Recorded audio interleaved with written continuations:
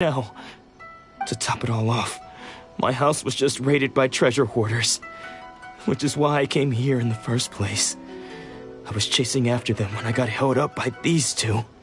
If you don't believe me, go find the treasure hoarders yourself. If there were any emergency provisions to be had, they would have found them. He seems to be telling the truth. But we better confirm. Let's go round up those treasure hoarders and see what they have to say. We should be able to follow their tracks. They couldn't have gone too far.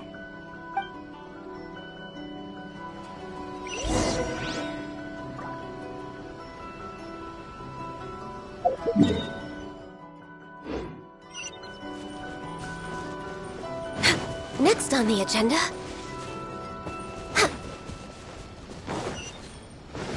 We're way behind schedule.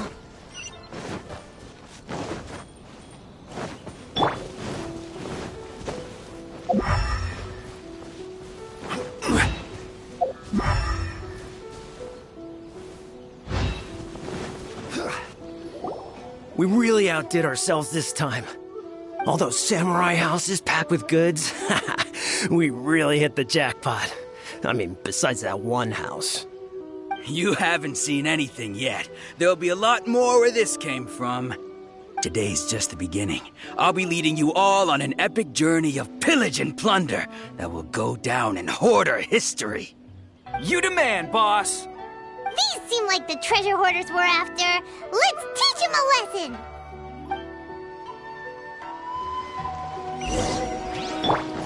Let's play! Another test subject. Think you can get away?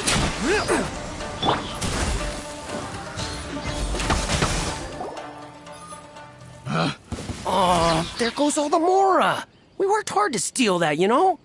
Come on, boss. Think of something. Not bad, kid. You ever think of joining the treasure hoarders? We could use someone like you. Kurosawa. Oh, I remember. So he's the one who sent you after us, huh? Just our luck. I knew he shouldn't have hit that place. So what did you see inside? Was it stuffed with food supplies? Food supplies? You kidding? That place was a complete mess. All we found was a strange-looking box, hopefully with valuables inside. I didn't want anyone else to see it, so I was planning on opening it myself once we got back. But now that you've caught us, how about we make a deal? That little box for our freedom. What do you say? You've got a deal! Now show us what's in the box! Huh? What the? There's nothing in here but IOUs! Yeah, a lot of them too! And they all seem to be made out to the owner of a general goods store, a Miss Aoi. We're talking tons of Mora here. We better talk to this Miss Aoi and get to the bottom of this. As for you guys, you're free to go. Just pray that our paths don't cross again. Yes, of course. So, we redeemed ourselves for some IOUs. Does that mean we broke even? Shut it. Let's just get out of here.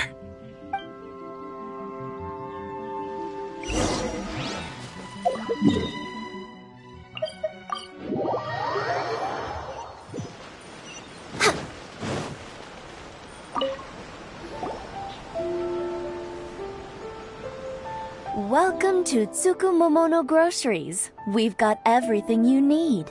Can I help you find something? Or perhaps there's something you want to inquire about? Ah, so you're friends of Kurosawa, I take it? Perhaps you're here to pay off his debts. Whoa, whoa! Let's not get ahead of ourselves. We're just here to learn where they all came from. How did Kurosawa end up owing you so much money? Did he buy anything super expensive here? Let me think.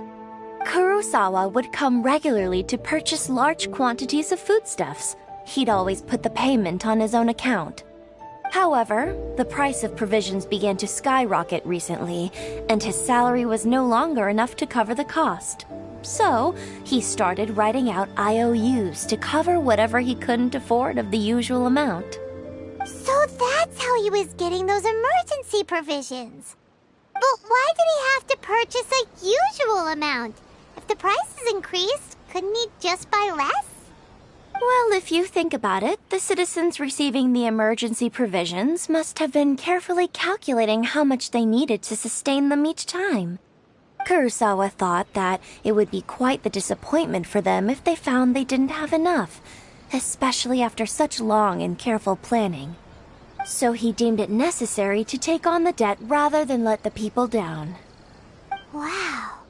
Kurosawa was purchasing all the emergency provisions at his own expense. And no one ever appreciated what he did. They just complained and held him accountable. People's attitudes will always reflect their circumstances. In the face of hardship, nobody cares to think twice.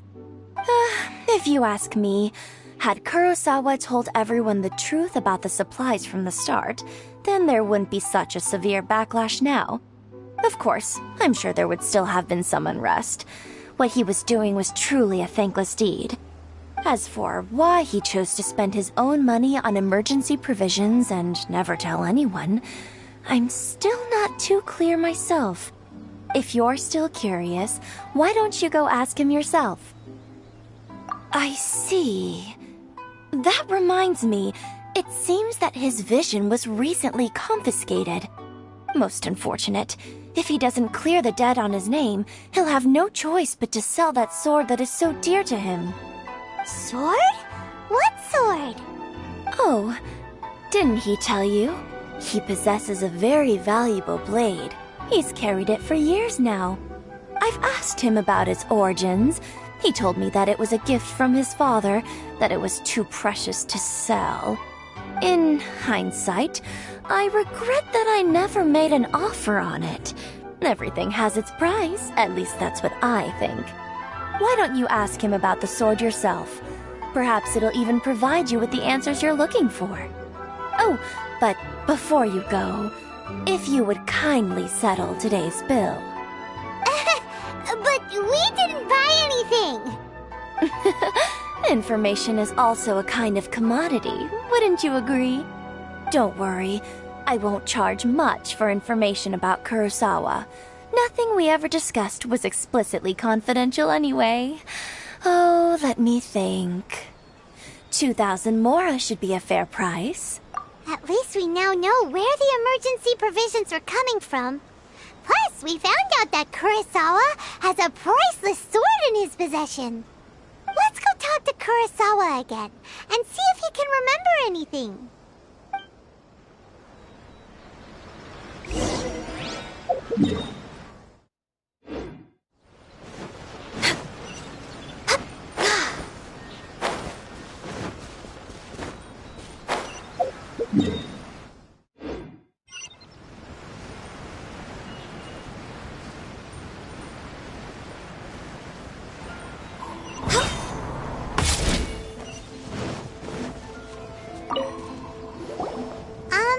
What are you doing here all by yourself? Where did those other two go? I presented them with a choice. Either they left or I drew my sword. They left. It turned out to be a real time saver, actually. Perhaps I should start using it more often. Did you manage to track down the treasure hoarders? Everything I said was true, right? That just about sums it up.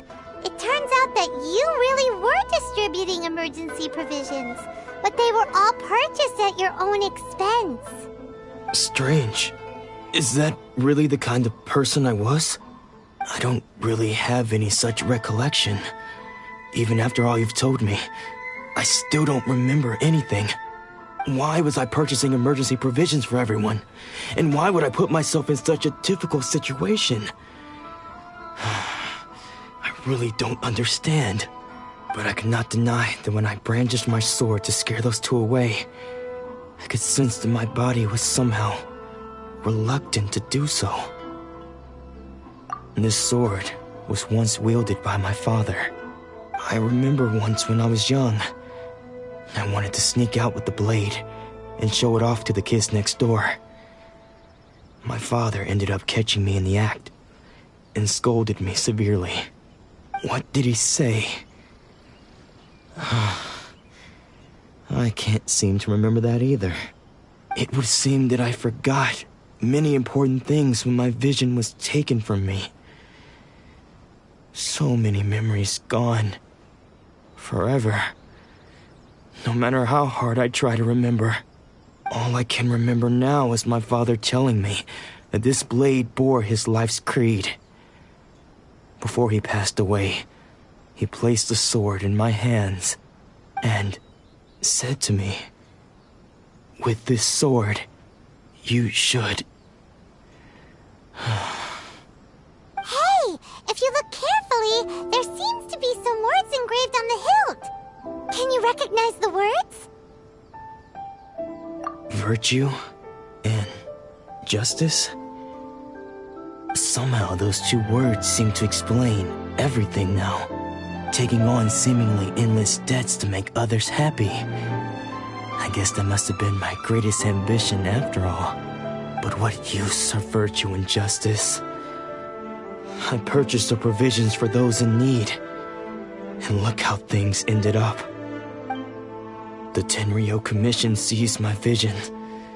And the very people I was so desperately trying to help refused to understand me. And the irony of all of it is, I somehow still felt sorry when threatening them with my blade. I'm incapable of being a good person, yet I'm equally unable to be bad. I don't know what to do with myself. Yet another troubled soul. When we get the chance, let's speak to Toma about Kurosawa's debt. The Yashiro Commission would surely help cover his expenses. In any case, we must never let him sell off that sword. Yeah, seems like losing all ambition is a terrible experience. Fortunately for us, you don't have a vision. Let's go find the next poor soul.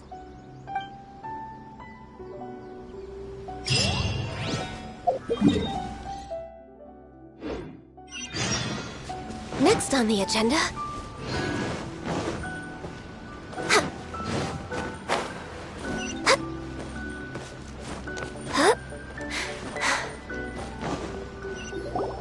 The third person who had their vision taken is supposed to be a famous sword master around these parts. Paimon heard that he's the present-day master of Meikyo Shisui art. Sounds pretty impressive.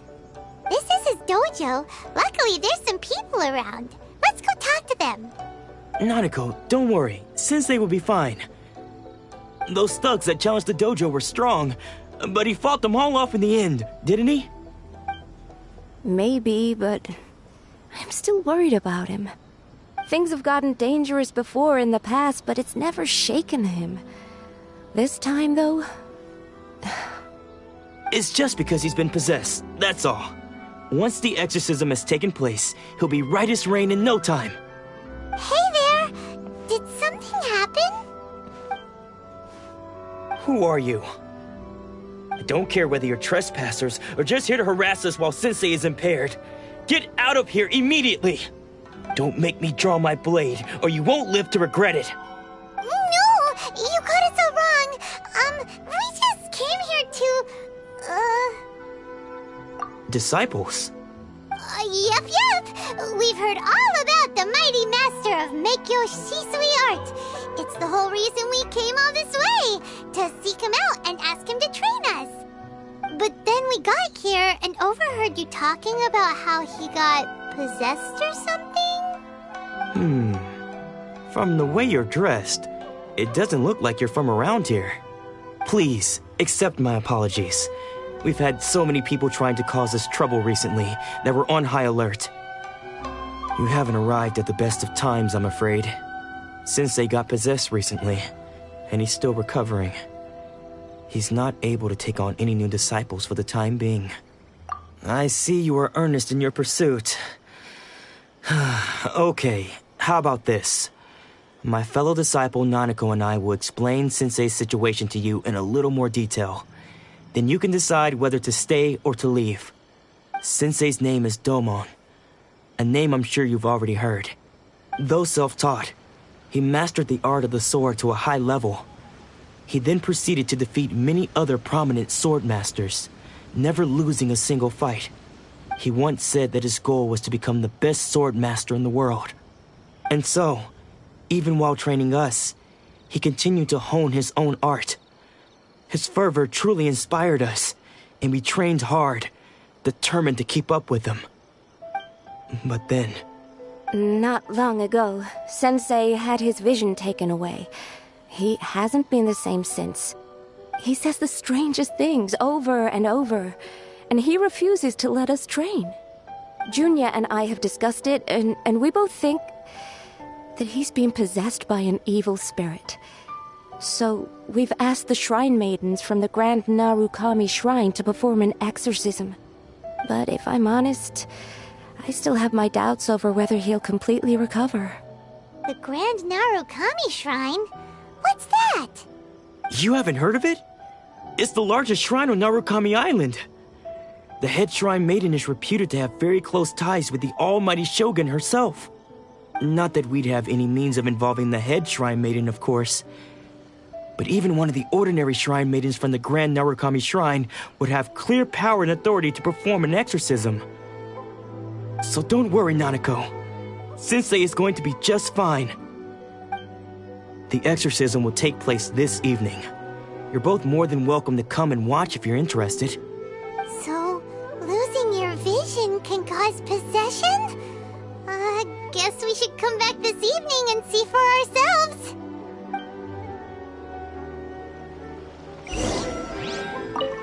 Shh. So you decided to come. It's a good thing you didn't arrive any earlier. You would have had to witness Sensei in one of his fits of madness. Just now, when Nanako was attending to him, she heard him whispering a few names to himself. When she asked him who the people were, he suddenly looked panic-stricken and pushed her away. It looked like he was in great distress. He was covering his ears and looking frantically around him with bloodshot eyes. All the while he kept calling those names. Some of them we knew, others we didn't recognize. But they all seemed to be the names of sword masters he had defeated in the past. One of them was Anzai. He used to be a fellow disciple of Sensei's, his senior, in fact. But Sensei defeated him in a duel many years ago, and he has been a wanderer ever since. Sensei wouldn't stop calling his name. Thankfully, the shrine maidens managed to subdue him, so the exorcism can finally continue. The ritual has now begun. All we can do is patiently await the result. Here's hoping Sensei will be back to his normal self very soon. Please, excuse me for a moment while I fetch some water. If he wakes up, he is sure to be thirsty.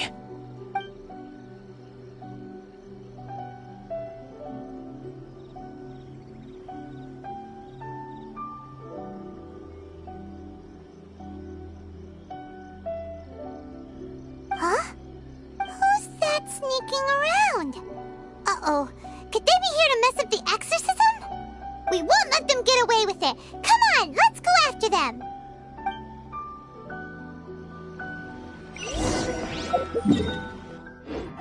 We're way behind schedule. Seems they aren't here. Should we keep going further up?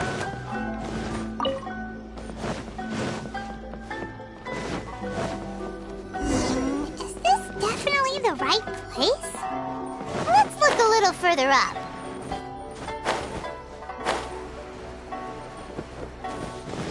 Next on the agenda...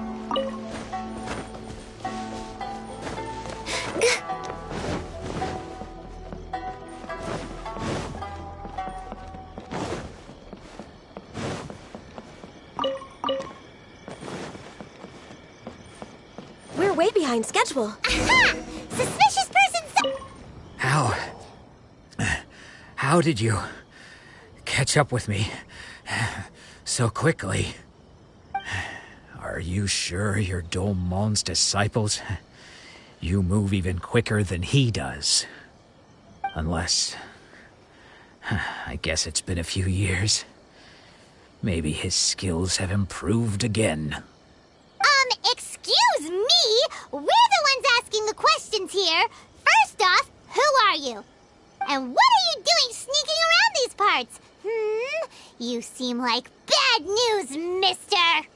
Bad news? I'll have you know I trained side by side with Domon back in the day, long before you ever showed up.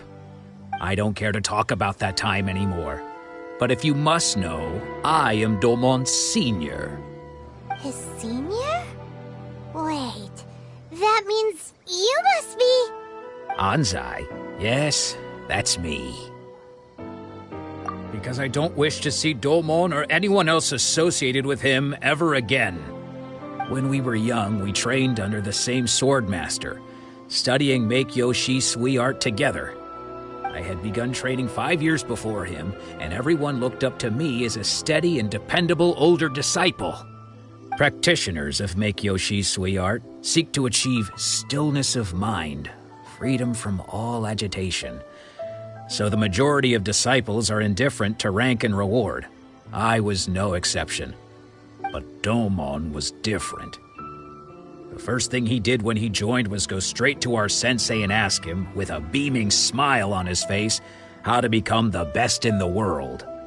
Sensei scolded him and told him that the art of the sword should not be used for such vain ends. Sensei said that coveting the title of the best swordmaster, barely days into his training, showed that he had a fickle mind, and that this would impede him from ever mastering the blade. I thought so too at the time, but Domon began making swift progress in his training and even started catching up with me. Only then did I realize that it was Domon who had long since freed his mind from all agitation. He was consumed by his singular desire to become the best in the world. He sought nothing less than perfection in the art of the sword, and nothing could deter him from this goal, no matter what stood in his way. Sure sounds like he meant business. So how come you don't want to ever see him again?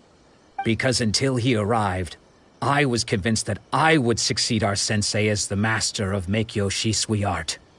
Of all the disciples, I was the most gifted. I had trained the longest. Everyone had high expectations for me. Domon's arrival changed everything. When we sparred, I lost not just the match, but my pride and my status too. I fled the dojo that day and never looked back. Later, I heard that he sparred with Sensei too. Sensei was advanced in years by then, and unfortunately that match used up every last ounce of energy in his body. After that, I wanted nothing further to do with him. Deep down, though, I still respected his mastery of the blade and his commitment to the art of the sword. So, when I heard rumors that he had lost his mind, my first reaction was to dismiss them as false. How could he, of all people, have lost his mind? His mind was the sharpest of them all. He had practiced Make-Yoshi Sui art to perfection. I decided to quietly come and see if it were true. Then, to my complete astonishment, I heard him call my name. I thought mine was a name he had long since forgotten. So you see, I came here not to cause him any harm. I just wanted to see for myself. Okay, you've heard my story. You should get back now. The exorcism is probably finishing. Seems like we got it wrong this time. He wasn't here to mess up the exorcism at all. Still, Paimon's not sure we should bring him back with us. Let's go see how the exorcism's coming along.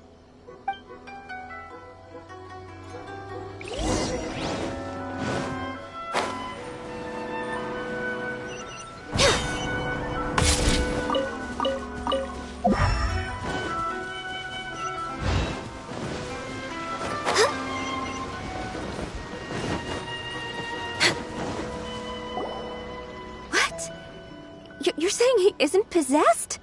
Does that mean he's just lost his mind? But how is that possible?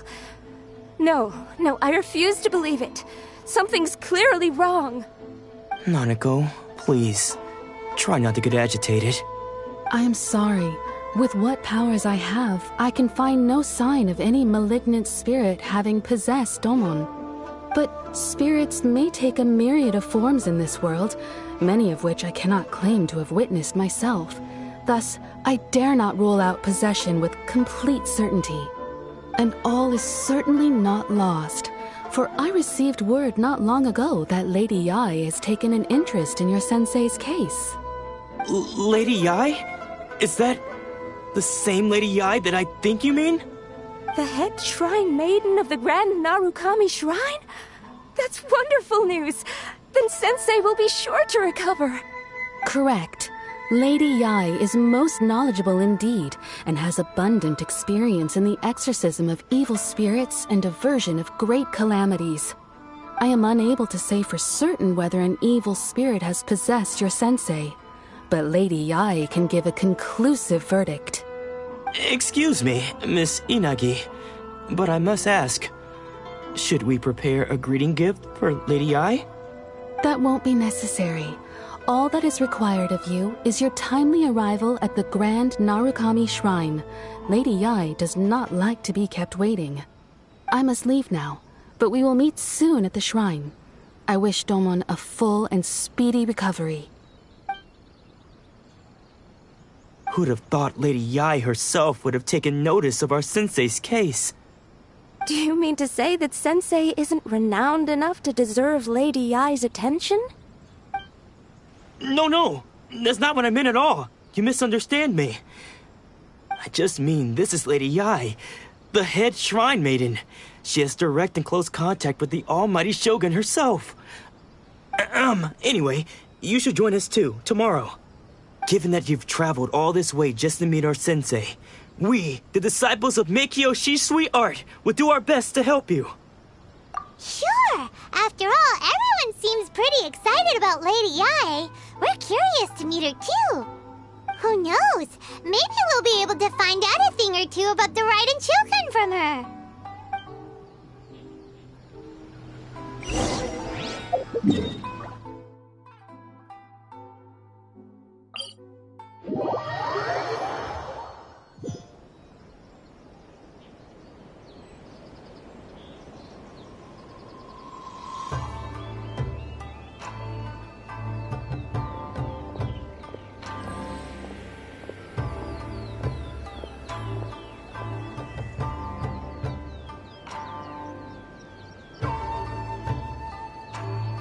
I shall protect the lady of the clan.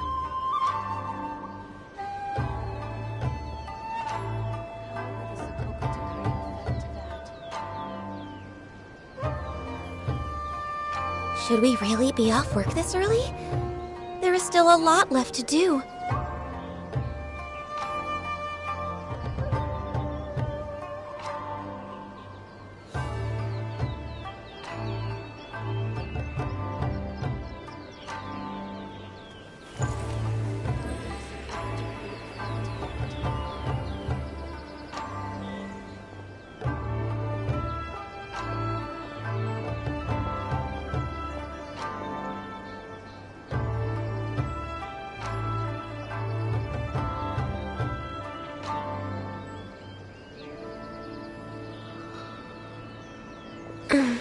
I shall protect the lady of the clan.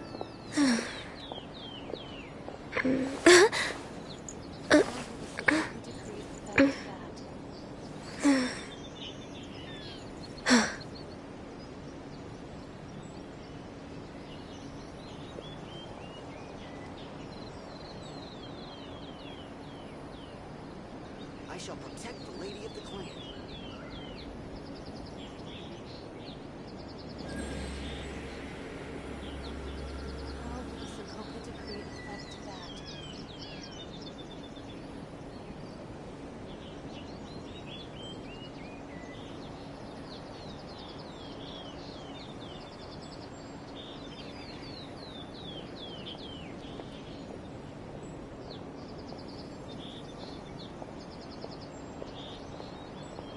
I shall protect. Next on the agenda.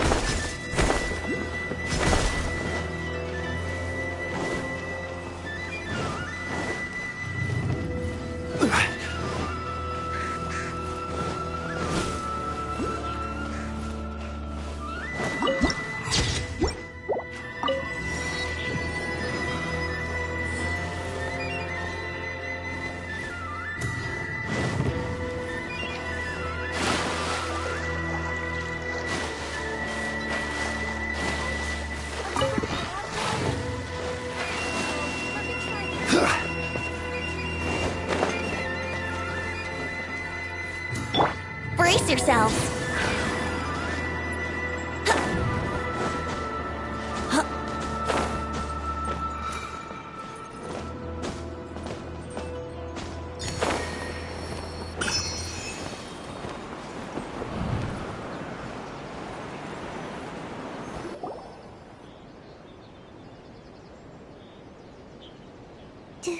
Do you think that's Lady Ai?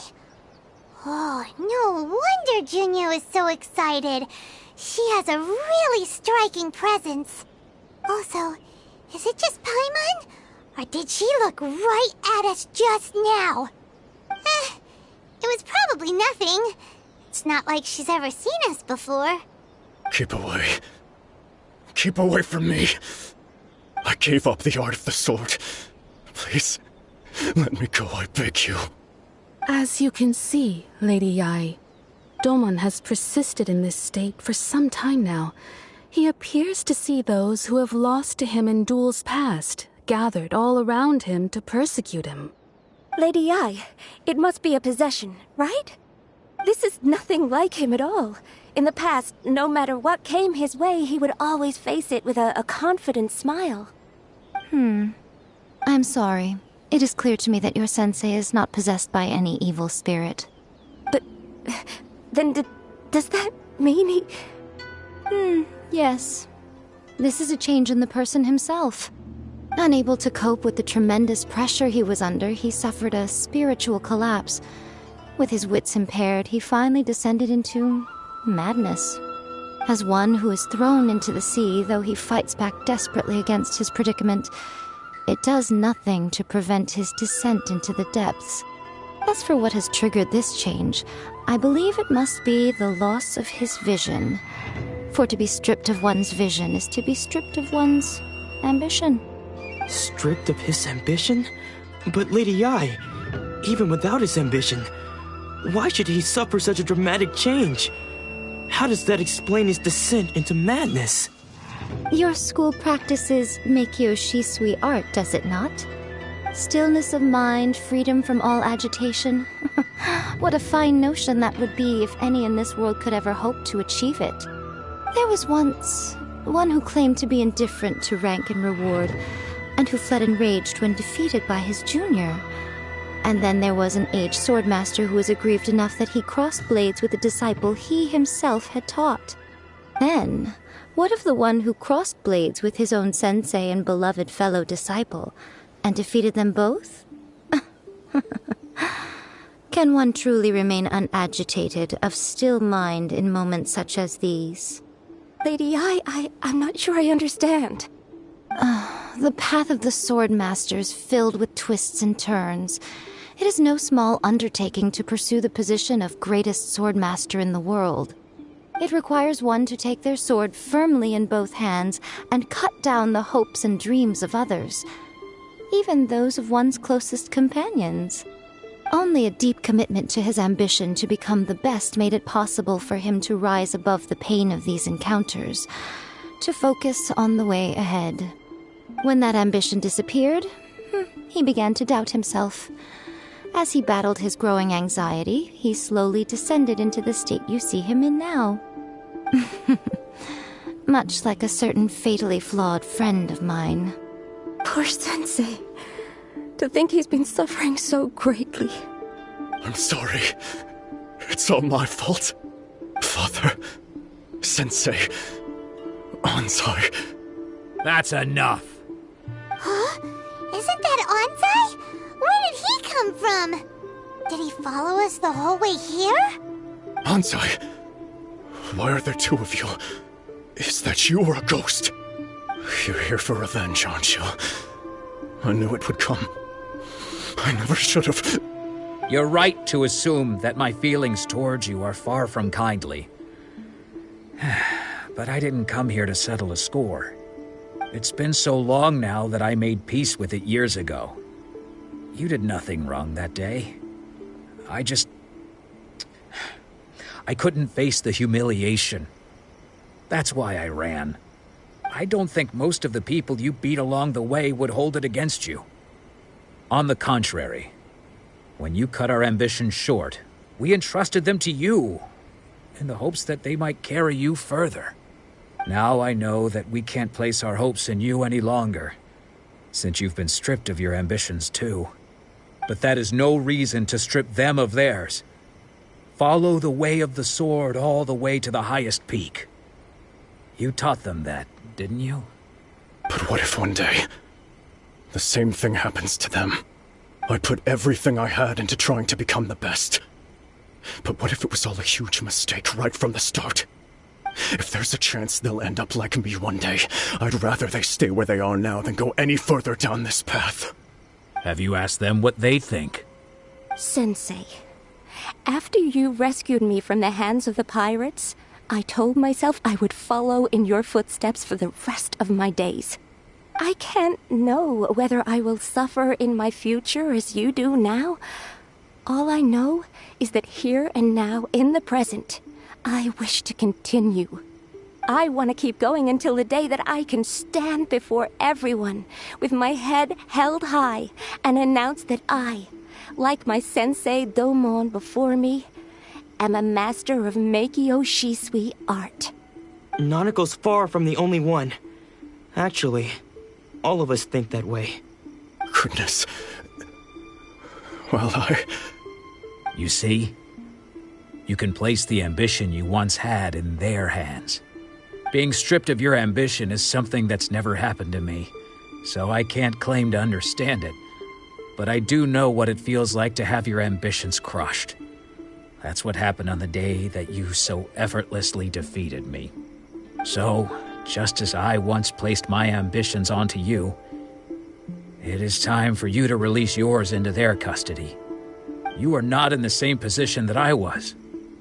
When I left, I had nothing to my name. But you have a great number of worthy disciples. I understand. I'm sorry to have made you worry for me, and for the state of Meikyo Shisui art. I no longer have the resolve to become the best in the world. The emptiness and suffering inside of me will not abate, so I cannot hope to still my mind and be free of agitation. But as your sensei, I shall commit to imparting unto you everything I have learned in my life so far. This is my promise. And I humbly ask Anzai, my senior, to hold me to my word. You can count on that. I'd be checking in on you occasionally anyway, just to make sure you hadn't lost your mind again. But I am now used to the life of a wanderer. I do not belong in the dojo anymore, so I will simply stop by once in a while to make sure you aren't cutting any corners with them. Well, don't just stand there staring at me. Say thank you to Lady Yai and then get yourself back home.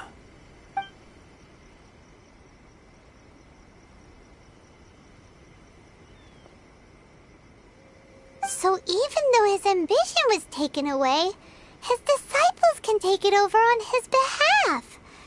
Guess that sort of solves this one, huh?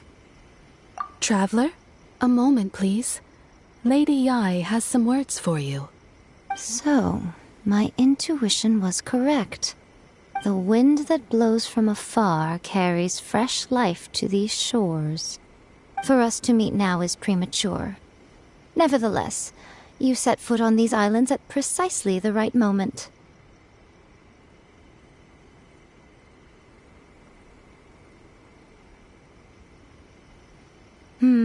I have high hopes for you, child.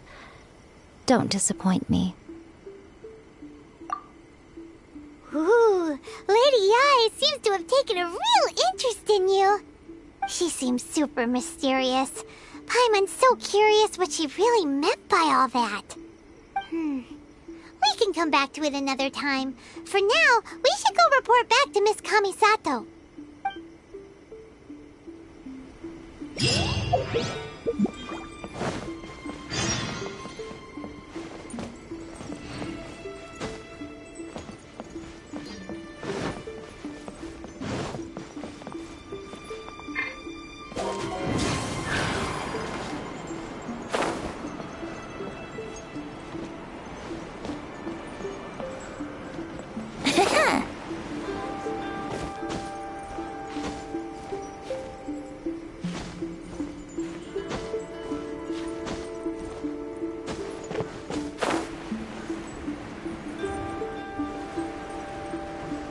Yahoo!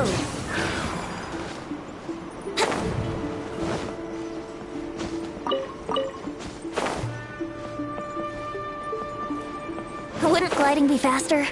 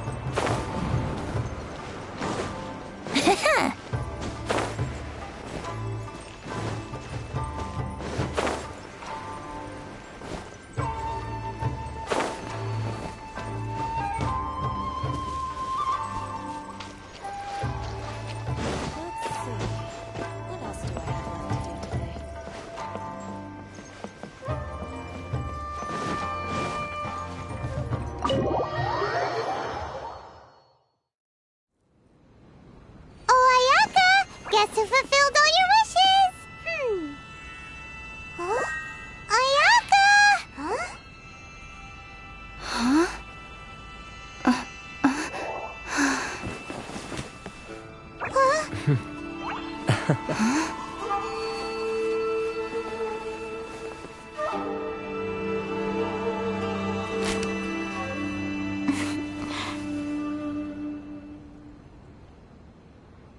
Traveler, Paimon, it is a pleasure to finally meet you both face to face. I have heard all about how you helped our three friends. My sincerest thanks to you.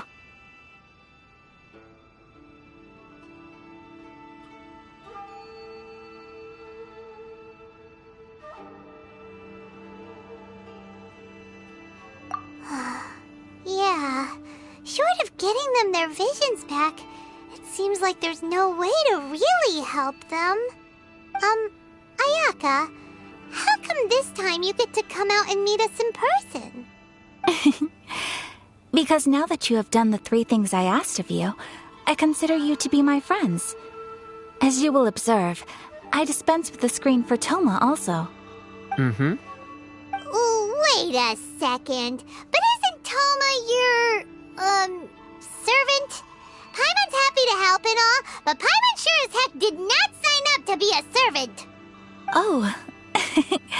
Paimon, you are most entertaining. Toma is first and foremost my friend, and was so before he ever became my attendant. Oh, okay then. Ayaka, you seem pretty different out in the open compared to how you are behind the screen. Alright, we can be friends.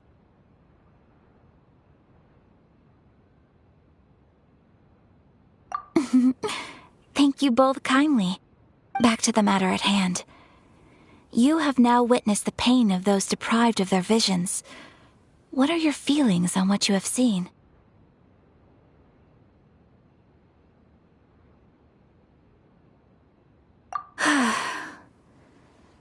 Perhaps in the eyes of a deity such as the almighty Shogun, the lives of those who inhabit the world are inconsequential.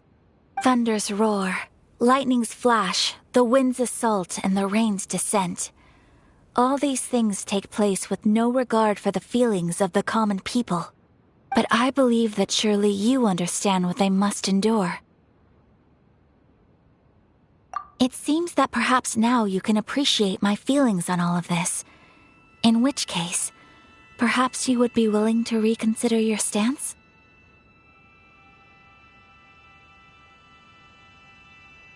You will? Really? Naturally. All right, bravo, my lady. You were right all along. See? I told you she wouldn't reject them. I'd placed my trust in the right person after all. Now then, given that the remainder of our discussion pertains to matters of a more confidential nature, perhaps we could move to the Komori Tea House? We ought not to involve other members of the Yashiro Commission.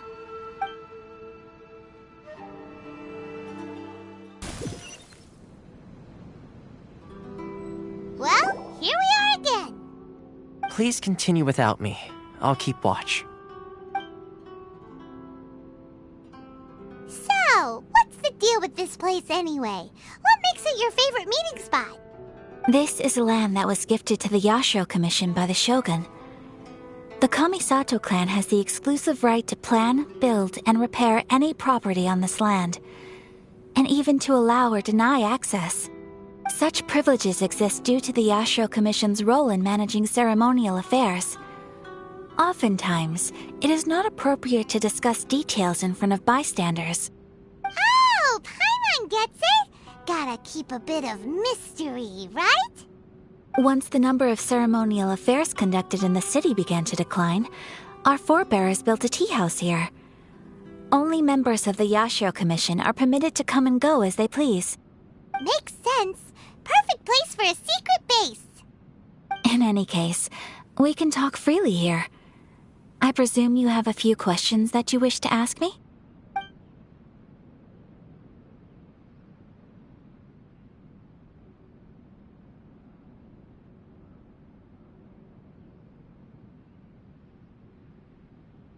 Of course. We have tried on numerous occasions.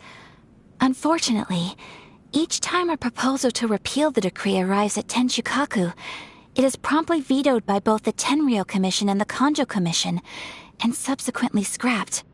They invariably adopt a stance of unconditional support for the Shogun's decisions. They have no interest in discussing anything. It almost makes one wonder whether they had a hand in the Shogun's sudden decision to issue the Vision Hunt Decree.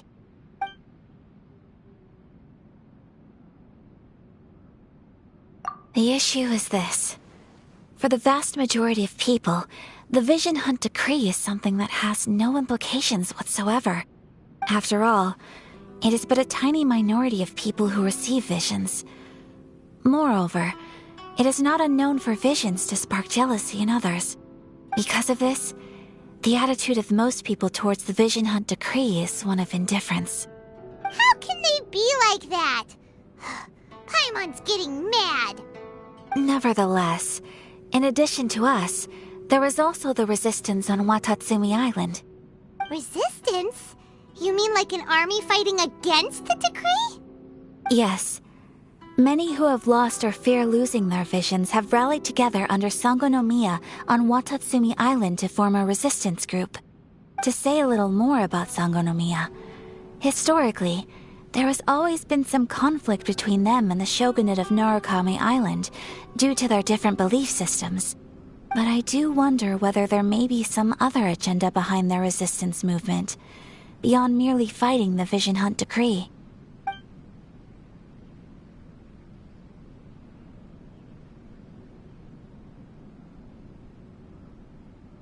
The almighty Shogun. I've seen her on but only a few occasions, most of them formal ceremonies. She inspires awe, commands respect, and exudes a sense of absolute authority. But as I recall, there was something else about her that struck me even more deeply. It was her almost complete lack of any emotion. In that sense, she appeared to me to be less of a ruler and more of, well, an executive official, I suppose. Focused exclusively on her single goal of implementing eternity, acting accordingly without feeling. Ooh, Paimon has a question though. Oh? What would you like to know, Paimon? Have you got a plan yet to fight the Vision Hunt decree? To be honest, we do not. What? Please, do not forget that challenging the Vision Hunt decree is tantamount to challenging a deity. Coming to terms with that is already a difficult step to take.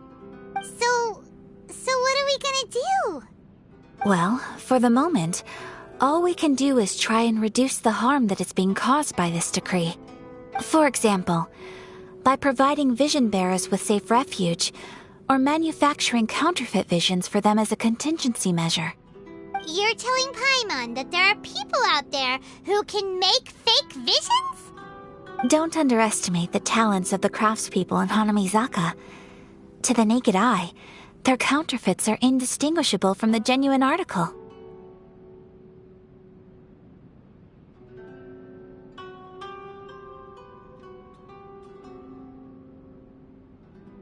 The problem we are facing right now is that Master Masakatsu, who was providing us with counterfeit visions, has recently been arrested by the Tenryo Commission. Darn! So they found out about it? Ugh. Yes. We knew it was not a long-term solution, and that it was only a matter of time before it would be exposed. But we cannot simply abandon Master Masakatsu.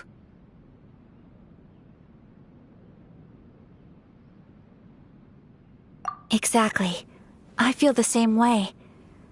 But given mine and Toma's identities as part of the Yashiro Commission, breaking him out of prison would risk dragging down the reputation of the entire Kamisato clan should we be caught.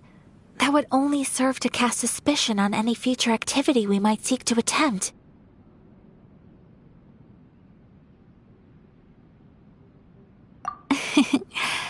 By no means do we intend to place the burden of such a task on your shoulders alone.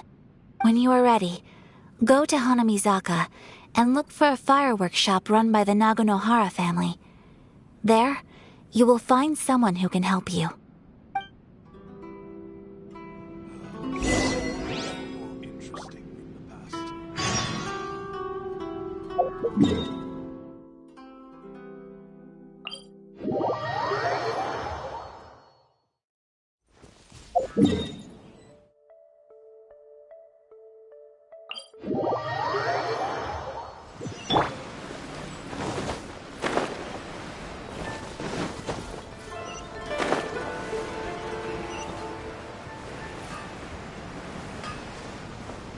Just hand it over. You don't want any trouble with me. If you think your elemental powers are enough to resist the Vision Hunt decree, then you'd better think again. Believe me, you're not the first of your kind we've encountered, and we've seen the same unpleasant outcome time after time. You'd best save yourself the trouble. Can't you make an exception? I just got this vision. I won't even use it, I promise. So this is the Vision Hunt decree in action, huh? We can't just sit around and watch things unfold, can we? Psst! Hey, wait! Huh? There's someone trying to get our attention. Come on, this way. What's going on? Can't you see we need to go help? Shh, quiet. Just sit tight and watch for a moment. Hey, this isn't right, you know. Just because you don't have a vision doesn't mean you can sit back and watch others in trouble. Huh? Hey, wait! You do have a vision! Shh! If you don't keep your voice down, I won't have one much longer. All right. Here, take it. Wise choice. All right, let's go.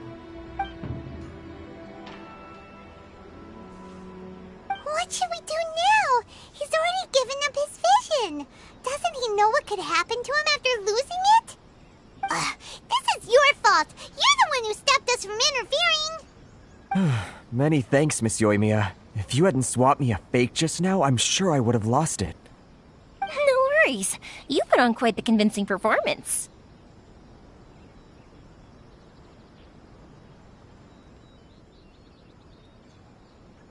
Oh, so that's what's going on here. And to think Paimon was about to unleash Paimonial wrath on Miss Yoimiya. Sorry about that. Think nothing of it. I could tell from your reaction we were on the same side. You just didn't know it, you know? Oh, right. Allow me to introduce myself. I'm Yoimiya, the current owner of Naganohara Fireworks. It ain't much, but it's honest work. Great to meet ya. Practically everyone on Hanamizaka knows Yoimiya. She's the queen of the summer festival. Without her and her fireworks, summer on Narukami Island just wouldn't be the same. Whoa, that's quite the introduction. Paimon loves fireworks. It's nice to meet you. Stop it, Hanjiro. You'll embarrass me. As for thanking me, you'd be better off thanking Master Masakatsu. He's the one that gave me the fake visions in the first place. His handiwork allowed me to keep my own vision. Whew, I can't even imagine trying to run the business without it. Ugh. Yes, Master Masakatsu is a good man. It's too bad good people seldom get the recognition they deserve. Master Masakatsu? Huh? Do you guys know him too?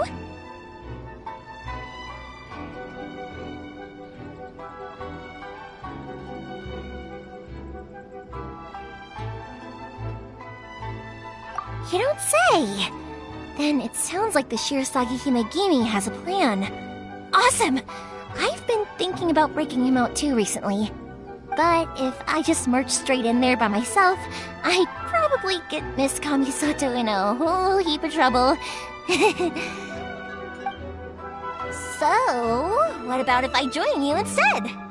Sure, welcome to the team. Ayaka told us to go look for help at a fireworks shop. She must have meant you. Seems like I finally got a new job to do. Besides hiding vision bearers in my shop, that is. So, Master Masakatsu is being held at the police station. I've already surveyed the area and found a way in. Whoa, talk about a reliable source. Seems we've got the right person on our team. Not bad, huh?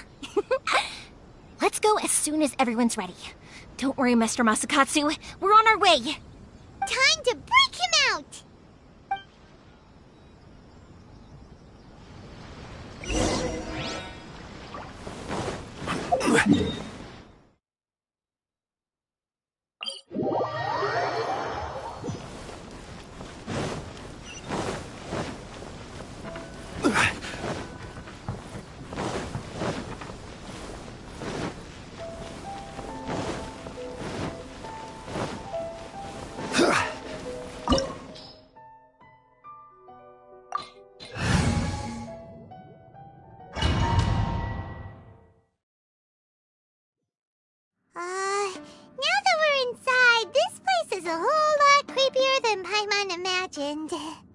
Come on, this way.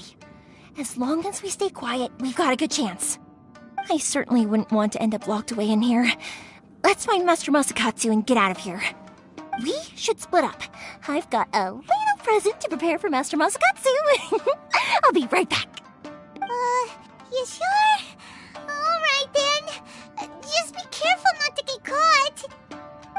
You two.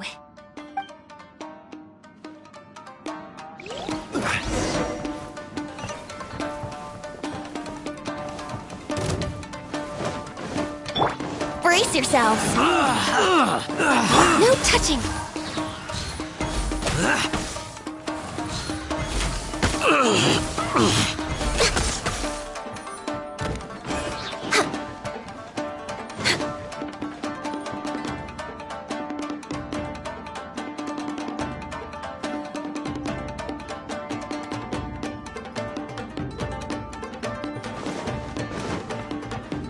Talk about a big door! It seems we need to collect something shaped like Magatama in order to open it.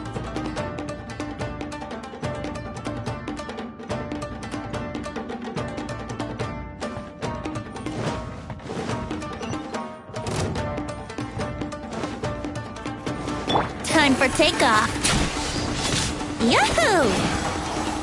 This is long overdue. Access denied. I'm going in! Brace yourselves.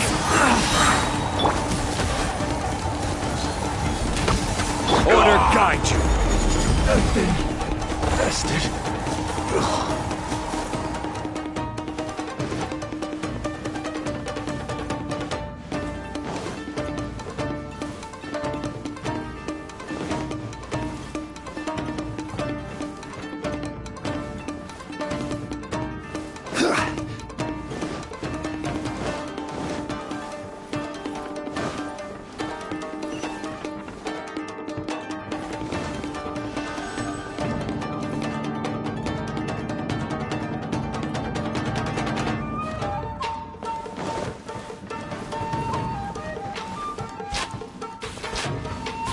Battle formation!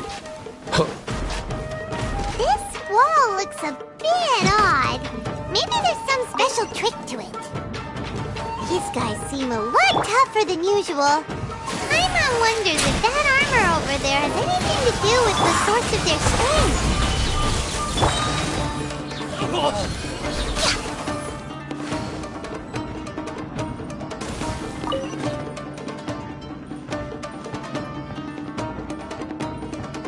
Next up. Here we go. Brace yourself. Time for takeoff. Show me what you've got. Show me Blaze what over. you've got. Brace yourself. Solidify. This is order.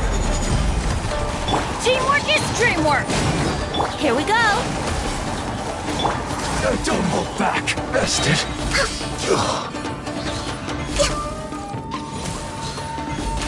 I need to train harder.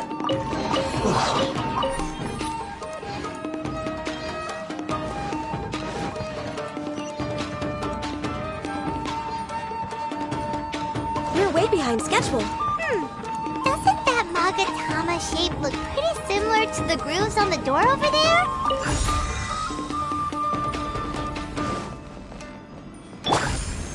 Stabilize.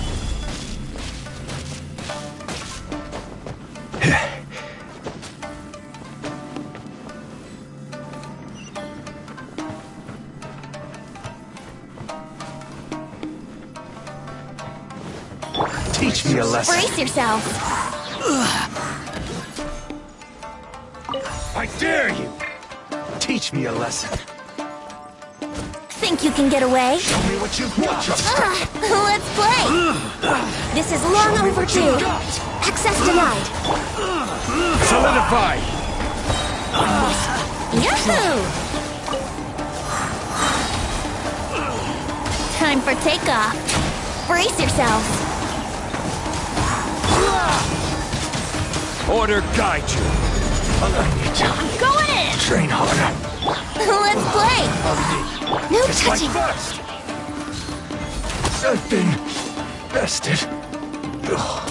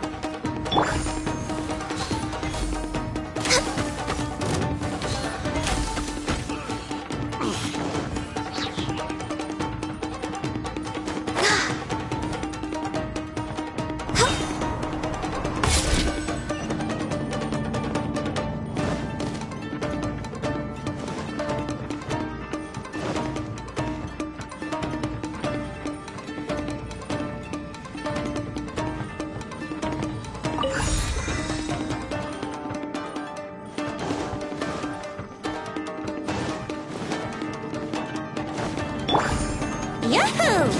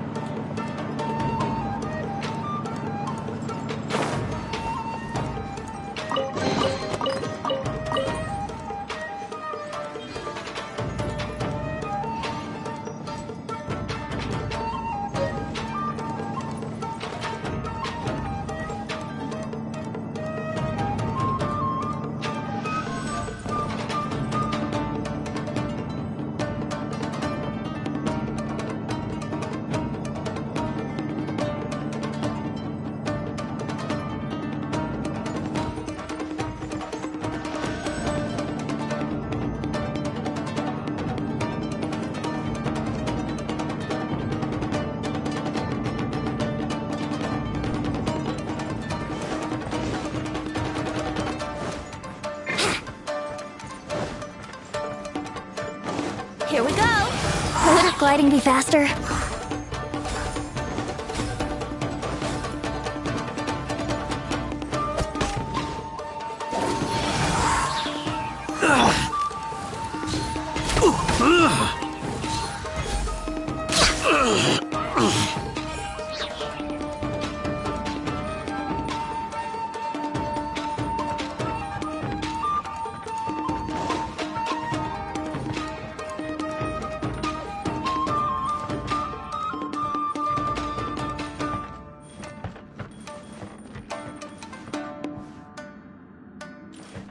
We're way behind schedule.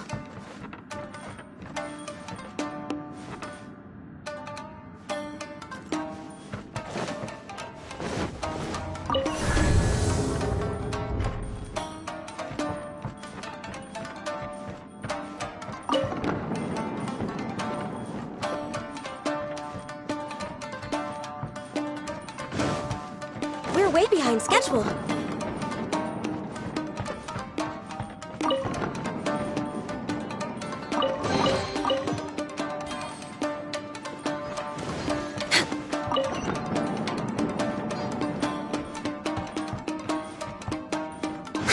Next on the...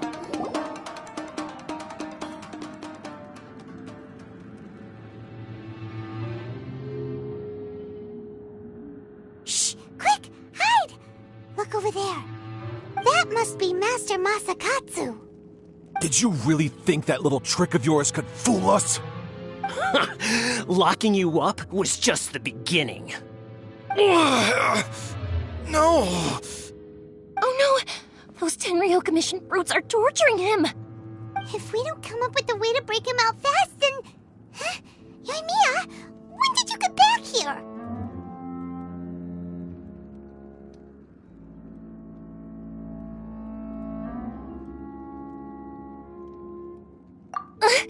I can't bear to watch. If anything happens to Master Masakatsu, our whole plan will have been for nothing.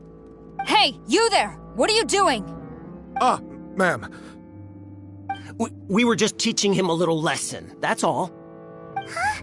Who's that? That's Kujo Sara, adopted daughter of the Kujo clan of the Tenryo Commission. She's also a general in the Shogun's army. What's she doing here?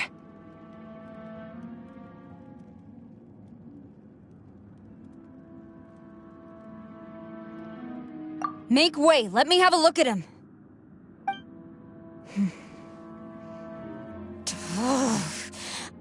I'm sure you're well aware that torture is strictly against military regulations.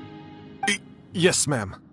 If you are unashamed of such disgraceful action, then you are also unworthy of the Tenryo Commission itself. Do I make myself clear? Yes, ma'am. It won't happen again. Oh, Paimon sure wouldn't want to get on her bad side. Hey, this is our chance. Let's move while they aren't watching Master Masakatsu. Yoimiya, are you sure now's the right time?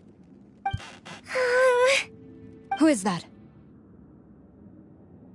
Quick, go and investigate. Yes, ma'am. They're coming! Quick, hide! Sorry. I didn't mean to. Don't worry, I've got us covered. Time for my little present.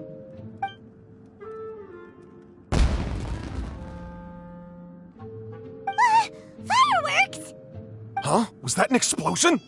It sounded like fireworks. Quick, let's hurry! The fireworks were enough to distract them. Maybe more than enough. Fireworks aren't just for festivals, you know. I was particularly proud of this batch. I decided to. Whoa! Yoimiya, this is turning into a bit of a fireworks display. Well, fireworks are my craft after all. Every batch has to be spectacular.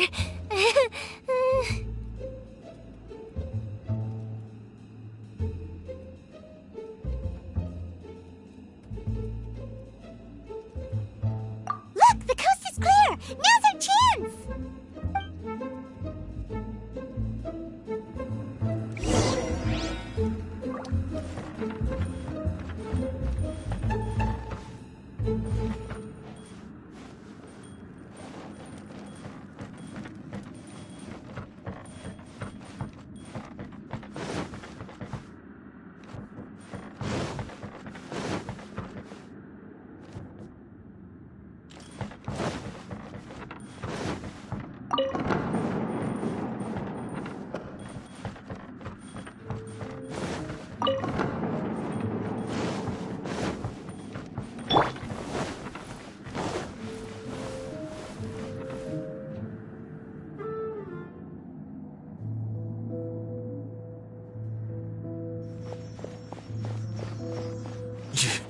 Yoimiya, is that you?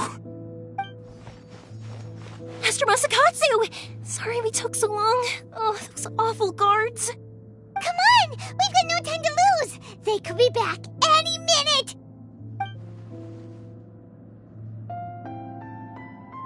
Oh. Yes, leave. Before I let my judgment get the better of me. He's in serious condition. Be sure he gets immediate medical attention. But remember, once he's recovered, it won't be long until I bring him right back. Well...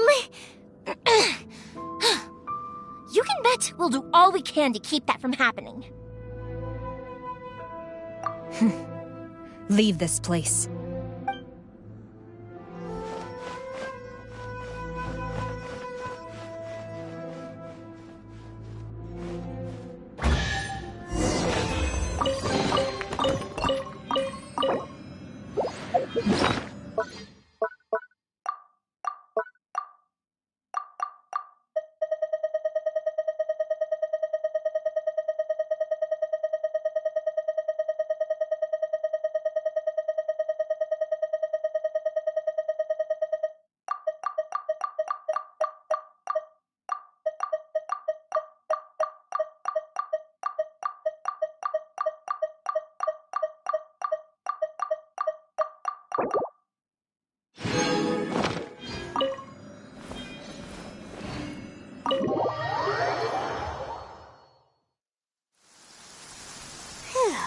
We're finally out of that creepy place. Yes. Finally, I've made it out of there. Master Masakatsu, how do you feel? Can you hold on? Don't worry. I think I can make it to the infirmary without keeling over. Thank you. All of you. I'll take him to get treated. I'll treat you to a round of drinks once this is all over. Don't worry about us. Just take care of Master Masakatsu.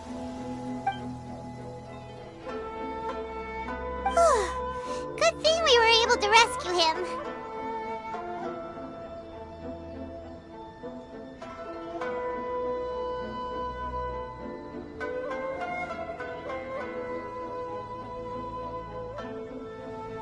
Right, Kujusara. Do you think she was making up for how the guards were treating him? It seems as though there are some okay people among the ranks of the Tenryou Commission. Though Paimon would never agree with their actions in the Vision Hunt Decree, of course. How about we go tell Ayaka and the others the good news?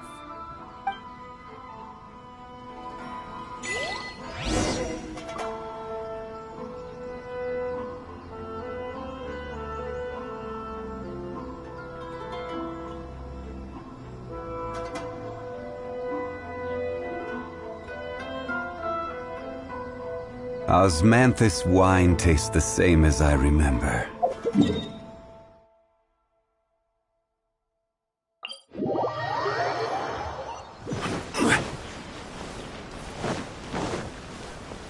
Ad Astra.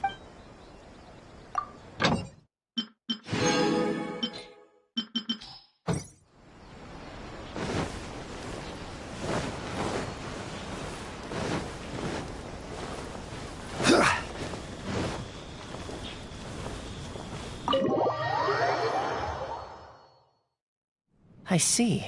So Kujo Sara stayed her hand. It would appear she still has some honor to her. I wonder if we should try establishing contact with her. Perhaps we could coax out some information. Unlikely. Don't forget, Kujo Sara is also carrying out the Vision Hunt decree. She obeys the orders of the Raiden Shogun without question. In her eyes, Master Masakatsu is of no threat to the decree. This is why she was so willing to allow his escape. If our true motives were ever divulged, she would act against us without a second thought. True. Though if you ask me, Master Masakatsu's release is an unexpected blessing. We are now one step closer to victory. And we couldn't have done it without Yoimiya and the Traveler. You're turning out to be even more reliable than we expected.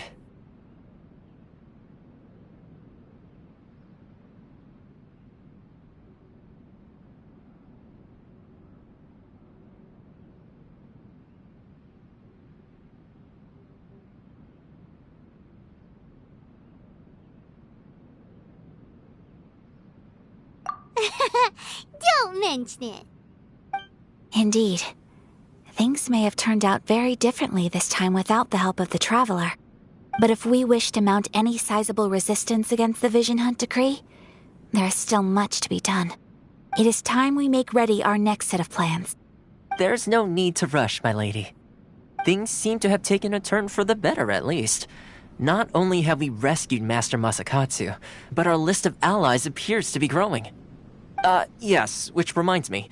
The Tenryou Commission seems to be making preparations for a celebration. They call it a ceremony of sorts. And the number of samurai out enforcing the Vision Hunt decree seems to be waning. The days ahead may be more peaceful than usual. A ceremony, you say? Why would such a task be left to the Tenryou Commission? I don't know, but I'm sure it has nothing to do with us. Anyway, with the Tenryou Commission busy with preparations, we should have a little more breathing room than usual. You do present a good point. Being in a constant state of alert will only tire us further. Perhaps a period of rest is in order. Toma, what would you suggest? I'd say a celebratory feast is in order. Might I suggest an evening of hot pot together? Funny enough, I learned a new hot pot game recently. I'm sure you'll find it quite amusing. A hot pot game? What's that? Well, as long as it has to do with eating. Simply put, every person prepares an ingredient to add to the hot pot. Once the meal begins, we add all the ingredients together. Then we take it in turns to close our eyes, pick an ingredient out of the pot, taste it, and guess whose ingredient it was. Anyone who guesses correctly can go again, and whoever finishes the meal with the most points is declared the winner. Tradition even has it that the winner receives blessings from the god of hot pot. Don't you think it sounds like fun? I've been wanting to give it a try. In fact, I've already got my ingredients prepared. You really do want to play, huh? Well, sounds like we've got our work cut out for us. Time to gather some ingredients. But what should we choose?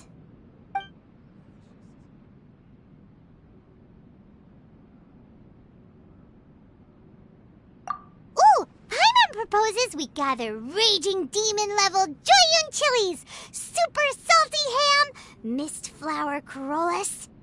This is already shaping up to be a hot pot to remember! Oh, my stomach! It feels like Yoimiya's fireworks are going off inside me. Who would have guessed that Toma would be the winner? He ate practically all those weird ingredients without a second thought. Toma? You okay, buddy? Salt-crusted herring, unripe lavender melon, flash-boiled dongo. Oh, and whatever that thing was that nearly froze my tongue off. Hold up, my life is starting to flash before my eyes. Time I call it a night, everyone. You've only got yourself to blame, Toma. All those strange things you ate were ingredients you added yourself. But weren't you the one who added those little cakes, Ayaka? I think the Traveler ended up eating one. Boiling cakes in hot pot? Ugh. Think of the texture. I must apologize. To be perfectly honest, I thought the cakes would be a tasty addition. Uh-oh. I'm definitely not okay. I need to lie down.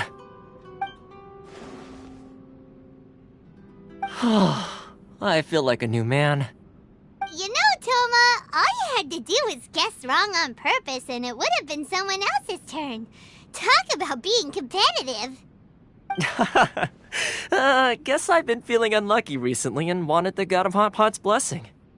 Perhaps I did get a little carried away. Still, I couldn't be beaten at my own game first time around. I think my luck has already taken a turn for the better. I can sense it. So without further ado, I hereby declare that the winner of today's Hot Pot Challenge is... me. Oh, brother. Good effort, team. Another important job taken care of. Next on the agenda, some well-earned rest and relaxation. Yes. If the Tenryo Commission truly is as busy with preparations as Toma claims, then some rest would be a welcome change of pace. And with the extra time, there are some other matters I wish to attend to. Let's all take some much-needed time off. After a few days' rest, we'll reconvene at the Komori Tea House and discuss our next operation. Downtime is hard to come by these days, so be sure to make the most of it. I'll tidy things up here and start thinking about our ingredients for our next round. There's gonna be a sequel? Sure, why not? We should play again now that everyone knows the rules. I'll see you all later. Bye, Toma! Seems we won't need to be visiting the Komori Tea House for a while. Why don't we go explore some other places?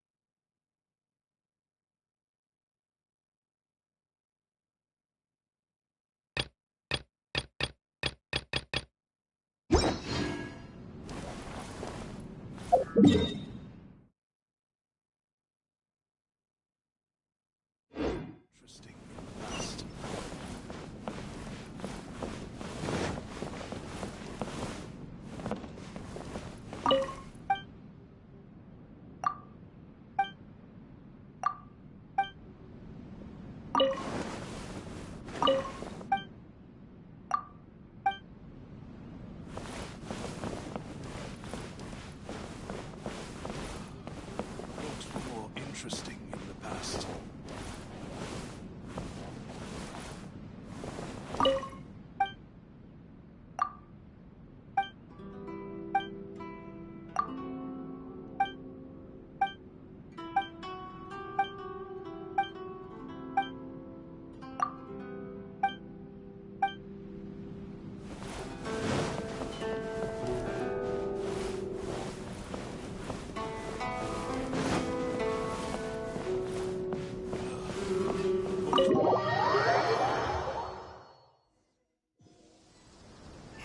Where do we go from here? What's the plan?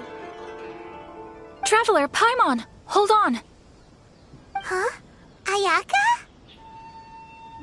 Something has come up, and I would like to request your assistance. But you ought not be nervous. This is not coming from the Yashiro Commission or the Kamisato clan. It is my own individual request. Individual request?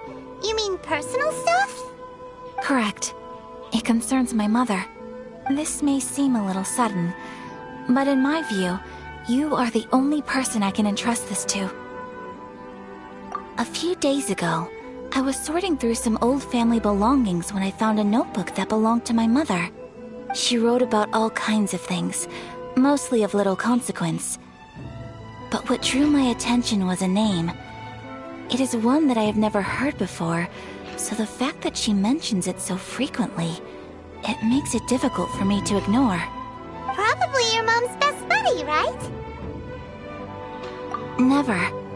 And although my mother and father passed away many years ago, both my brother and I are familiar with the vast majority of their acquaintances. So, I am very curious about this mysterious individual. I would very much like to meet them. According to the notebook, their name is Tsubaki. This seems to have been someone very important to my mother. Someone with a lot of personality, who liked to have fun. Paimon thinks it sounds like a girl's name. That's what I thought too. So what do you want us to do? Do you need us to find her for you? No. Her address is given in the notebook. We can head straight there. I wanted you to assist me with the preparation of greeting gifts. Please keep everything I have told you in strict confidence. The proper course of action would be to involve my brother and visit her together, but he is terribly busy at present, and on a more selfish note, I don't wish to involve anybody else from Inazuma in this matter. Exactly. That, and you are also a kind, well-mannered person with a genuine concern for other people. Not to mention trustworthy. I would not feel comfortable with anyone else in this situation. You can count on us! We've done greeting gifts before, so we should be able to help. In terms of payment, just treat us to some delicious food and we'll be more than happy. Wonderful!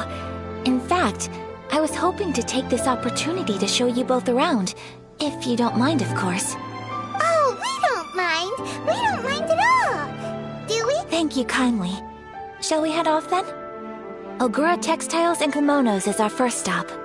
Alright, sounds great!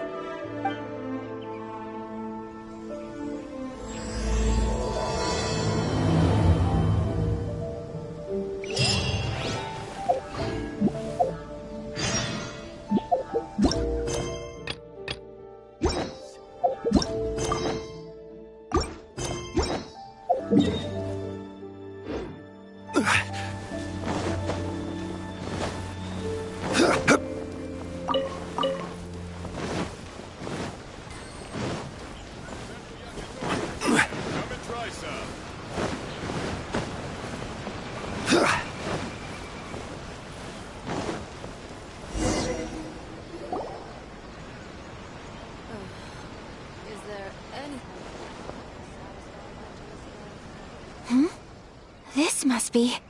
It's a festival promotion. Hey, speaking of, we haven't been anywhere fun since we arrived in Inazuma. No! What made you think that? Festivals are a common occurrence here in Inazuma. We in the Yashiro Commission are very well acquainted with these sorts of customs. Each season brings its own festival, and each festival, in turn, brings a fresh challenge to the task of maintaining public order. So, while festivals are undoubtedly joyous and lively occasions, for us, they are also a cause for concern. Oh, my apologies. I should stop thinking about work. This is hardly relevant to the matter at hand. This store here is the place I wanted to visit.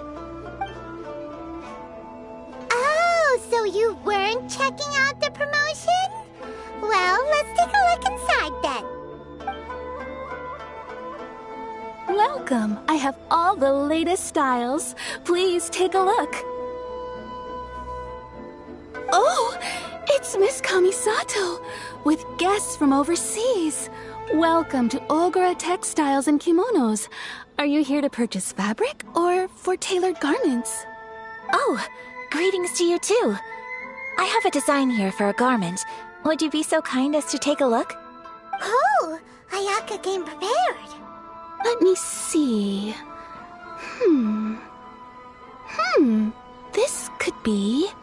It could be... Oh, it's a very fine design. Miss Kamisato, you'd like us to make a kimono following this design, yes? Please, if you could. I'm honored that you'd choose Olgra textiles and kimonos for your tailoring needs. However, there is one rather difficult problem. Based on the design, this kind of kimono would require silk made from the silk flower. The majority of Inazuma's silk is imported from Liyue Harbor, but given the current climate... As you well know, Inazuma is currently under a strict lockdown. In all honesty, the impact on the textiles industry has been quite significant. We're struggling to import high-grade fabrics. So much of our tailoring business has been put on hold indefinitely.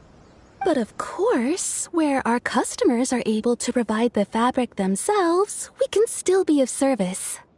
So you're saying we need to go and buy some silk first? If even Ogura textiles and kimonos can't get a hold of high-grade fabric, where would we buy it from? You could try the International Trade Association. They are a little better connected than we are. After all, the association brings together merchants from all over the world. The only thing is their prices. They're not the cheapest. In times like these, though, we're lucky to even have an option of getting a hold of the things we want in the first place. Huh. So even just getting clothes made is an ordeal in Inazuma. Wait, the International Trade Association? That's Kurisu's thing, right? We haven't been to Rito in a while. It looks like that will be our next stop. Thank you ever so much. We will be back once we've acquired the fabric. Oh, in the meantime, I have one other very small request. Could you? Why is she being so secretive all of a sudden? Absolutely. Much obliged. My pleasure, Miss Kamisato. Honestly, I'm just as excited as you to see the end product. We haven't made a silk kimono for the longest time now, and this is a beautiful design. That's very kind of you, thank you. Goodbye for now. Traveler Paimon, let's try our luck at the International Trade Association.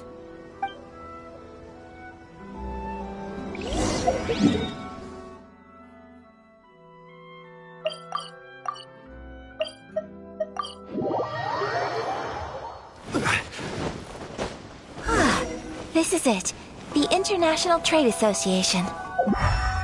Okay then, we need to talk to Kurisu, right? Doesn't look like he's here. Let's look around.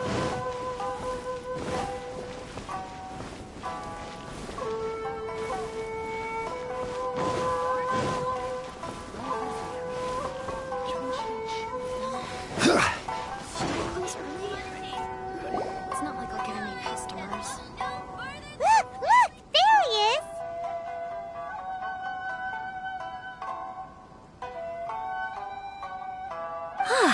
Looks like we found him.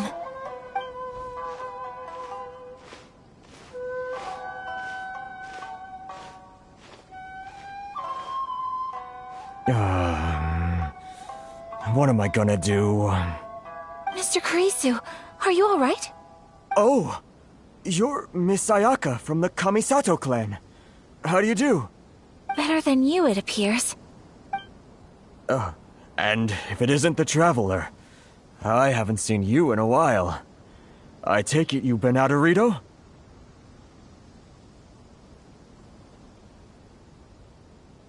Thanks again for your help last time. The association is back in business, and it's all thanks to you. That's great, but, why were you staring into space just now? Did something bad happen? Well, you see... It's embarrassing to admit, but some of the association's goods have been stolen by vagrants. Which goods were stolen? It was a batch of high-grade silk. Aww. We imported a big batch of silk from Liyue several years ago. It's been sitting in storage ever since. Recently, we heard that clothing stores in the city have more or less sold all their silk stocks. So we figured now would be a good time to bring our batch out of storage, thinking it'd probably fetch a good price. But then... the vagrants swiped the whole batch, then disappeared into the woods. I reported to the authorities, but... well, as you know, they don't think much of foreign merchants like us. The Kanjo Commission don't want to give us the time of day. Honestly, you can just tell that our suffering amuses them. While I also take issue with aspects of the Kanjo Commission's operational methods, please remember, Mr. Kurisu, that while you are here in Inazuma, you should be careful with your words. My apologies. I had to let off some steam. Anyway, there doesn't seem to be much we can do ourselves to get our goods back. Perhaps I'm doomed to go bankrupt after all. I am afraid I can't intervene in an official capacity, but I can still help you get your lost goods back. Of course, I would never... Wait, what? Huh? Yes, acting in my own capacity, mind you. Even then, there is no escaping the fact that my every action and word will be seen to reflect on the Yashiro Commission and the Kamisato clan. I do so not without reservation, so I hope that you will treat this matter as confidential. That aside, as I'm sure you're aware, I'm afraid that I won't always be able to help you in such circumstances. Given your position and that of the International Trade Association, please try to exercise more caution in the future. You do not want to incur further unnecessary losses. We will. We certainly will. But, are you sure this isn't gonna cause any issues for you? What if someone high up in the Kanjo Commission sees what you're doing and doesn't like it? You're a highly respected member of society. Surely putting your neck on the line for small-timers like me can't be worth the risk. Very humorous. Let's not forget that I am the eldest daughter of the Kamisato clan. I would be very surprised indeed if anybody in the Kanjo Commission felt that I was accountable to them for my actions. Whoa, that sent shivers down Paimon's spine! Does everyone from a powerful clan talk like that? Mr. Kurisu, I need to know the exact time and location of the theft, and anything that stood out about the perpetrator's appearance. Thank you so much. Let's see, it was 2 hours ago now, over at the,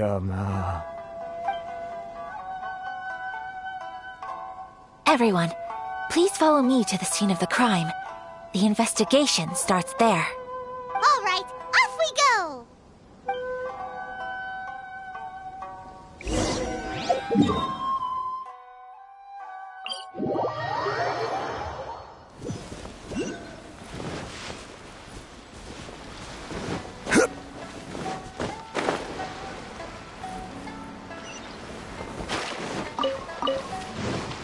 Yahoo!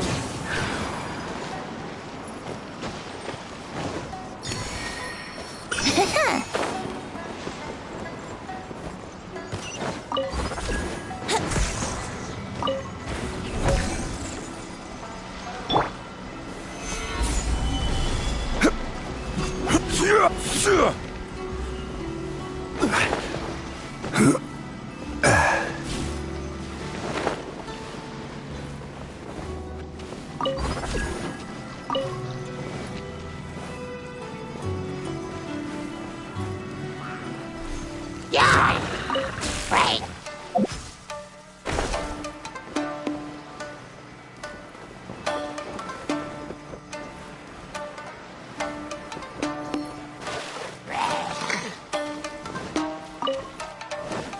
Here we are. This is where we were robbed. Hey, look on the ground! What are those? Huh? Footprints! Very deep ones at that. Leading towards the forest. Presumably the depth suggests that they were carrying something heavy. Let's see where they lead.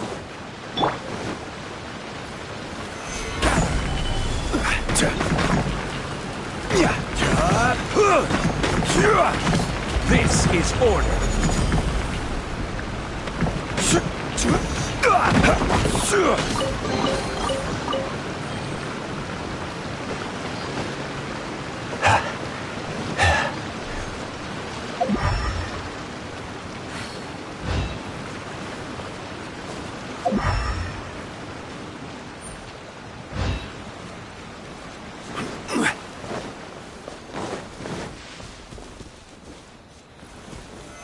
Stabilize!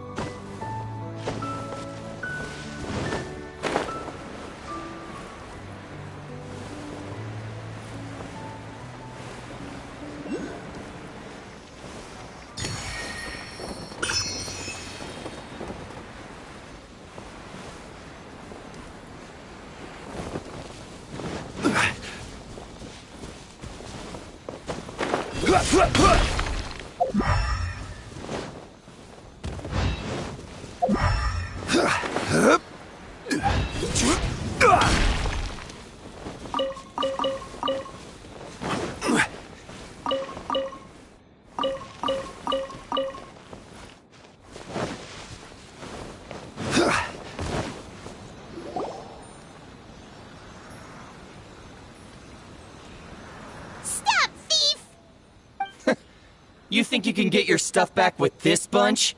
You must be dreaming. Why, you better hope you have the courage of your convictions. Why wouldn't I, old man? Answer me this. You're one of those Outlander merchants, right? You trade association types are worms, coming over to our land, leeching off our people.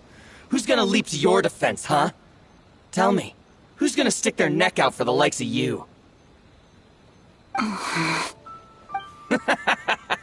Look at that. No response. You know I'm right. Face it. This is Inazuma. You've got no ties here. You're at the bottom of the pile. Can you really blame us for walking all over you? You are despicable. Hey! I just had an idea.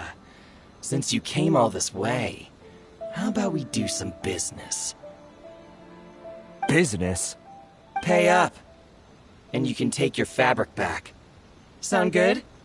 If you ask me, it beats walking out of here with black eyes and a broken nose. You're just a big bully! What choice do I have? Wait. Mr. Kurisu, please do not pay any money to this man. But... I trust you remember our agreement? If you keep your lips firmly sealed, I too shall uphold my end of the deal. Oh, yes, of course! Then please stand well back where it is safe. Now, it is time for me to honor my word!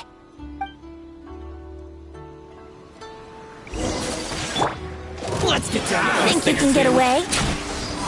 Boom! Blaze over! Everybody stand back! Whirling snow!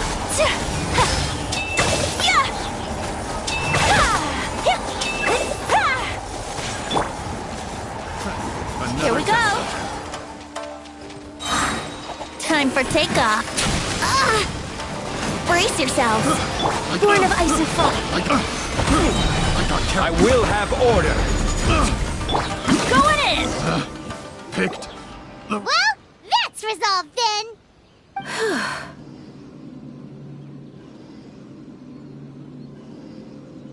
No, please, It was nothing. I was simply doing my duty. Miss Kamisato! Traveler! Are you hurt? Don't worry, we're fine. The vagrants left in quite a hurry. It would seem they didn't have time to take anything with them. I believe your stolen goods should all be here. Thank you. Thank you so much. You'd best do a count.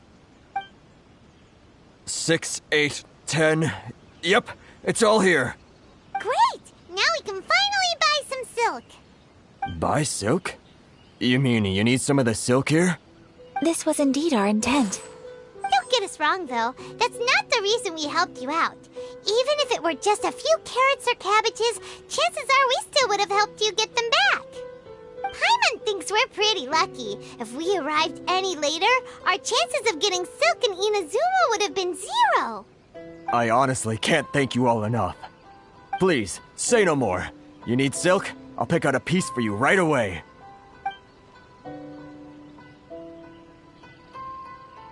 Thank you, good sir. How much do I owe you? Oh, it's free of charge. I could never ask you to pay after everything you've done for me. No, that will never do. Things cost what they cost, and what they cost is what I shall pay. Merchants already have enough challenges to deal with, and as Paimon explained, my help was unconditional. Please, sell your wares to me at the price you would sell them to any other customer. There is nothing to feel distressed about, because nothing, I repeat, nothing happened here in these woods today, did it? Thank you. I don't think I could ever repay you. You have helped me greatly, and I will never forget it. I'm afraid we must part ways. I must get these goods back to the Association. If you ever need anything at all, just come to the International Trade Association and ask for Kurisu. Very well. And thank you for the silk, Mr. Kurisu. See you then! Bye! Safe journey home! Don't go getting robbed again! Traveler, thank you for stepping in to help out. But how come those vagrants didn't seem to know who you were? They must move in completely different circles. Maybe they've never seen anyone from the Kamisato clan before. Perhaps. Either way, I'm glad they didn't recognize me. The fewer people who know what happened today, the better. It's not every day an important person like you helps out someone like Kurisu. It really shows what a great person you are. Oh, your praise is quite unwarranted. I merely did what anyone in my position would have done. I admit that it did feel strange for me to come to his aid. But this should have nothing to do with identity or social class. As far as I'm concerned, it was one individual helping another in need. I guess that deep down, I don't see how a society can be considered just when people encounter such obstacles in their livelihoods. Sorry, I'm getting off topic. Right. Let's head back to Ogura Textiles and Kimonos and give our hard-won silk to the shopkeeper. Okay!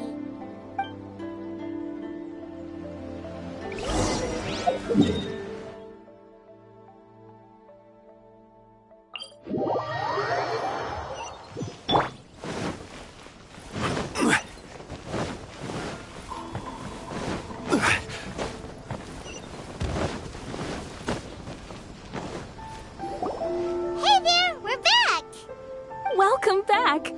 So, any luck at the International Trade Association? Did they have any silk in stock? Yes, they did. Here. Excellent news! So, apart from the silk, I think everything else I need I've got in store already. I just need to go and take stock of our materials. It won't take me a moment. I'll be right back.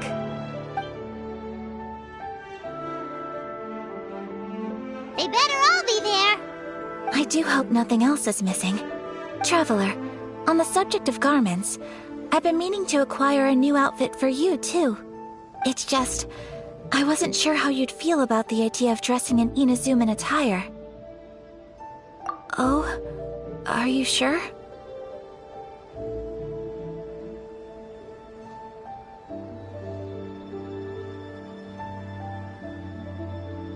Is that so? Impressive.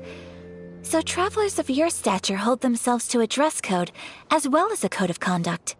More like when you're away from home, you've gotta live by certain rules to survive, whether you like it or not.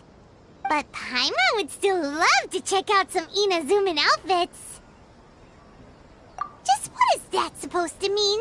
They make them in whatever size the customer asks for. Your interactions are so adorable to watch. I can certainly find someone to tailor a Paimon-size outfit if Paimon so wishes.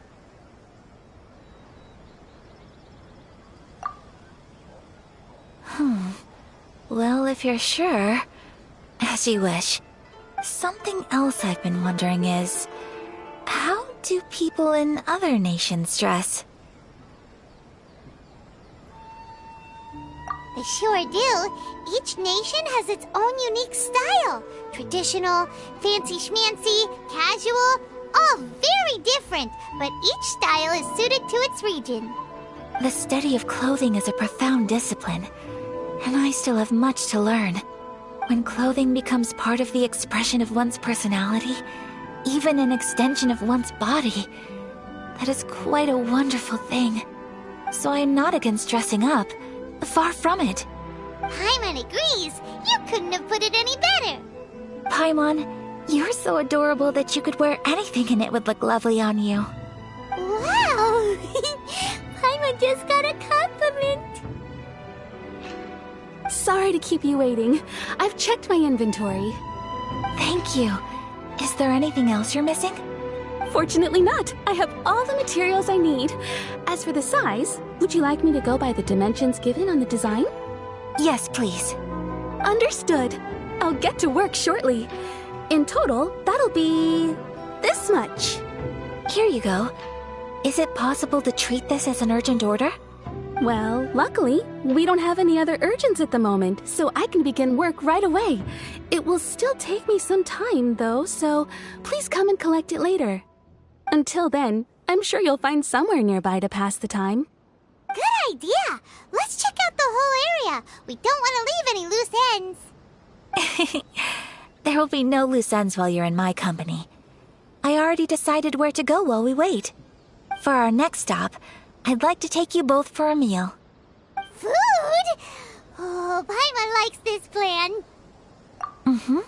I picked the venue especially for you. A humble local eatery called Kiminami Restaurant. I thought that the relaxed atmosphere there would suit our day much better than the prohibitively formal one of a high-end restaurant. Shall we head off? Yep. Paimon can't wait!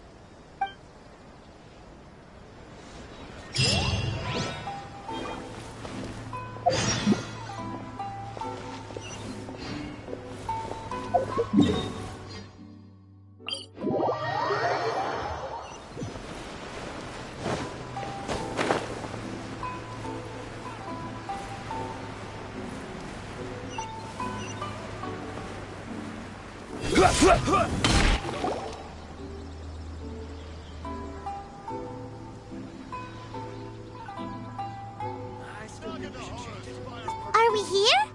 Ooh, it's one of those street-side places. Looks cute and cozy.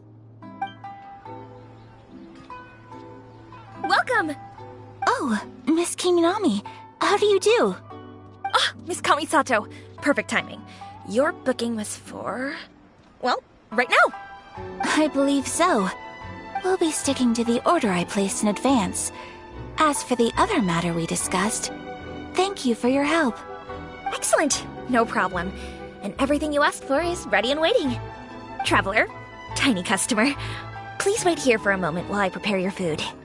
Go ahead and take a seat. There is something I need to take care of, but I'll be back momentarily.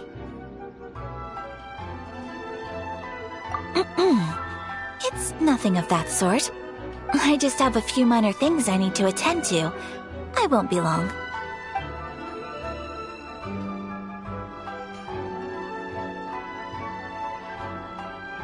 She sure left in a hurry. Whatever it is, it must be pretty urgent. So you two are Miss Kamisato's friends? Well, we serve all the classics. Sure, there are fancier-looking places out there, but the food here speaks for itself. Hope you enjoy it. Over the years we've been in business, we've gotten to know the Kamisato clan quite well. Miss Kamisato and her brother are both fond of our food. They're always sending staff down here to order something and take it back to them. Her table booking surprised me. Not least because it was a group reservation. This is the first time I've ever heard of Miss Kamisato going out for dinner with friends. The first time ever? Oh, guess that makes us pretty important people, huh? Sure does. And I'm probably crossing the line here, but I'm just telling you what others have told me. Apparently, Miss Kamisato doesn't have a lot of friends. How is that possible? She's so kind and polite to everyone. Paimon would have thought that would make her really popular. That's what I used to think too. But it turns out the rules of social interaction are a bit more complicated than that. Nobody in the neighborhood has a bad word to say about her. They all say she's beautiful, elegant, graceful, not to mention that she belongs to one of the most illustrious clans in the land. In short, they see her as a model young lady. But that's just it. People look at her and they see a model of perfection, and they don't feel like that's something they can relate to. So the majority of kids from our ordinary families don't even try to talk to her. So you see, on paper, she sounds like a girl everyone would want to get to know. But in practice, she finds it difficult to make friends. Huh. Paimon never would have guessed. We don't speak all that much, but we do go quite a way back. I've always admired her for taking on so many responsibilities at such a young age. So it makes me really happy to see her here with friends today. Anyway, relax. Enjoy your meal. And please, talk to her as much as possible. I know she'll appreciate it. Consider it a favor for the whole neighborhood. Look after her for us. Huh? That sounded like Ayaka!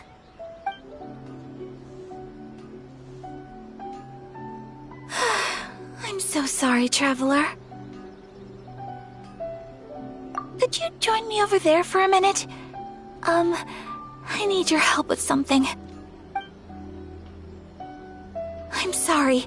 I didn't want to drag you away all of a sudden. I, just had a cooking catastrophe. Oh, so that loud noise we heard came from the cooking pot. As you can see, this house is right next to the restaurant. It's where the owner lives. Actually, this whole compound is the family's private property. I asked Miss Kiminami to prepare some ingredients and utensils for me so that I could cook a special dish here. Right! If there's something you want to eat, you could just order it from the menu. Actually, I wanted to cook something as a gift for Tsubaki. My mother mentioned in her notebook that Tsubaki enjoys food from all over the world. So I thought, if I'm going to meet Tsubaki, perhaps a dish from overseas would make a fitting gift. A dish from overseas? So anything from outside Inazuma counts, right? If so, then we've got lots of options, don't we?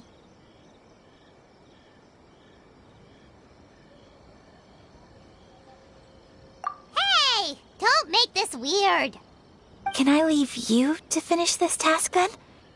Just as a personal favor. Is that okay? I'll be indebted to you. Great. But what kind of overseas dish would make a suitable gift? It needs to survive a journey from the kitchen to the recipient's doorstep.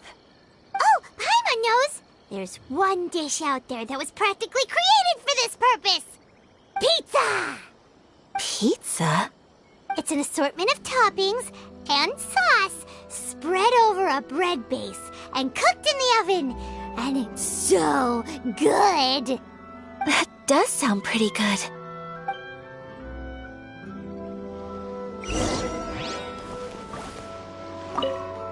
Is the pizza ready?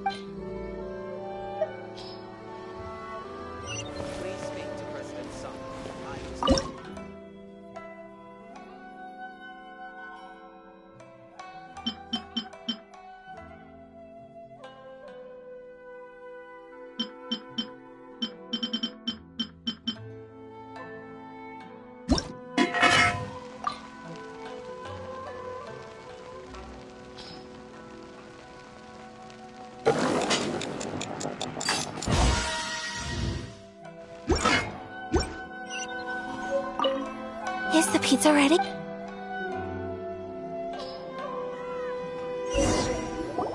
Oh, it's ready! It smells delicious. You're an excellent cook, Traveler. I would love to be able to master dishes from all over the world. Well, all you need to learn is a recipe. We can bring you some more recipes in the future if you like. Great. I look forward to learning from your culinary expertise. How are you all doing? Whoa, is this... Miss Kamisato, this must be the dish you were talking about. Yes, an overseas dish cooked by the Traveler. Could I trouble you to package it for me? Sure, no problem. Oh, it smells good. I bet it tastes amazing. Oh, now I really want to put something like this on our menu. Want us to teach you how to make it? Oh, could you? The most satisfying meals are the ones you share with other people. So Paimon thinks that our friends in Mondstadt wouldn't mind us sharing this dish with Inazuma. Really? That's great. I've always wanted to learn how to cook some international dishes. If you can write down a recipe for me, I'll add it to our menu and put a promotion where everyone will see it. Since we've become a closed nation, people haven't had the chance to try anything new. Traveler, you're the best! I'll go pack up this dish for Miss Kamisato. Please, make your way back to the restaurant whenever you're ready.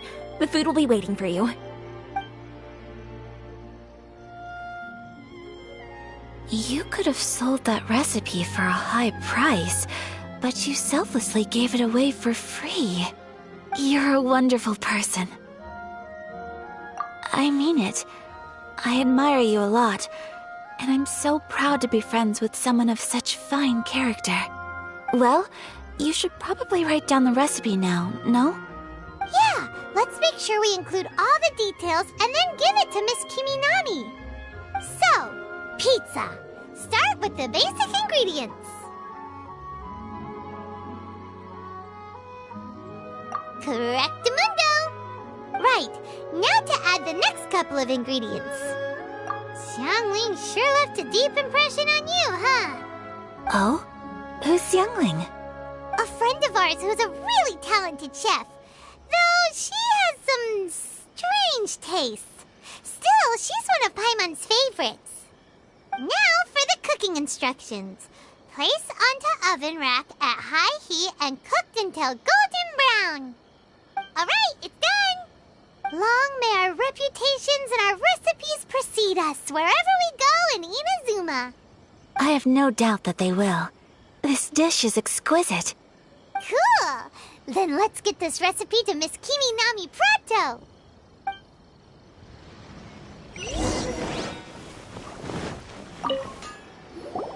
Hey! Have you written out the recipe? Here it is. Thank you! Wowie! This is so exciting. I want to make it right away. Traveler, Paimon, please accept my sincerest apologies for delaying your meal. No problem! Food always tastes better when you've worked up an appetite. Alright, let's dig in before it gets cold. Well, what do you think? Is Inazuman cuisine to your liking? It's amazing! Paimon loved this one! Oh, and especially that one over there! Good. I'm relieved.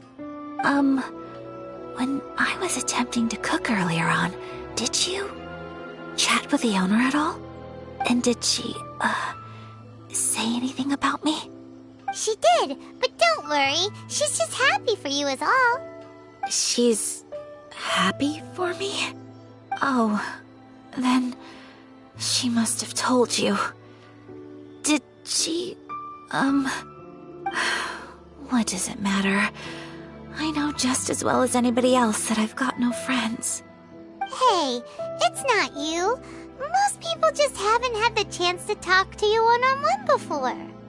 Thank you for your comforting words, Paimon. It's all true, though. I just don't have very many friends. Most of the time I'm either accompanied by family or staff, so everyone must have found it quite a surprise to see me taking you out for a meal. Exactly! You've got at least 2 friends right here! Aw, thank you. That makes me so happy. Excuse me. I'm forgetting myself. Hey now, expressing your feelings is the right thing to do. Keeping them locked away inside isn't gonna do you any good now, is it? I agree.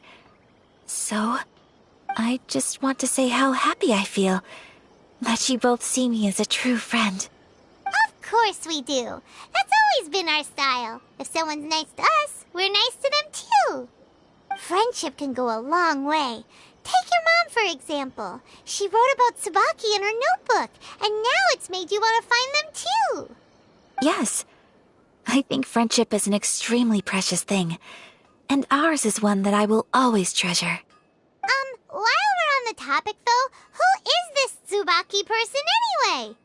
Well, I think I have an idea, but it's just speculative at this point. I think that Tsubaki might be a fox envoy. A fox envoy? Yes, that's what I think. Even I, my mother's own daughter, had never even heard of this friend before. It just seems so mysterious. So I think it must be someone with transcendent abilities who doesn't show themselves very often. And fox envoys are nothing new. Stories have been told about them in Inazuma since ancient times. You must have met Kuji Yae before. Well, she's a fox envoy. That got me thinking. Maybe there are fox envoys out there in Inazuma that people just don't know about. And maybe Tsubaki is one of them. Whoa! So Inazuma also has supernatural beings? When you say also... Well, before Inazuma, we spent some time in Liyue. They have lots of supernatural beings there, like the Adepti. All kinds of them too. Up in the sky, down below the ground, in the water. Really? I've come across such things being asserted in books, but to hear someone talk about it from first-hand experience is extremely surprising. So Liyue lives up to its reputation. Its culture has a long history and gives rise to the most beautiful legends. Quite captivating. You should come visit Liyue with us sometime. The best part is, they have loads and loads of delicious delicacies. Really? I would love that. Speaking of delicacies, Traveler, Paimon, have you eaten your fill? Oh, Paimon has. Excellent. Then let's collect the kimono. Then we can pay a visit to my mother's mysterious and transcendent friend.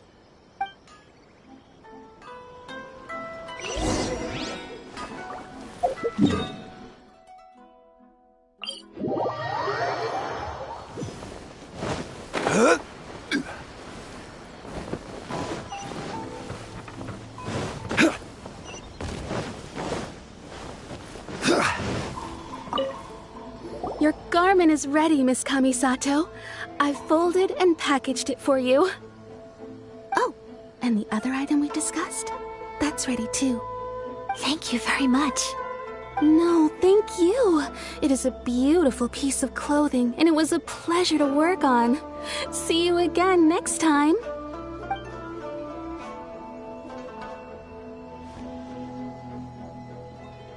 Traveler, I have a gift for you. Whoa, looks super fancy. Is that for wearing in your hair? It's a hairpin in the style of a white heron. As well as a hair accessory, you can also use it as an ornament. I couldn't ask for your help and offer nothing at all in return, so this is my gift to you. I'm glad you like it. Speaking of white herons, that's what your title means, doesn't it? Shirasagi Himegimi. So this gift is like a little piece of yourself. It's just as elegant and beautiful as you are. You flatter me, Paimon. If this gift reminds you of me, that is all I could ask for. It definitely will. Alright, well, now we've got what we came for, we can set off. Time to go meet Tsubaki.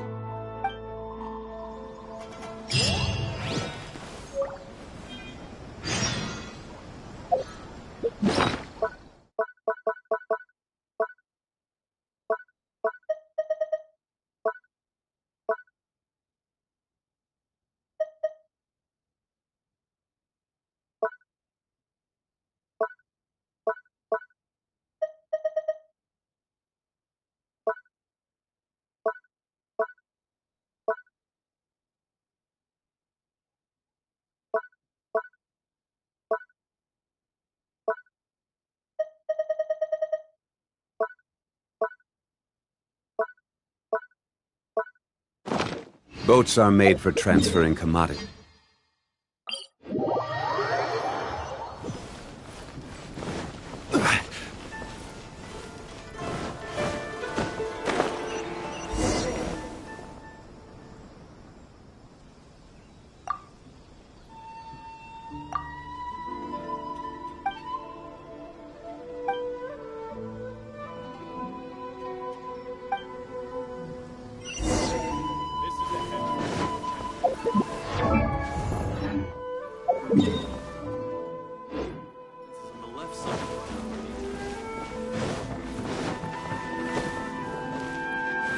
Yahoo!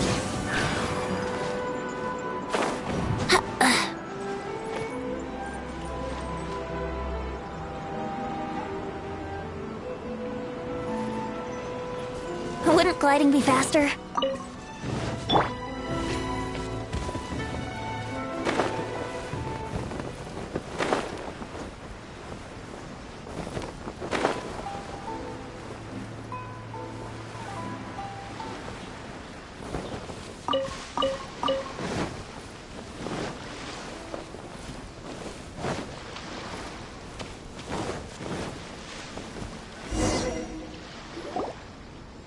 So, a transcendent being lives here? Ugh. If someone lives here, then why is it so chilly? I'm asking myself the same question. How strange. I'm quite sure that this is the location my mother wrote about, but surely... I'm starting to have second thoughts. But since we're here, I still think we should go inside and explore in full. Yeah, makes sense. Who knows? Maybe there's a surprise waiting in there for us. So, what does the notebook say exactly? Let me think. A crane brings one fresh flower in its beak to decorate my hair, while a white rabbit sews a hemline from 4 rays of moonlight. Dressed appropriately, I face eastward and call out Tsubaki's name 7 times. In the blink of an eye, I'm standing on the path that leads to her house. Sounds like a fairy tale.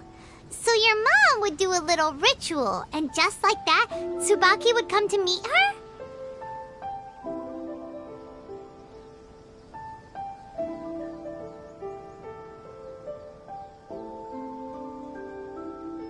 I have a feeling that it could be some sort of code. Let's get a little closer before coming to any conclusions. Good idea!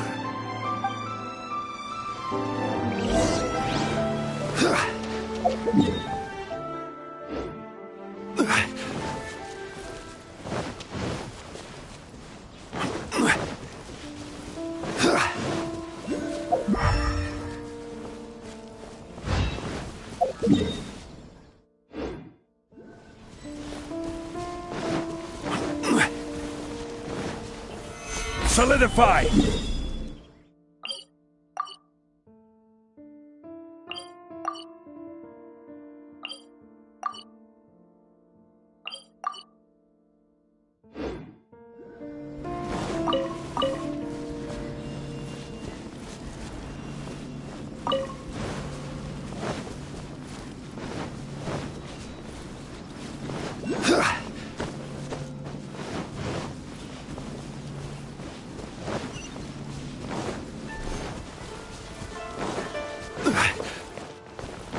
There are some bushes on the rocks in here.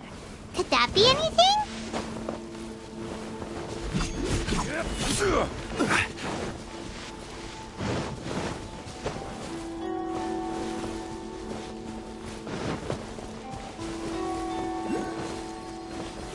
Stabilize!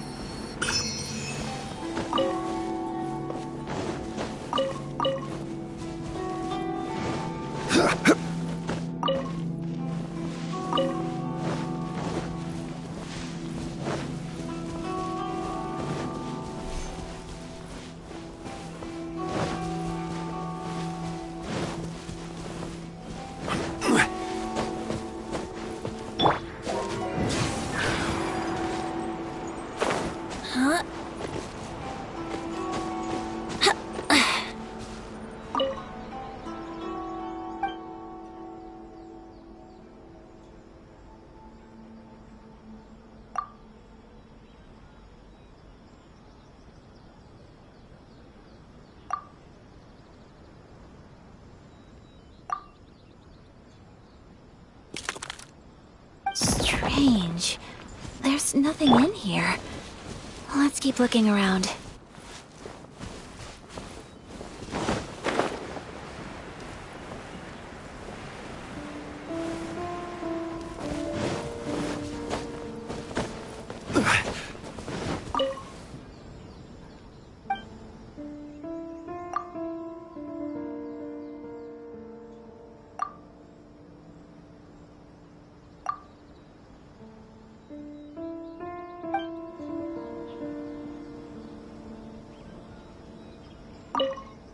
Let's recap what the notebook says. Maybe it'll give us a hint. A crane brings one fresh flower in its beak to decorate my hair, while a white rabbit sews a hemline from 4 ray. Huh. There's nobody here. Did it open? Did it open? Did our Inazuma Adeptus leave any treasure here? What's this? Huh. Looks like a book. It seems to be another notebook. Could it be Tsubaki's notebook? Let's step back outside now. The atmosphere here is different than I'd imagined. Somehow, it makes me a little reluctant to open the notebook. Paimon knows what you mean. Reading in low light is really bad for your eyes. Come on, let's get back outside.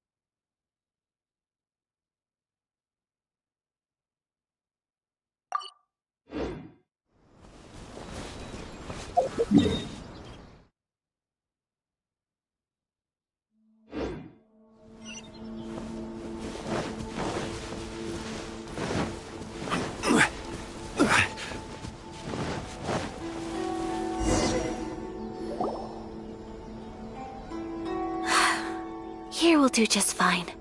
Alright, let's see what the notebook says. Ooh, Paimon bets it's all about mysterious treasure! Ah, so exciting! What is it? Why are you whispering all of a sudden? You're making Paimon nervous.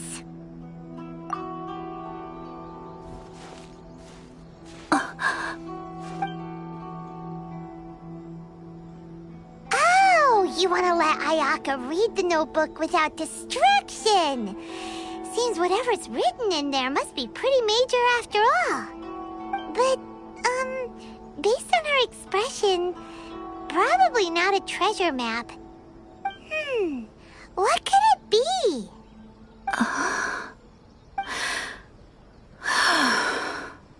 Traveler, Paimon, sorry to keep you waiting so long. No worries, it wasn't long at all. You're a very fast reader. Yes, I have. I think I ought to share the truth of this notebook with you both. Even though the contents are completely different than what I was expecting. Different how? You mean it wasn't a Fox Envoy who wrote this? Not a Fox Envoy, no. It turns out that Tsubaki's real identity is my mother herself. Huh? Surprised? Me too. But that's what it says at the very beginning of the notebook. Tsubaki and I are the same person, and yet we are different. When I become Tsubaki, I stop being Kamisato Kayo and become the most ordinary woman in the world. What follows in these pages is the ordinary, everyday life of a regular person. Nothing more, nothing less. This notebook is, for the most part, a collection of my mother's musings, both private and trivial. All of the things we thought were about Tsubaki were in fact about my mother herself. So, that means that the kimono design and the international dishes are things that my mother wished to try, yes. I'm sure this all sounds utterly bizarre to you, but to me at least, my mother's behavior is completely understandable. Or to put it another way, I actually have another side to myself as well. I was at a loss for words when I started reading the contents of the notebook. It almost felt like someone had looked inside my mind, examined my thoughts, and then written them all down on paper. Ayaka.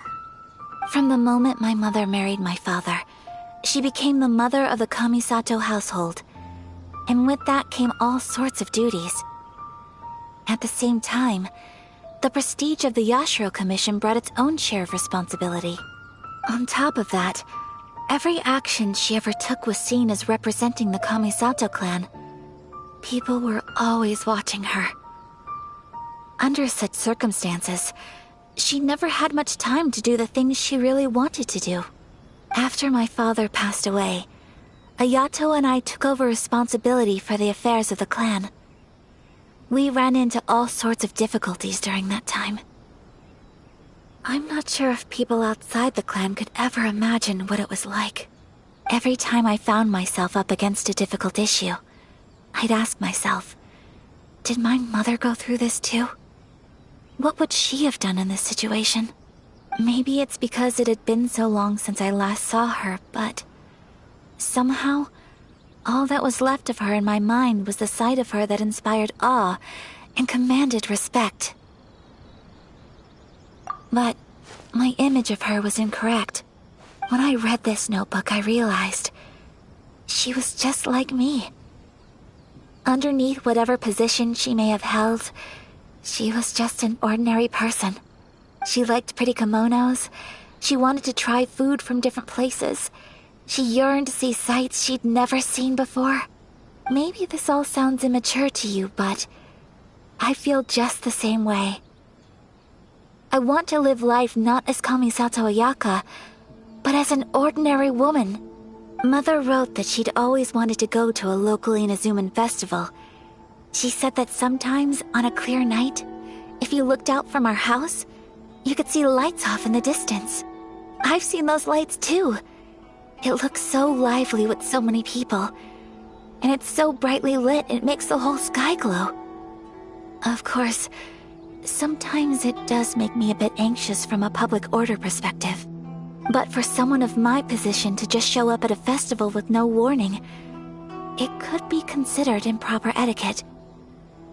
Especially in my parents' generation, when the Yashiro Commission didn't have a particularly close relationship with the populace. Even if no one stopped us, the idea of the Yashiro Commission going out into the crowd, it'd certainly draw some strange looks. People would probably start thinking there was trouble afoot. Mother said that she didn't want to put people on edge. She wanted everyone to enjoy the fun and freedom of the festival. She didn't want to disturb them, and didn't have much free time anyway, so she never went. Not even once.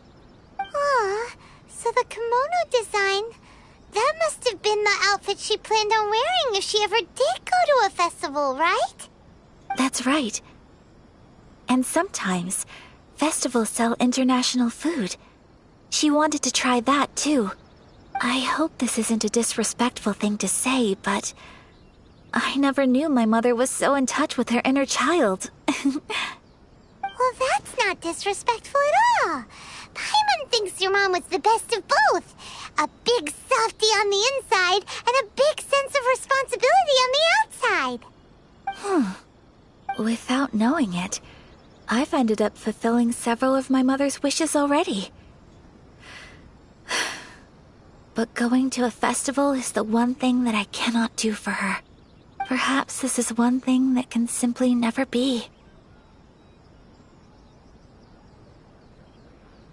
I understand. Thank you. I think I realize something now. Mother and I are so similar in so many ways. The things she faced are things that I too will go on to face.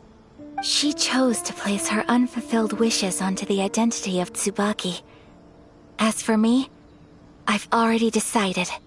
Oh, so you decided on an alter ego too? No, I don't plan to do anything like that. I think I will set myself a new goal. To live each day without regrets. So, Traveler, Deep breaths, Ayaka.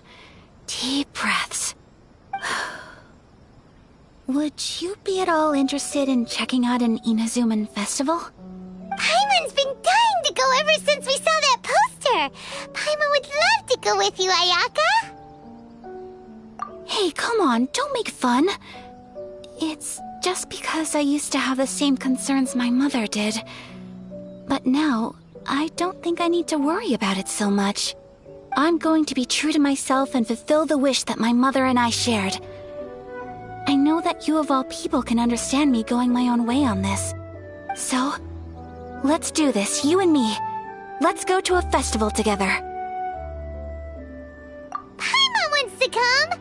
Festivals here have loads of tasty snacks too, right?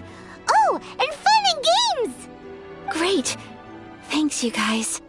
If we head over now, we should still make it in time. Oh, good point. Today is the last day, right? What are we waiting for? Let's go!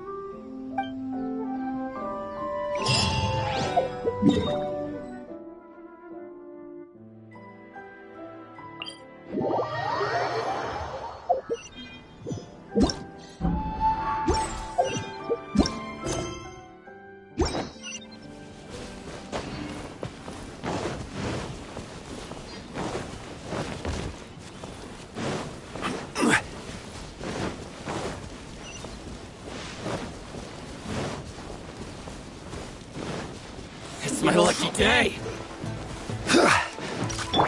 Let's play! Think you can get away? All hail! There's more! Access denied. Brace yourselves.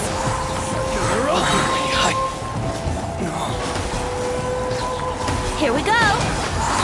Born of ice and frost.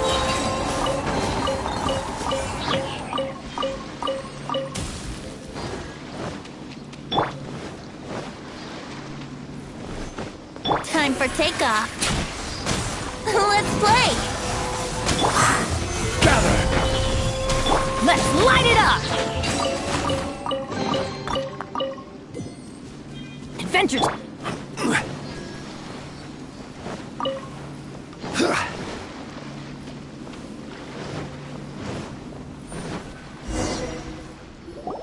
We're here! But it doesn't seem as lively as Paimon imagined. What's going on? Since it's the final day, many of the visitors must have already returned home. I've heard that the peddlers often close up shop earlier on the last day because there are fewer people around. I'll go and ask. Whatever happens, I at least need to go inside just this once. That's the way to go. We'll be right there with you.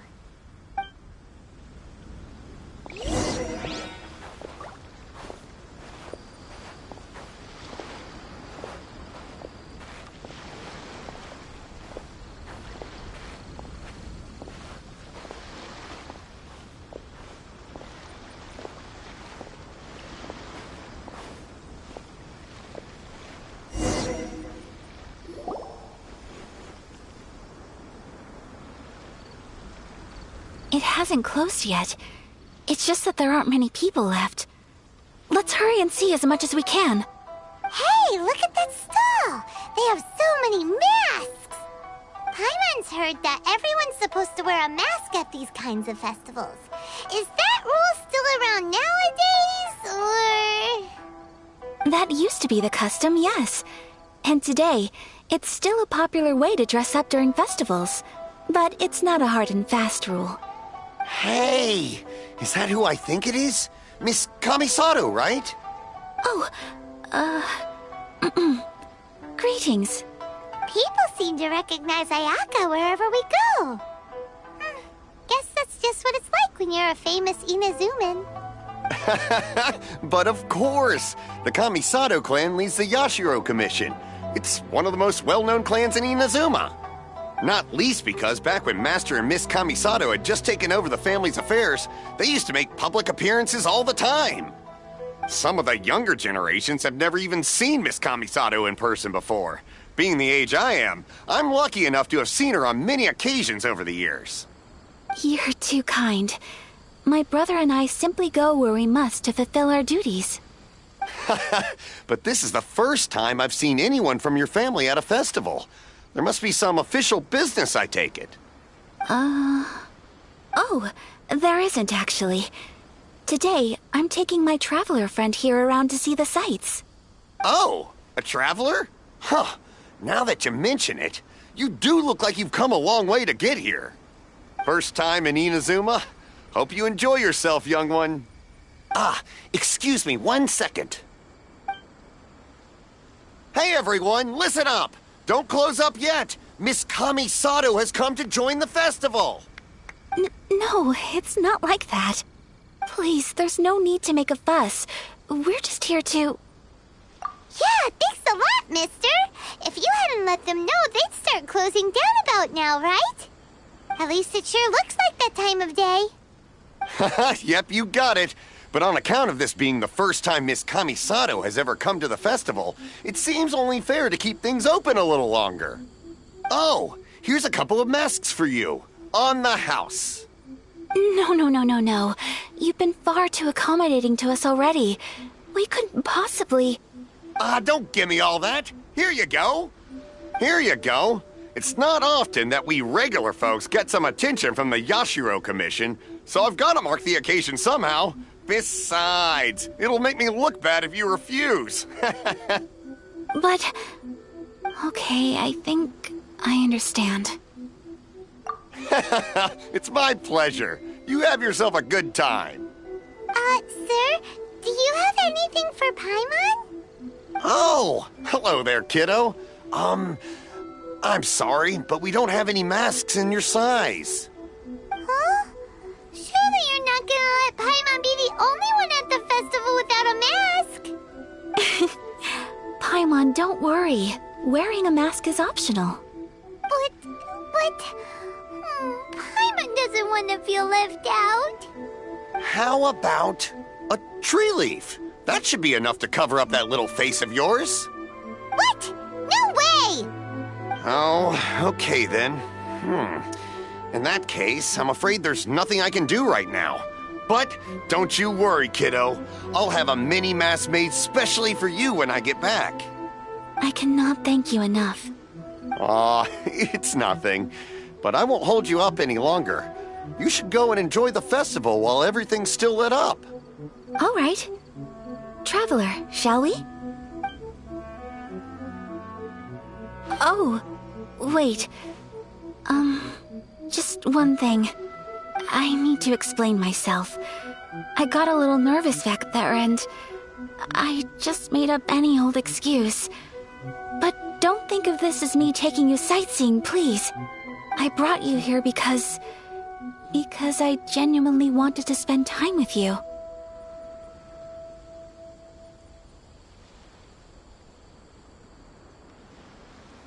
Okay, great.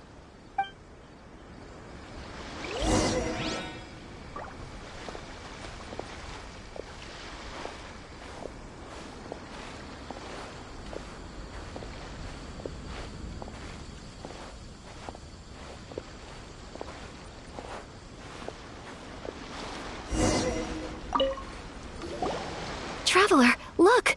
This stall's doing fortune slips.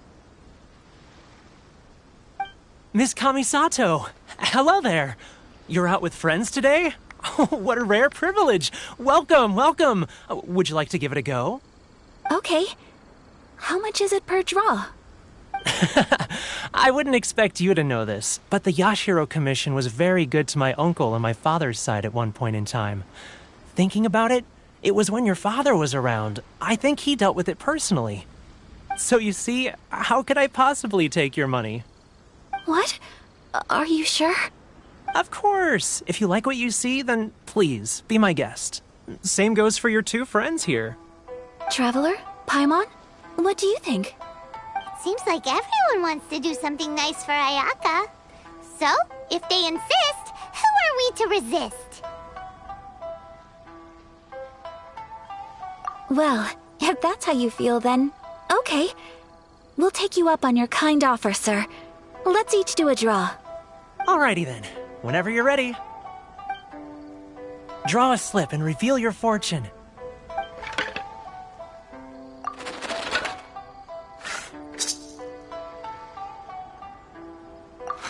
Open it up and see how you fare. Whoa! Which one did you get? Paimon got Rising Fortune. No way! We got the same one! Traveler, what did you get?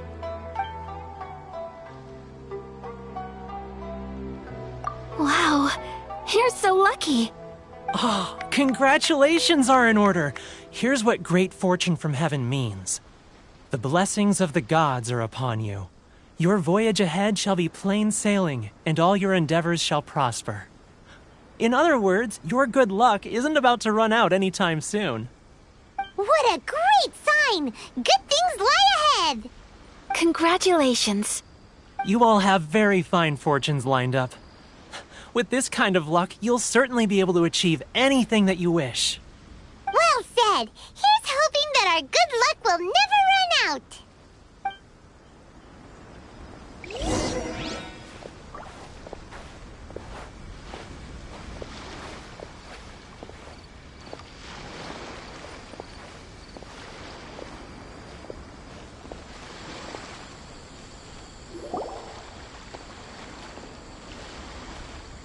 This food stall sells all kinds of Inazuman specialties. Anything you want to eat, it's my treat. Wow, it all looks so good! Is it okay if Paimon has one of everything? Of course it is. But we don't want anything to go to waste. Let's try them one at a time. Ooh, Ayaka, Paimon wants those dango. Sure. Those look good too.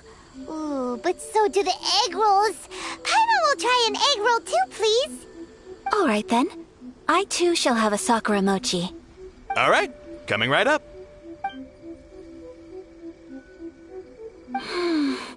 This Sakura mochi is just delicious. Not bad, huh? It's one of our best sellers. Oh, please, sir. Paimon would like some more. I don't know if it's rude of me to ask, but how is this kind of snack actually made? You want to try your hand at making it yourself? No problem. Just give me a second and I'll write out the recipe for you. Ooh, a new recipe? Are you sure about this? If you share the recipe, isn't that tantamount to giving away your trade secrets or something? Well, it was you who gave Kiminami Restaurant that recipe for an overseas dish, wasn't it? She and I are good friends. We trade culinary tips all the time. Here you go. Just treat it as me returning a favor on behalf of my friend. Thank you so much. I will study it very carefully and try my best to do it justice. You there, you want the recipe too? Go on, I can see that you enjoyed it. There's no greater feeling than creating delicious food with your own two hands. You should definitely give it a try. I will. Once I've learned how to make it, will you two be my taste testers? Oh, definitely! Can't wait! All right. I'll do my best. Well, we may have arrived near the end of the festival, but it's still been super fun. Paimon approves. Yes, I agree. To spend the festival together with you today has been a truly wonderful experience.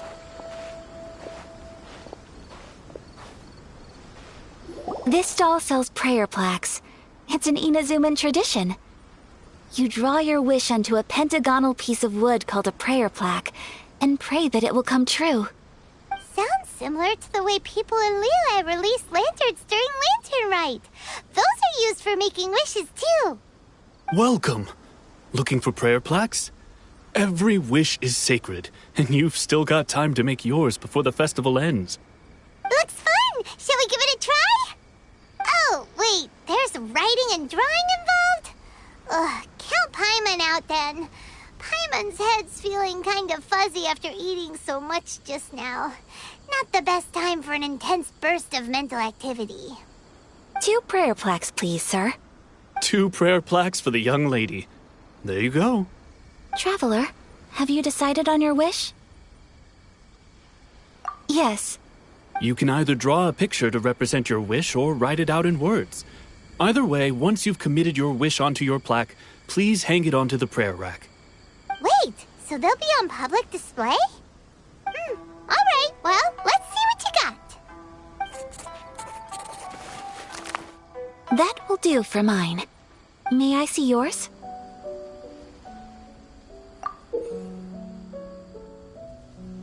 This is you and your brother, isn't it?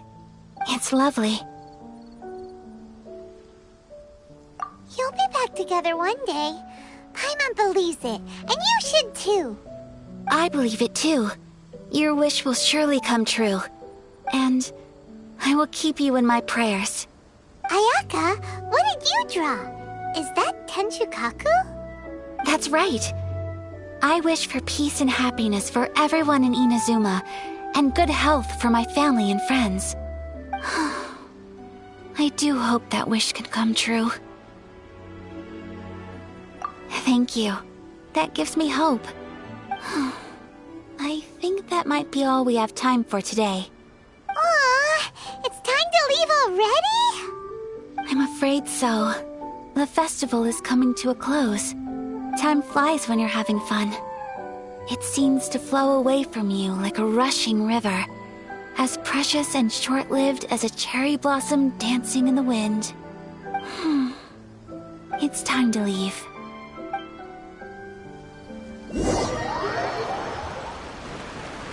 Traveler, today was the first time in my life that I've ever been to a festival. You've known me for some time now. I think you understand my personality, don't you? Knowing me, I just know that today could not have been such a happy day without you. So thank you. Today really meant a lot to me. And the memories will always have a special place in my heart. Festivals are great. There aren't many rules. Everyone has that smile that comes from deep inside. And it's just so carefree and happy. If I ever get the chance, I want to go again. You too? Great! You know, we're kind of similar, with both of us having a brother. Sometimes, I feel like I can relate to the determination you must have to get your brother back.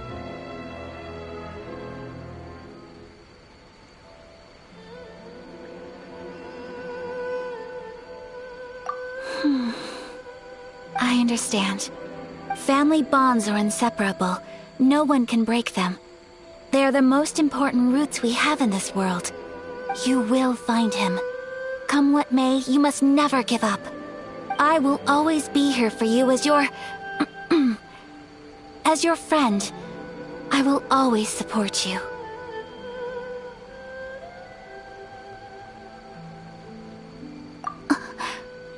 As long as you're happy, I'm happy.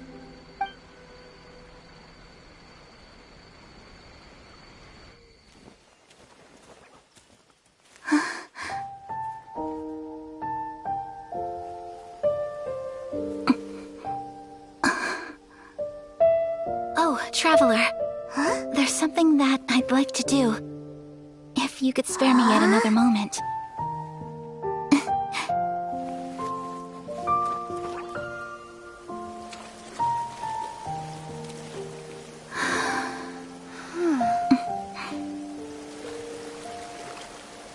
Please, keep your eyes on me.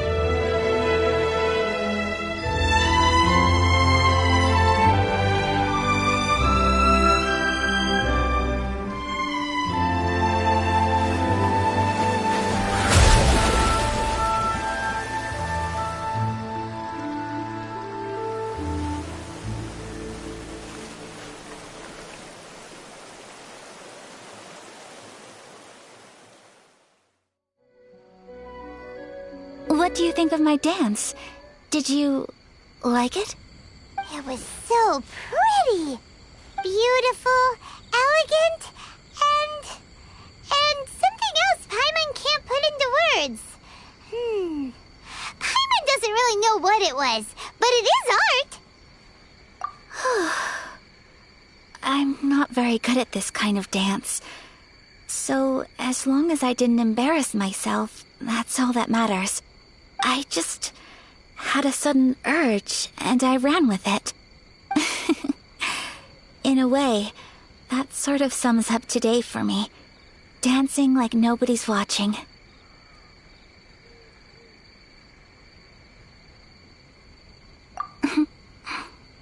That goes for you, too.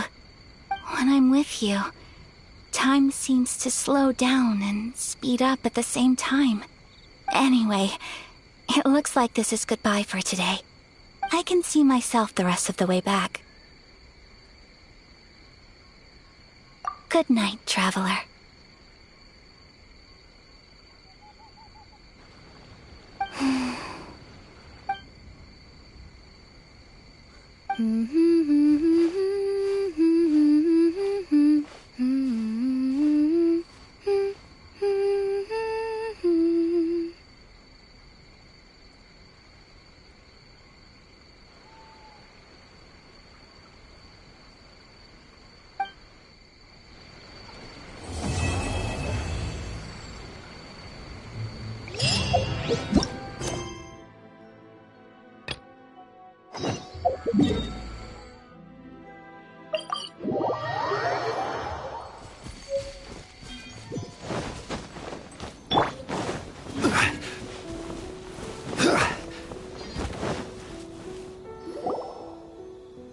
We're looking for the Great Muchina Yokai!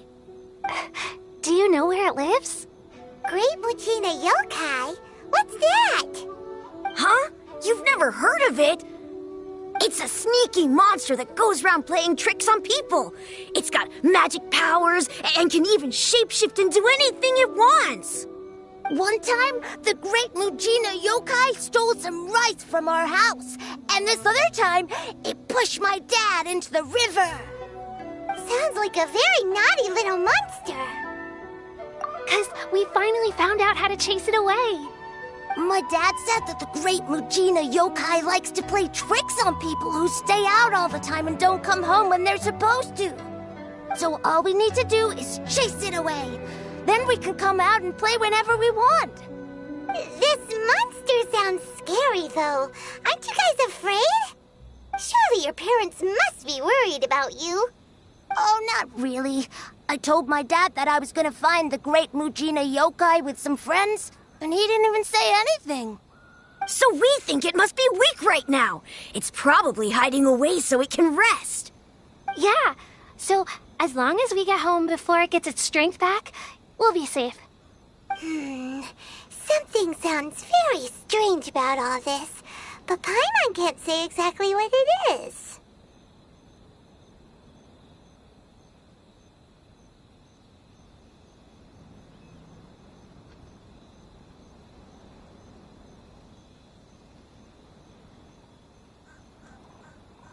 Yeah, Paimon feels like the Great Muchina Yokai is one of those storybook monsters that doesn't exist in the real world. We should tell them so they don't waste all their time looking for it. Oh, children, listen up. There's no need to go looking for the Great Muchina Yokai, all right? Because it isn't real. Huh? No way. That's impossible. My dad wouldn't lie to me. Your folks are just worried about you is all. They don't want you wandering too far from home because it's too dangerous. That's not true. The Great Muchina Yokai is definitely real. Yeah! Yoimiya's even making some weapons for us. And then she's gonna show us how to blow it up! Yoimiya, huh? Wait, as in fireworks prison break, Yoimiya? We told her all about the Great Muchina Yokai. She said we shouldn't be scared of it. We should learn how to chase it away instead. We've been waiting for ages now. And finally, Yoimiya said that today's the day. Yoimiya plays with us and tells us stories all the time. She wouldn't tell a lie. But... Come on, let's get out of here and go find Yoimiya. Wait, hold on, don't go! They didn't seem to take that very well. But Paimon was only trying to look out for them. Who knows what Yoimiya's got to do with this? Let's follow the kids and see what's going on.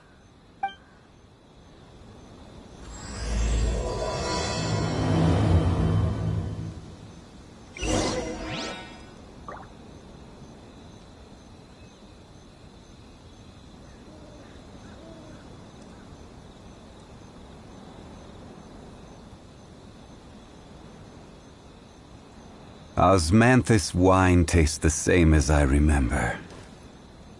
But where are those who share the memory?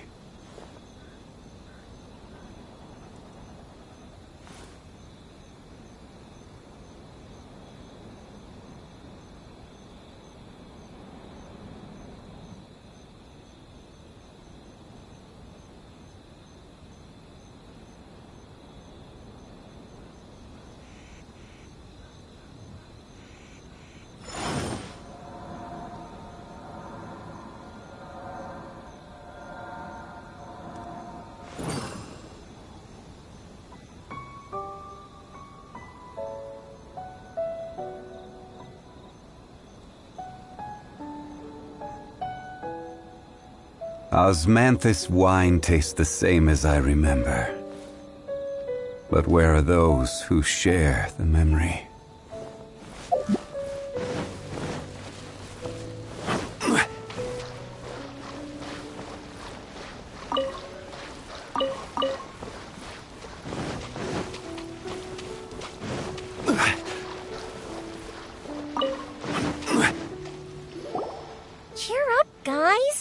Down?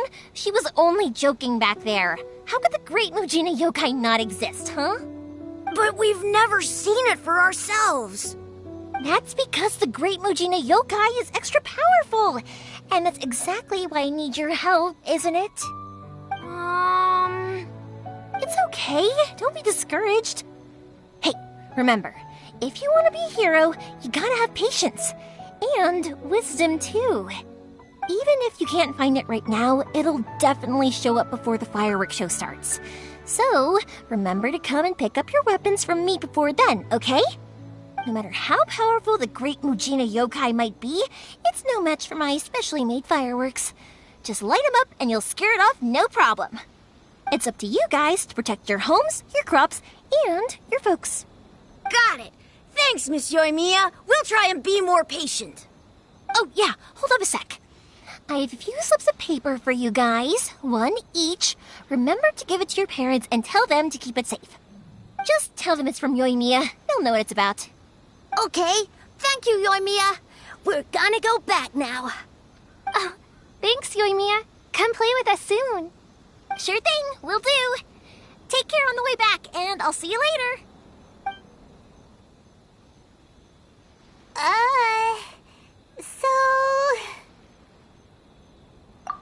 So it was you guys. I guessed as much from the way the kids described you. No worries, though. I'm not blaming you. The Great Mujina Yokai is pretty popular with the kids, so of course they're gonna get upset if someone tries to tell them it doesn't exist. Okay, but it definitely doesn't exist, right? Yeah, the first time I heard about it, I knew straight away that was probably something the parents had come up with to stop the kids from running off all the time. But when the kids asked me about it, I didn't want to break it to them. I just told them that it looks cute and likes to play pranks and doesn't hurt people. So, I guess now the kids' impression of the Great Mujina Yokai is mostly influenced by me. Huh. So in a way, this monster is all a product of your creativity? Maybe so. In any case, I'm not gonna be the one who exposes it. Sure, it's likely that the parents just wanted to stop the kids from staying out all the time, but they could have easily had other reasons too. If I just go ahead and tell them that the great Mujina yokai doesn't exist without knowing the full story, then who knows? I might be doing more harm than good. Besides, they're just kids. They should be allowed to believe it if it makes them happy. That's more important to them than questioning what's real and what isn't. Heck, I entertain my fair share of fantasies too. The fire diamond that spins around and shoots out lights that are all the colors of the rainbow. Ooh, the mist spirits that live far off in the mountains and guide you to fairyland if you can find them. I know that they don't really exist, but I still enjoy believing in them. If someone came up to me and started telling me to stop being so stupid, they don't exist, nah. I'd give them the evil eyes and tell them to get the heck out of my face because it's just so annoying.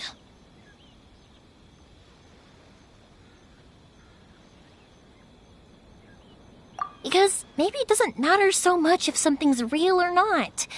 Maybe magic and awesomeness are what makes something worth believing. Why should someone else get to take that away from you? The things we believed and the experiences we had when we were young turn into our priceless treasures as we grow up. When you were kids, surely you guys believed in things like heroes who slew dragons and sacred swords that cut through darkness. It's the same thing. If we tear apart these kids' fairy tales now, what else do we have to tell them? That Inazuma's locked down? All the grim tales of the Vision Hunt decree? I think it's a bit too early for all of that. Yeah! Oh, way too early, for sure.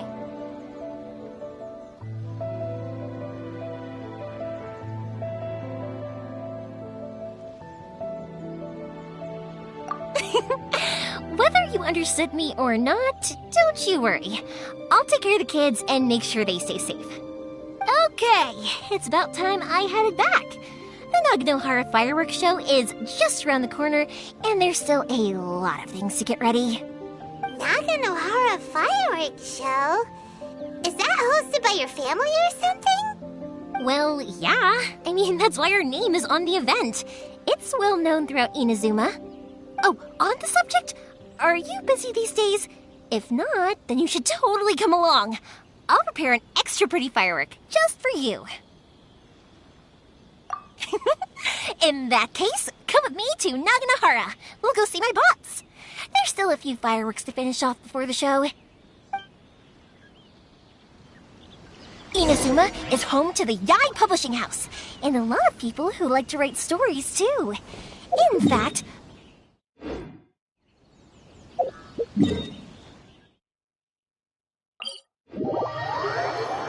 a lot of them have bad endings though. Like, the fire diamond will get put in a rich person's gallery where it will...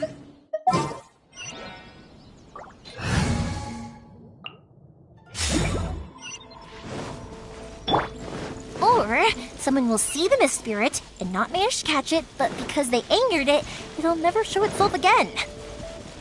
The hero who slays the dragon becomes the next dragon. The sacred sword that once fought the darkness now becomes a doomsday weapon. I know these kinds of stories are all the rage nowadays, but I really can't bring myself to like them. If something's magical, it should be kept that way. Hey, Pups, I'm back! The fireworks show is almost upon us, and the fireworks for each family are almost ready. Oh, new faces? Who are these two? Friends or customers? A bit of both, actually. They arrived in Inazuma just recently. Can't let them miss out on a fireworks show after coming all this way, can we? Well, either way, come on in and have a seat. And I, Naganohara Ryunosuke, will tell you all about the long history of the Naganoharas. That can wait. Pops, I need to ask you about something. A long, long time ago. Pops has started telling his stories again.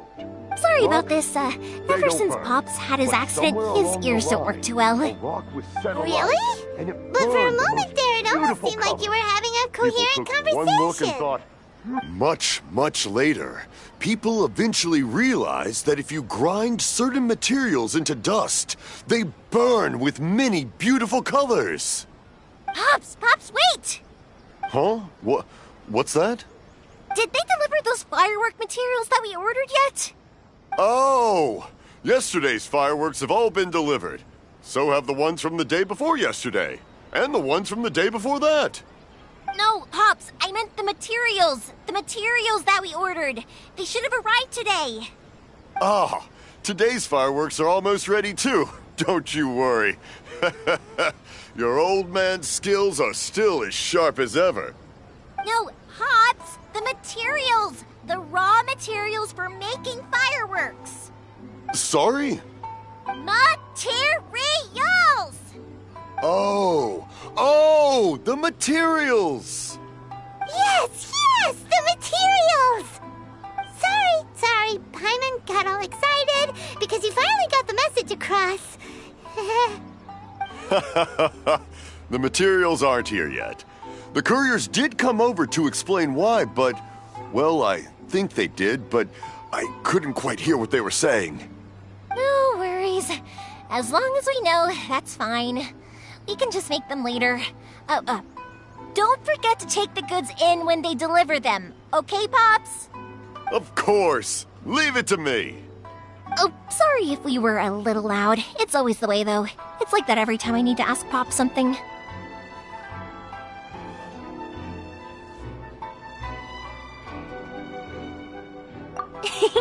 I get told that a lot. Because my Pops is deaf, he never argues with anyone and never contradicts them. He just listens cheerfully.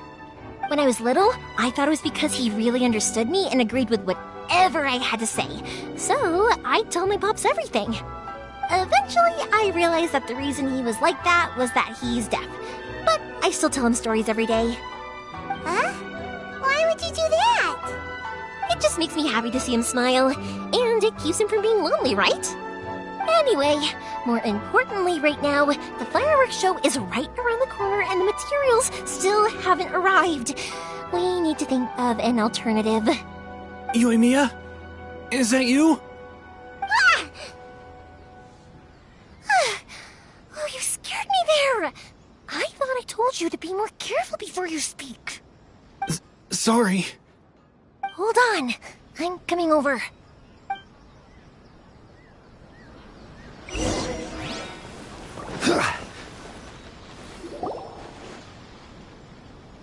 No one's looking.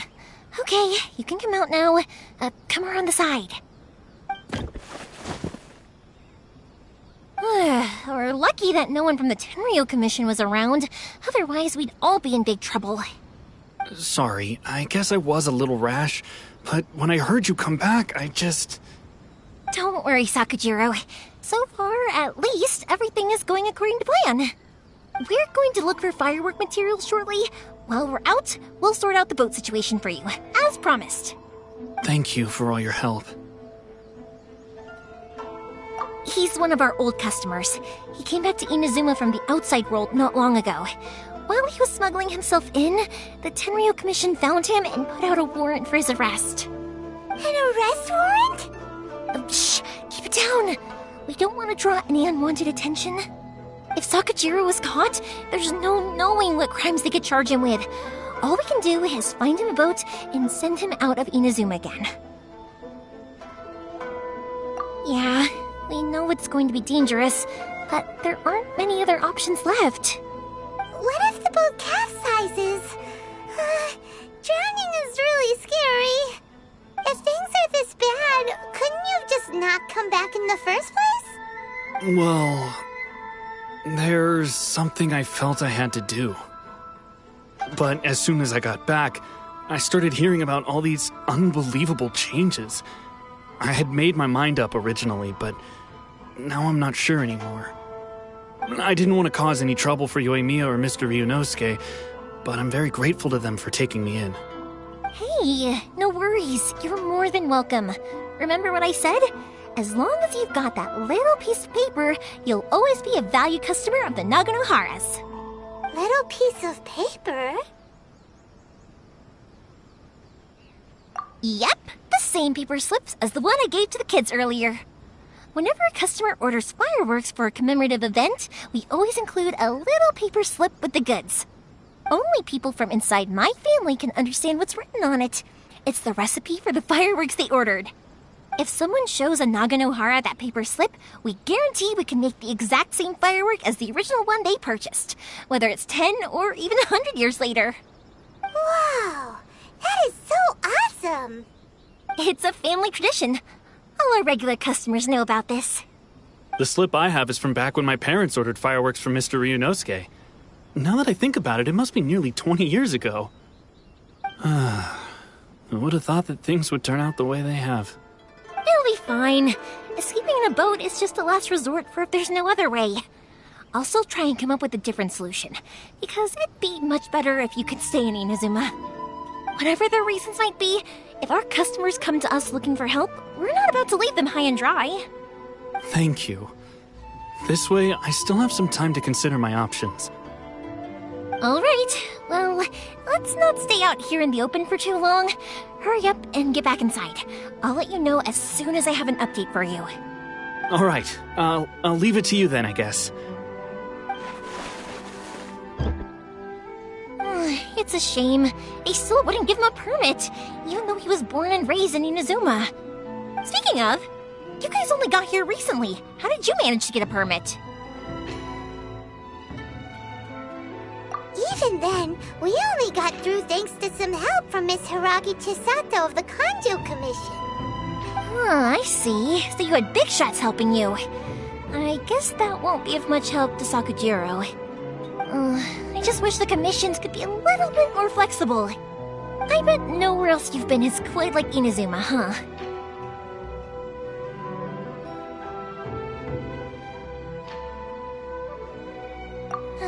Well, no matter what, I have to find a way to help him. I'm sorry. I invited you to come watch the fireworks, but now I have to run a few errands. You don't have to join me if you don't want to. I can go sort out the firework materials in the boat by myself, and then you can come meet me back at the house later. Oh, cool! Then let's start with Sakujiro's boat. We can chat along the way. Oh yeah!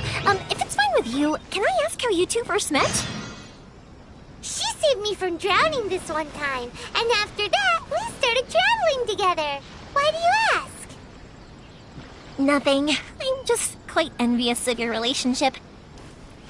My pops had a person like you around. His being deaf wouldn't hold things up all the time. Why do you look so excited? Because you said person and not floating child or mascot.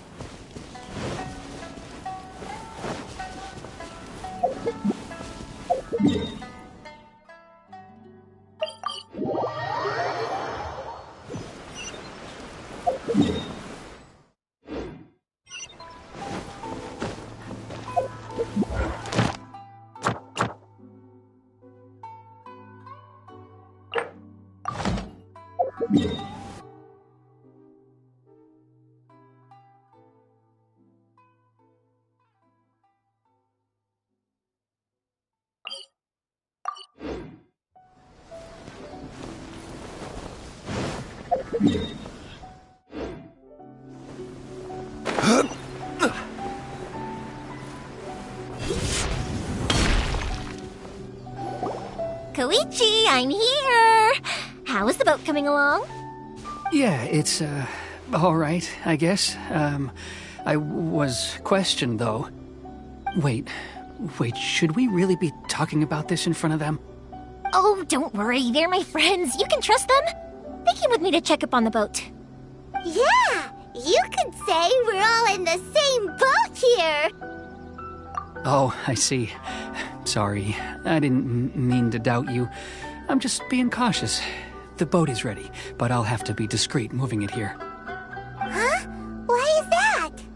Because of the Sokoku decree, the Tenryo Commission is really suspicious of any kind of seaborne vessel. Even the smallest ones, they'll stop and interrogate us, demanding to know what we plan on doing with it. It's a real nuisance. I understand. I'm sorry for dragging you into this mess. Don't be silly. I'm actually happy you came to me for help. I've always come to you for fireworks, and again this time. So just consider this my way of saying thank you. Right. I'll go fetch the boat now. I should be back shortly. Thank you. Oh, if it's on the way, you can always pick up your fireworks from my house. Everything was made in strict accordance with what was on the paper slip. You won't find the slightest thing wrong with them. All right, then. The fireworks show will be starting soon, won't it? You should make sure your new friends get to see it. It's an Inazuma tradition after all. Yep, that's the plan. Oh, you know what? You should tell them about your past. About the first time you ordered fireworks for my family. That's a long story, actually. Where do I start? Maybe I'll come back to that after moving the boat here. Oh, right, yeah. Got caught up in the conversation there. Okay, well, I'll leave you to it for now and meet you back here later. Lucky you reminded me.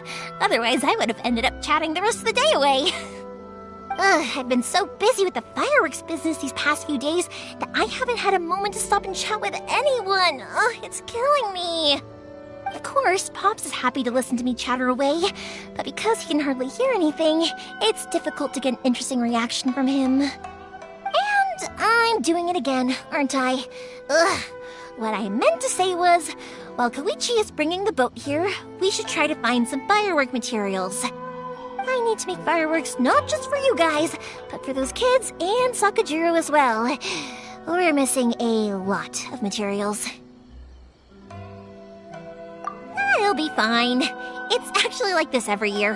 There's always a bunch of extra orders to slot in here and there. When people want fireworks, it's always because they have something to commemorate. And if they miss the chance, they might never get another one. So, no matter how busy I am, I'm always happy to take their orders. So, what you're trying to say is that you enjoy the work? Oh, I do! I really do! Being born into a family of fireworks makers, I feel like since I was a kid, I've been obsessed with watching things go boom! And then seeing all the lights and colors and... What I really wanted to say was, don't worry about me. It'll all be fine.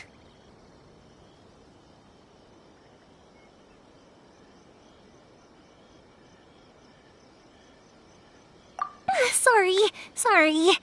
It's just that good conversation can be as fleeting as fireworks sometimes, you know? So, when I'm in the mood and I've got a lot to say, I just have to get all out there in one go and leave no regrets. Let's head to the city. I think I'll try my luck with some people that I know. Question! Doesn't it hurt your voice talking all the time? It can get uncomfortable, I guess, but what else would I be using my voice for? Huh, you kinda have a point.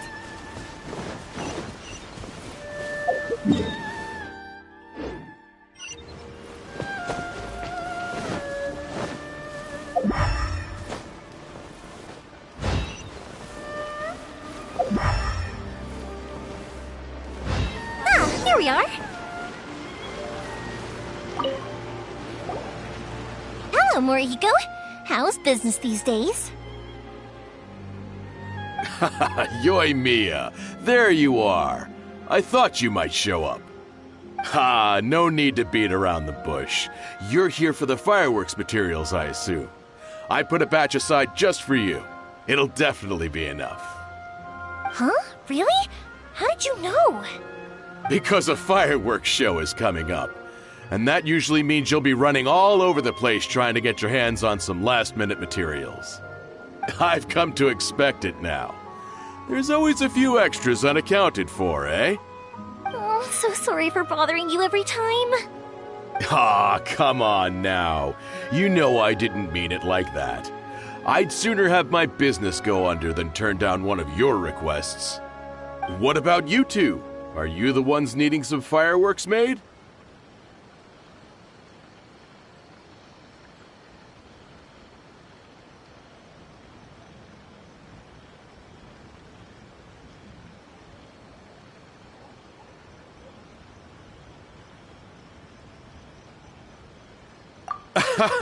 It's no trouble at all, my friend. Once when I had an argument with my son, Yoimiya was the one who came and calmed him down. I'm hopeless at communicating with him. If it wasn't for Yoimiya, who knows, he probably would have run away by now.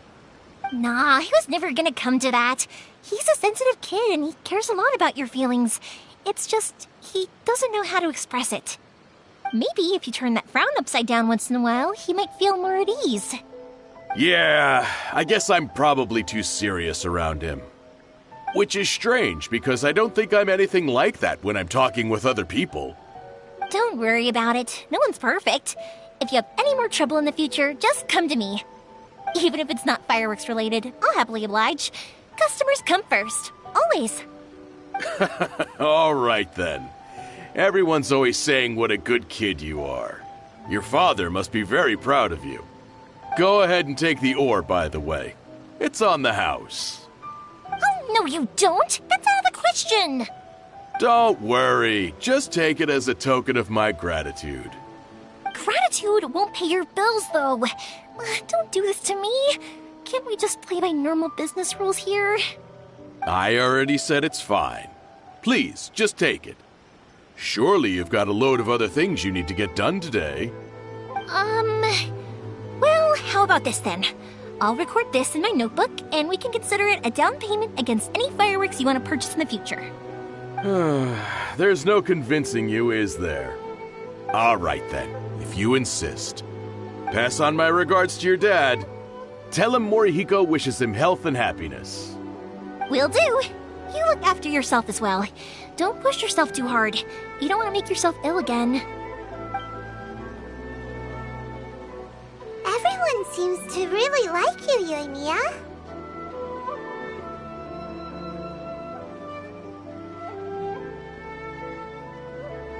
You're not the first person to say that. In fact, some people think I'll literally do any favor they ask me to. When that happens, I say to them, hey, this is a fireworks store. We do fireworks. But they don't always listen, so it can't be helped. But also, it's not really a big deal. Anyway, we've gotten all the materials we need now, so that solves that problem. Next, we just need to go find someone to process them.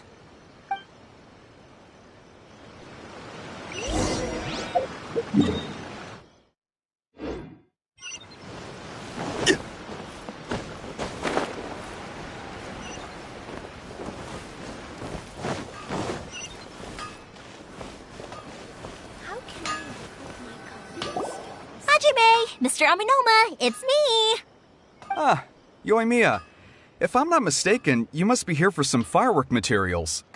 Seems like everyone knows how busy Yoimiya gets leading up to the fireworks show. I'm very sorry. Would you be able to wait for a while? I have quite a backlog of weapons orders right now. No worry.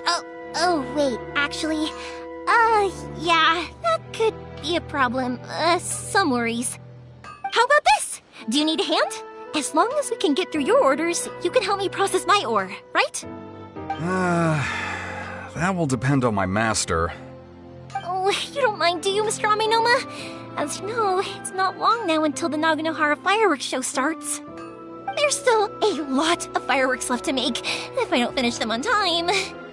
Talkative as ever, I see, dear child. The essence of Amenoma art is patience and focus. When the mind is disturbed, it will show in the blade that is forged. If you badger Hajime like this, you will only succeed in disrupting his concentration. But this is a special circumstance, surely! The Naganohara fireworks show is right around the corner! So give me your ore, and I will process it for you. Huh? Master, you mean you'll do the work personally? Is that so surprising? It is, after all, the only option. Thank you for helping out, Mr. Aminoma. You're quite welcome. The Naganohara fireworks show is an important event. This I know well. In addition to this, I am indebted to Ryunosuke for all the business he has given me. But Yoimiya, you should plan things more carefully in the future. Do not rush everything at the last minute. I'll try my best. In the future, I'll get some extra materials in to cover any unexpected changes of plan late in the day. Though for you, dear child, no matter how much you prepare in advance, It may never be enough. Excuse me. I will be back shortly. Wow, Mr. Amenoma! Just look at the shape and size of these grains! It's beautiful! I'm at a loss for words. It's been a while since I've seen you take up your tools, but it looks like your craft hasn't degraded one bit. Of course. I have studied these techniques my whole life. They are impossible for me to forget. So have Amenoma Art and Naganohara Fireworks been working together for a long time already? Back in the day, it was my master, and Ryunosuke's father. The people may have changed from one generation to another, but the ingredients required to make fireworks have remained the same. Hajime, in the future, this will be up to you. I know. All right, I won't bother you guys any longer. Oh, remember to come and watch the fireworks. Okay, time to head off. Koichi probably isn't back just yet, but let's go wait for him.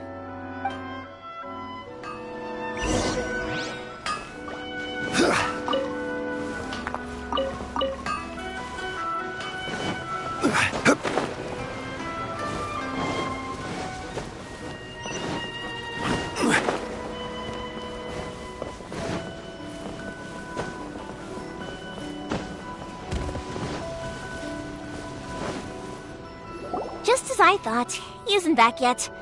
But not to worry, because actually, I've been hoping for a chance to have a nice long chat with you all day. Sorry for dragging you with me everywhere. Everyone's been so good to me, though. It's all gone really smoothly. Feels like Paimon has barely spoken a word this whole trip.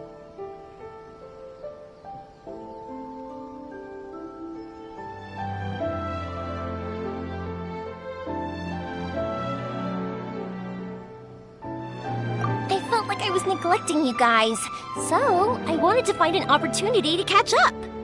When we first met, I was in a hurry. We didn't have a chance to sit down and have a proper chat. You guys are travelers, right? So, where else did you go before coming to Inazuma?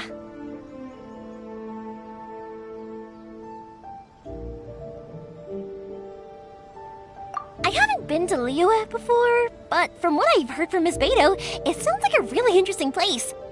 But something big happened there recently, right? Didn't their Archon leave all of a sudden? Yeah, a lot of crazy things went down as a result. Luckily, everyone worked together to stave off a huge disaster that could have wiped out the whole city. Oh, well, that's good to hear. I gotta say, it's pretty remarkable that the citizens managed to step up and keep things going even after their Archon left. I mean, I sure can't imagine Inazuma without the Shogun. My friend once said to me that only people with a strong will and a clear purpose decide to go traveling. Maybe it's to see a certain view or to fulfill a certain wish. So, what made you guys embark on your treacherous journey to Inazuma?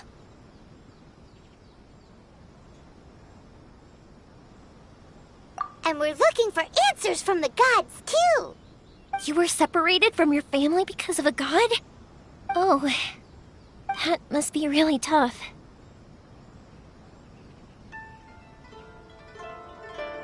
I get it. Well, if that's how it is, then that's how it is. You know, I was going to ask if you guys wanted to stay here in Inazuma. Unlike the outside world, what Inazuma seeks is eternity.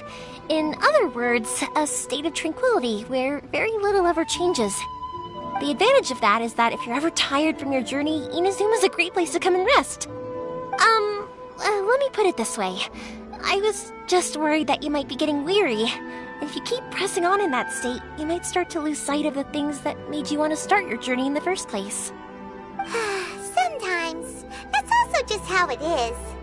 When you're exhausted, everything becomes an uphill struggle, even trying to have fun. You won't be able to enjoy yourself if you're too tired. An adventurer friend of mine once told me that if you're too focused on reaching the end of the race, you'll miss a lot of opportunities and precious moments to be had along the way.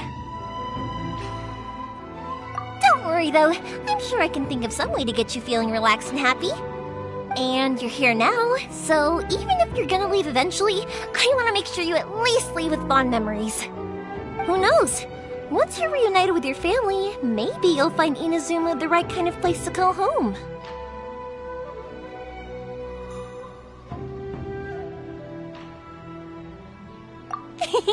I already have an idea of the color and type of fireworks I want to give you guys. I'll keep it a secret for now, though. Yoimiya, I'm back. Sorry to keep you waiting. Let's head over to the boat. Or, did you want to keep chatting a little longer? Okay, good. Let's go then. Just act naturally, though. We don't want to raise any suspicion. If it can withstand the storms out on the ocean, it must be super sturdy, right? Absolutely. Rest assured that the quality is guaranteed.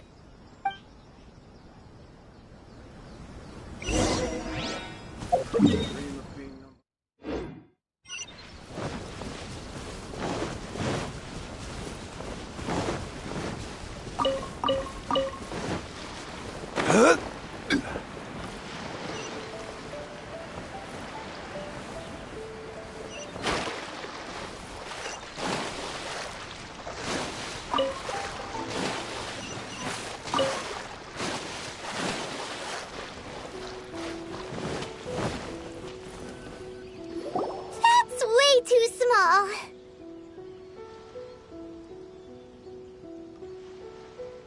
Can't be helped, I'm afraid. This is the biggest and sturdiest boat that I can provide. It's built from the finest Inazuman timber. Still, I'll be the first to admit that if he's planning to ride this into the storm, it's going to be exceedingly dangerous. I'm also hoping Sakajiro won't have to use it. It's just there as a last resort. I gotta say though, Koichi, it feels like your craft has improved once again. I'm not the one you should be praising. It's all thanks to the guys who kindly pitched in. To avoid detection, we each worked on our own materials separately, then assembled them secretly in the night. This is the largest we could afford to build. Any bigger and there's no way it would pass the Tenryou Commission's inspection. Let's store the boat here for now then. I'll fill Sakajiro in when I get back. He'll need to make some preparations before setting sail. Uh-oh. Paimon feels really worried all of a sudden. Doesn't helping Sakajiro make you a collaborator in the eyes of the Tenryou Commission? Maybe it does, but I knew what I was getting into from the moment I agreed to help him. My family has pretty good connections with the Yashiro Commission. We work very closely with them, and whenever there's a national event of any sort, the other two commissions come to us too. As long as I'm polite and respectful and don't cause a fuss, they won't look to cause trouble for me either. And anyway, to your point about collaboration, you've been helping out too, right? That's true.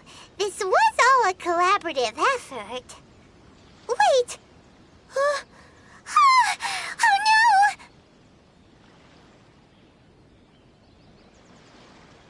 no! Ah, so you're seasoned crooks already, eh? Don't know what I was worried about then. Anyway, thanks for everything, Koichi. And your fireworks are ready, so just go pick them up from my house whenever you want. While you're there, you can get my pops to settle the boat construction fees. Oh, don't worry about paying anything.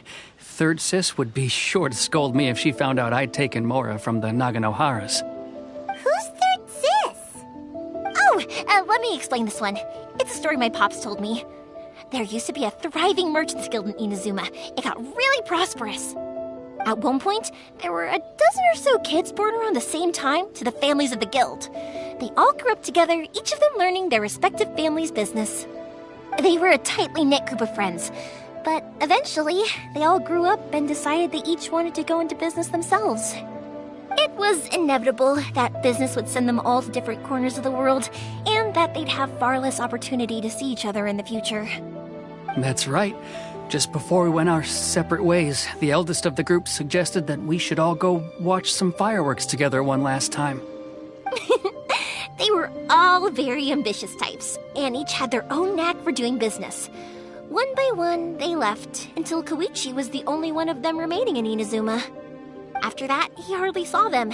But whenever one of them did come back to visit, fireworks would always be involved. Yeah, no matter how close you and your friends are, there's always going to be some distance after being separated for a long time.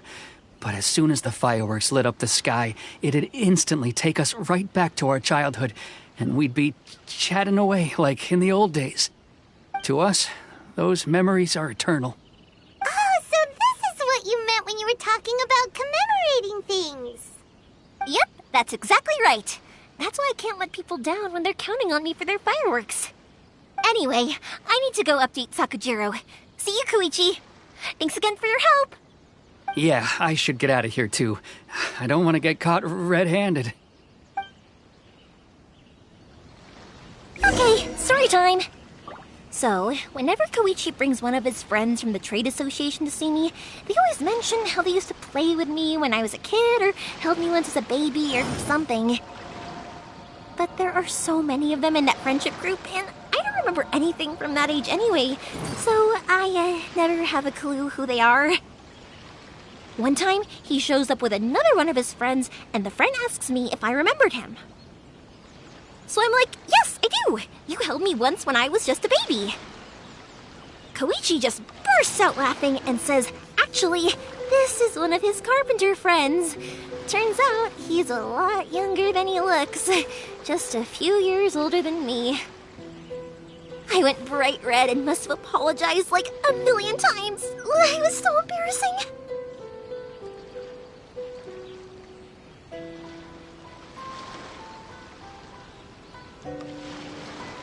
Where do you want to go next? If you'd like to see Liyue's tourist spots, I have a few references.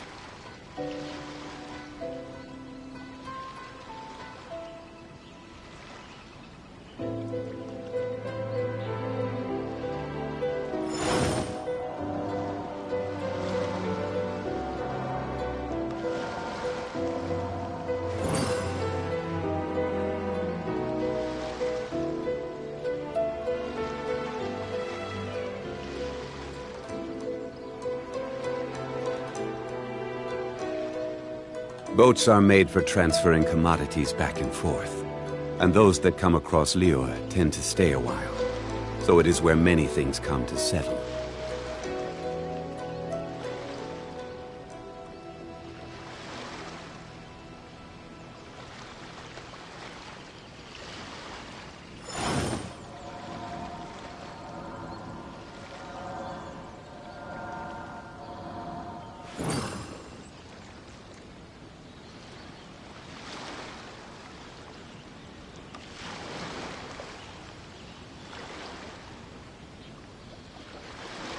Osmanthus wine tastes the same as I remember.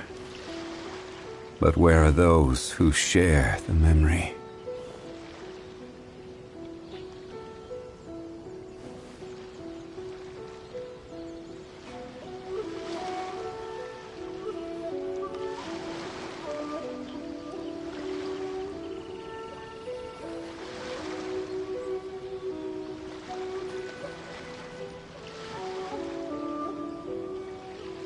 Every journey has its final day. Don't rush.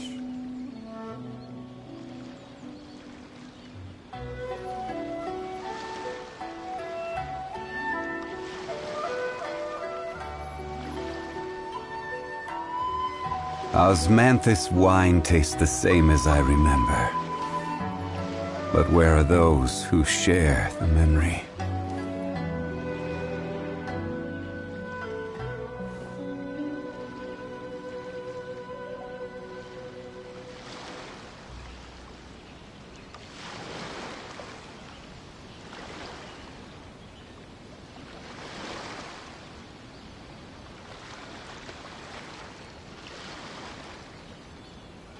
Boats are made for transferring commodities back and forth, and those that come across Liyue tend to stay a while, so it is where many things come to settle. Osmanthus wine tastes the same as I remember. But where are those who share the memory?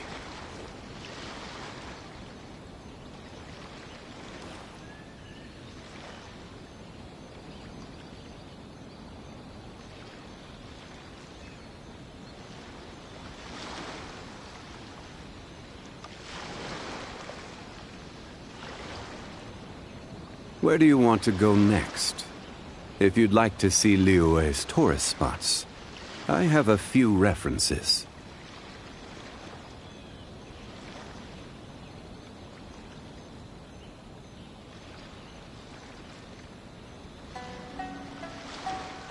Osmanthus wine tastes the same as I remember. But where are those who share the memory?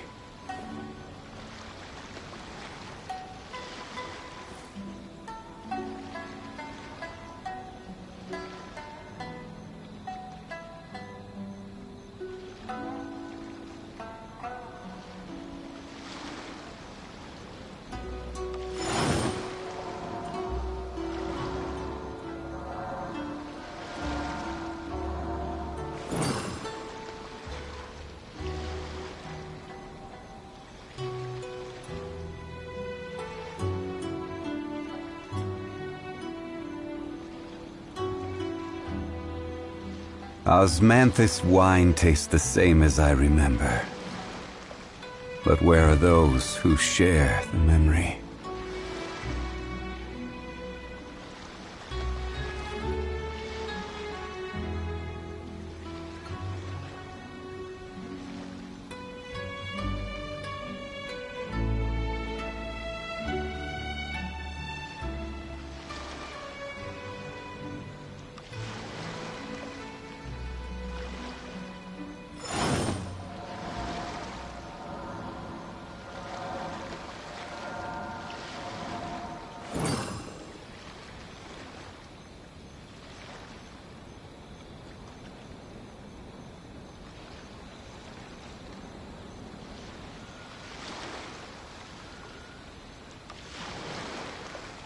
Boats are made for transferring commodities back and forth, and those that come across Liyue tend to stay a while, so it is where many things come to settle.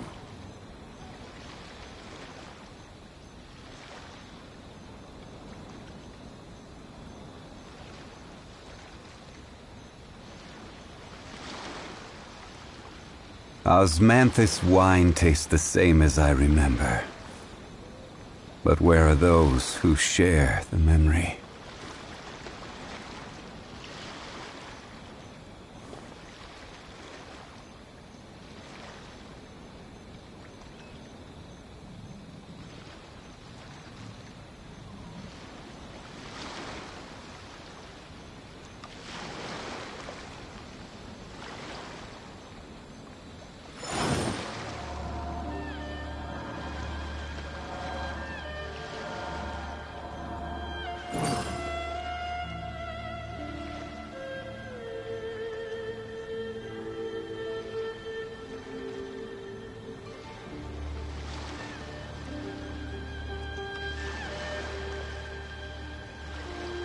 Osmanthus wine tastes the same as I remember.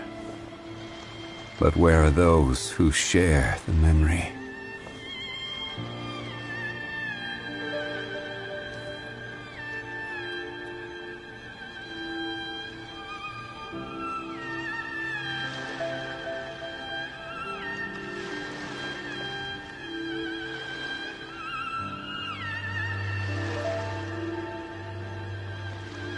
Where do you want to go next?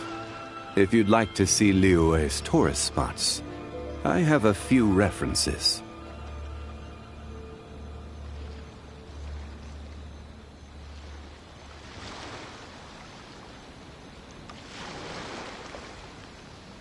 Osmanthus wine tastes the same as I remember. But where are those who share the memory?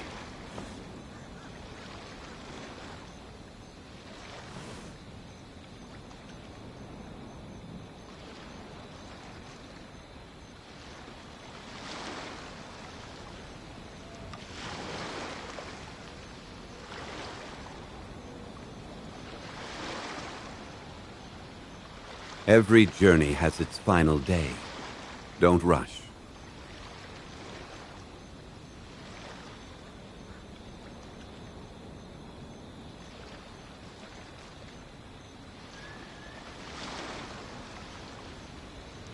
Osmanthus wine tastes the same as I remember.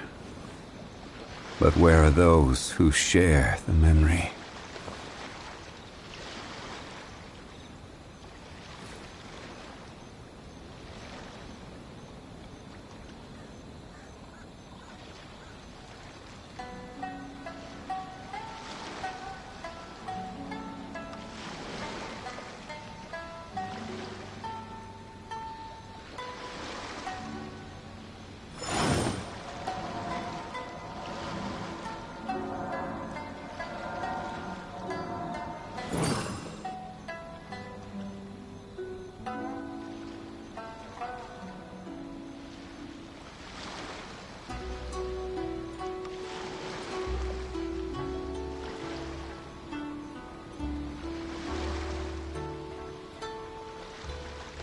Boats are made for transferring commodities back and forth, and those that come across Liyue tend to stay a while.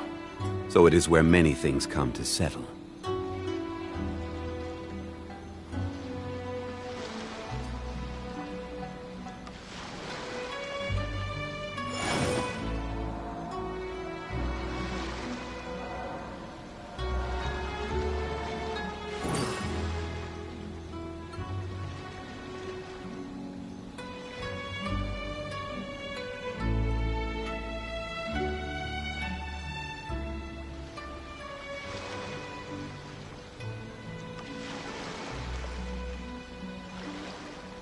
Where do you want to go next?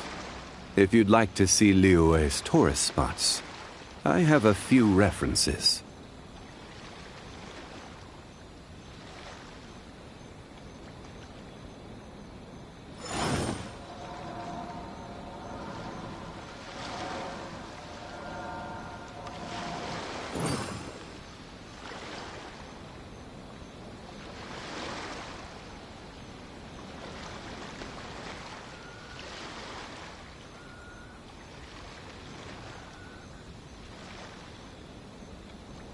Osmanthus wine tastes the same as I remember. But where are those who share the memory?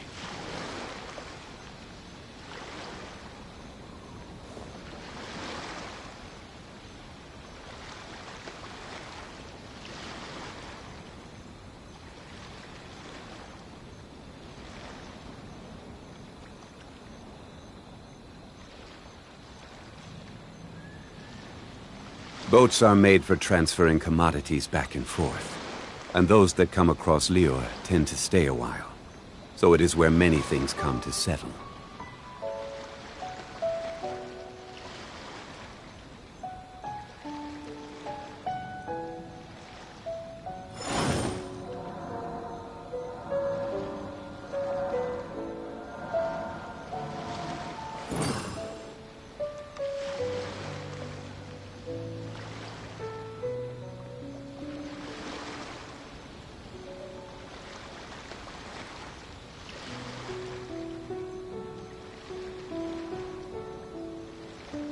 Where do you want to go next? If you'd like to see Liyue's tourist spots, I have a few references.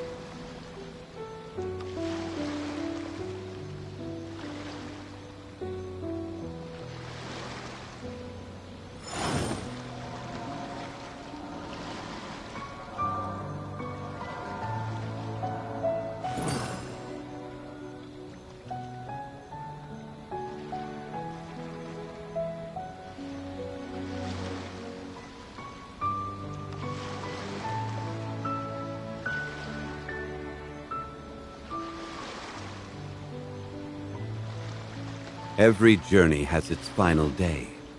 Don't rush.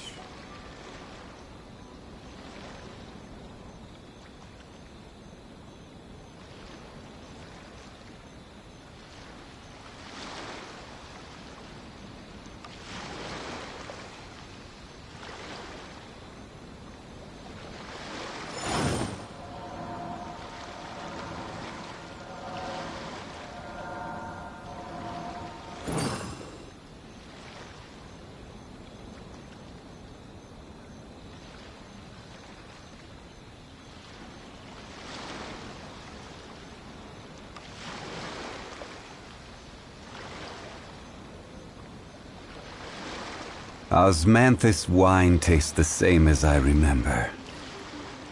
But where are those who share the memory?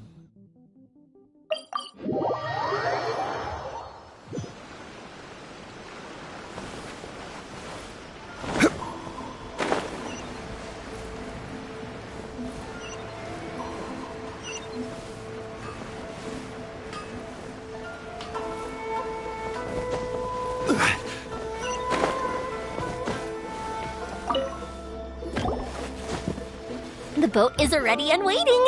I'll mark the location for you on the map. Before you leave, I recommend that you pack some food and water. You can never be too prepared.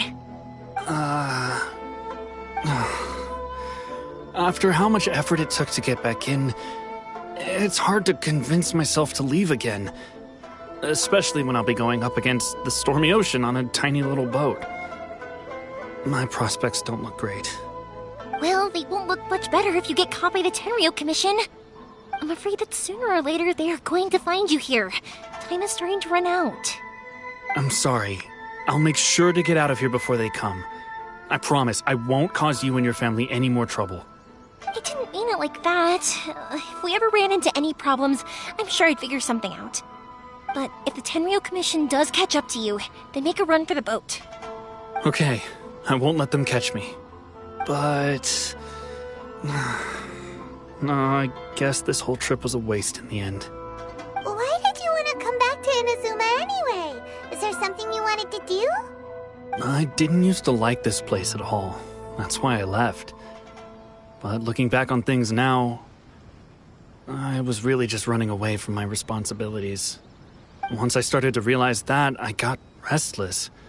I couldn't stop thinking about the people and the things I'd left behind. So forget it. What does it matter now? It's too late anyway. I originally wanted to make up for all my regrets, but instead, I found myself in the situation I'm in now. What a pity. Talk to us about it. Maybe we could... If only there was no Sakoku decree, huh? Anyway, don't worry. We're not going to bother you about it. We'll keep trying to buy you as much time as possible until you reach your final decision. The Tenryo Commission. If only they weren't so overzealous, there might be a way. Oh, that's right! That elderly couple, old customers of ours, their son's in the Tenryo Commission, isn't he? Yeah, quite high up as well. That's it. I'll go talk to them. Maybe they can do something. Are you sure they won't just report me instead? Oh, don't worry about that. They're really nice people. I know them well. They won't cause us any issues. All right, you should get back indoors, Sakujiro. We'll be back in no time at all. Okay, let's go. Time waits for no one. Wait, hang on. What about the fireworks? All those materials? There's so many orders to finish. Pots? Pots? No, never mind. I know. I'll write him a note telling him to sort out the fireworks. Why did you cut Paimon off earlier? Because what he needs isn't an answer, just time.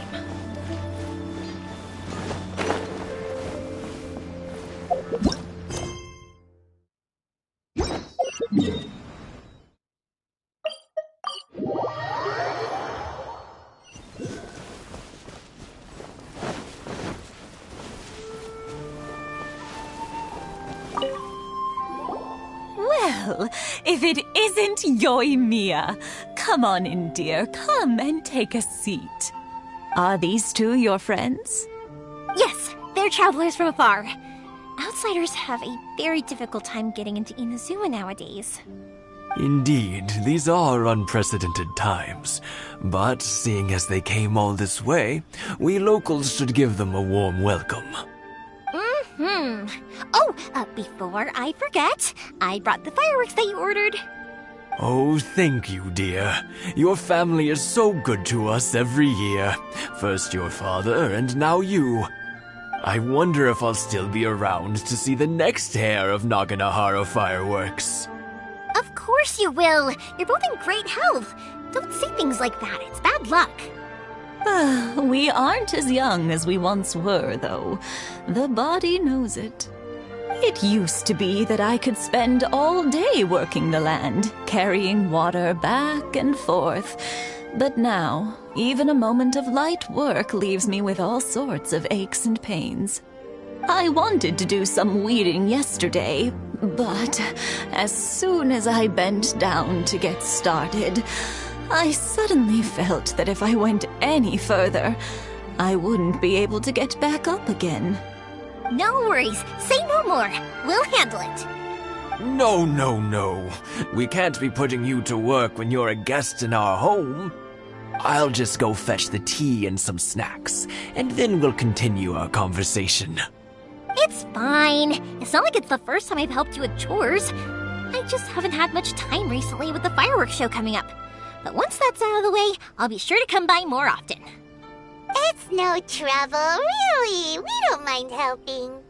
Oh, you're such good kids.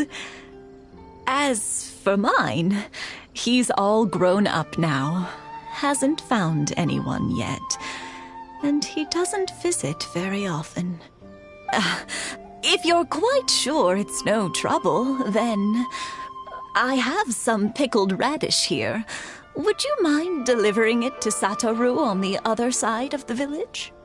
Sure, it won't take us a moment. The old folks aren't very mobile, so come on, let's help them out.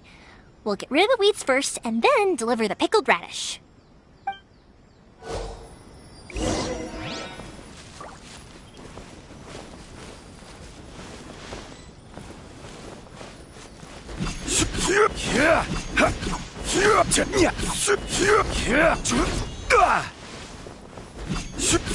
Yeah, you got it! And that should just about do it. Satoru is on the other side of the village. Let's go see him now.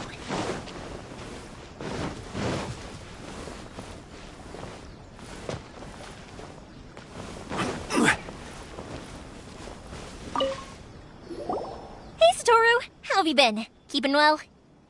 Yeah, same as usual. Not much has changed.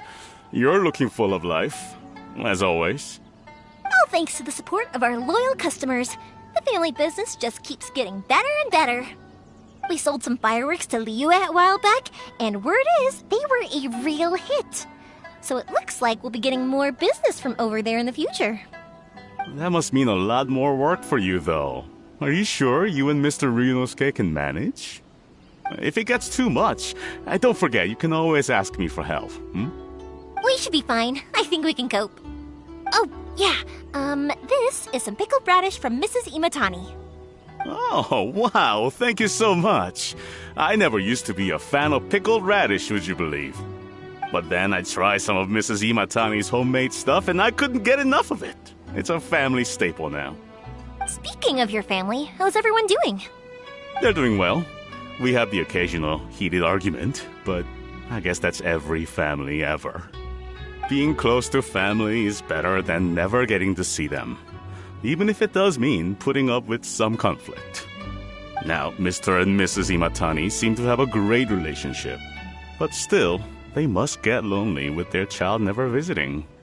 Huh, they didn't seem that way to me. I think they're just used to it. You make a good point, though. I should drop by more often in the future. That way, they won't get so bored. Oh, I'm sure they'd love that, as would all of us in Konda Village. You're always welcome here. Thank you! Now that we finished all the chores, it's time to talk to the Imatanis about Sakujiro.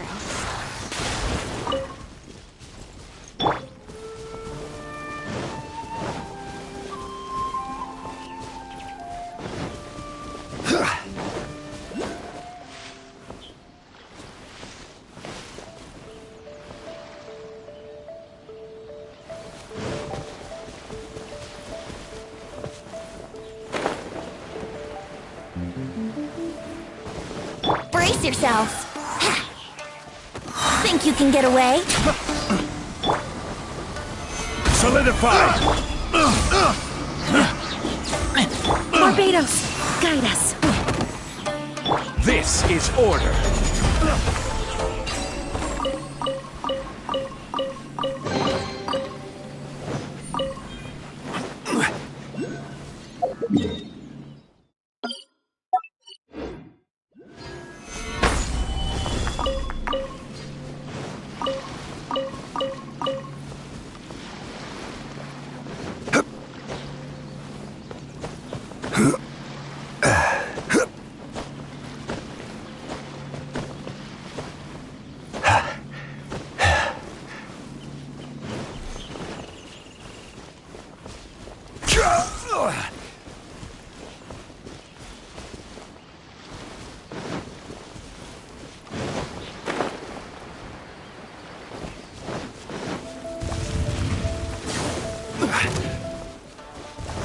Let's play! Time for takeoff. Go let's play! Gather!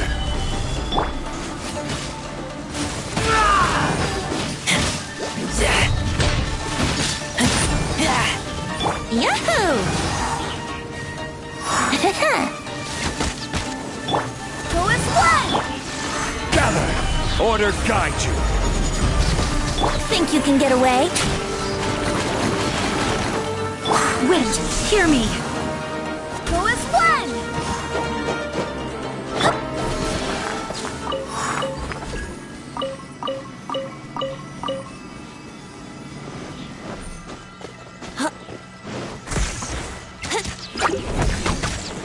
Here we go.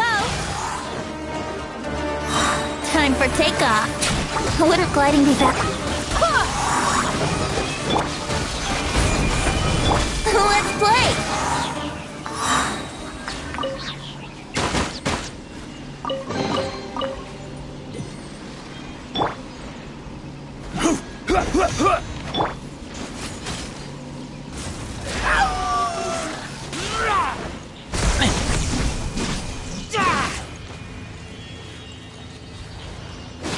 Take me back.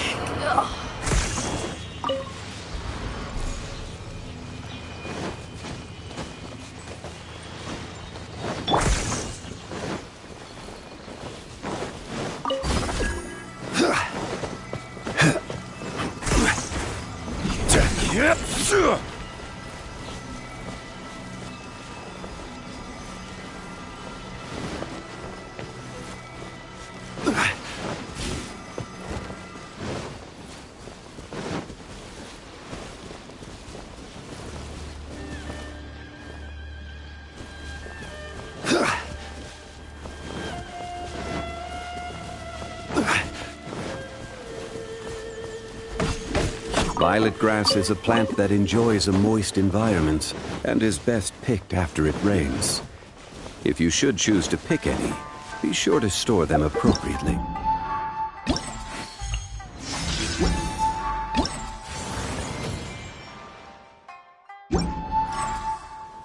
Violet grass is a plant that enjoys a moist environment and is best picked after it rains.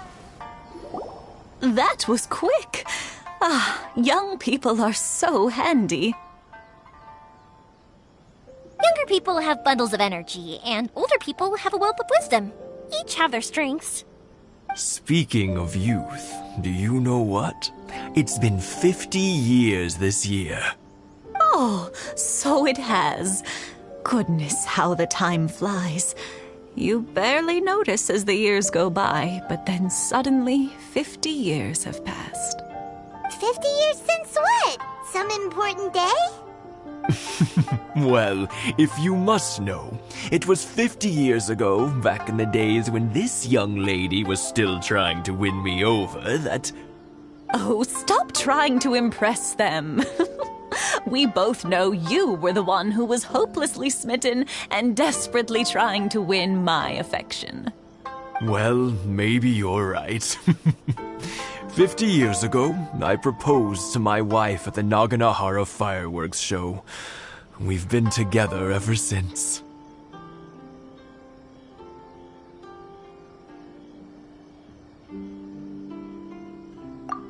To tell the truth, I was still a little uncertain. I wasn't sure what I was doing when I walked into the Naganohara's shop and ordered my firework. Even as it was rising up into the sky, I still had no clue what I was going to say. But then it exploded, the sky lit up. I looked back at her and saw her eyes twinkling in the light of the fireworks.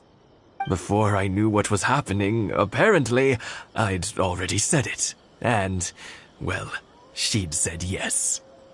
50 years. In some ways, it's a long time. In others, it's no time at all. Really, it's just a number. But 50 years of being together? Now that is something worth commemorating. I had no idea it was your 50th anniversary. If I'd known, I would have made some extra fancy fireworks just for you.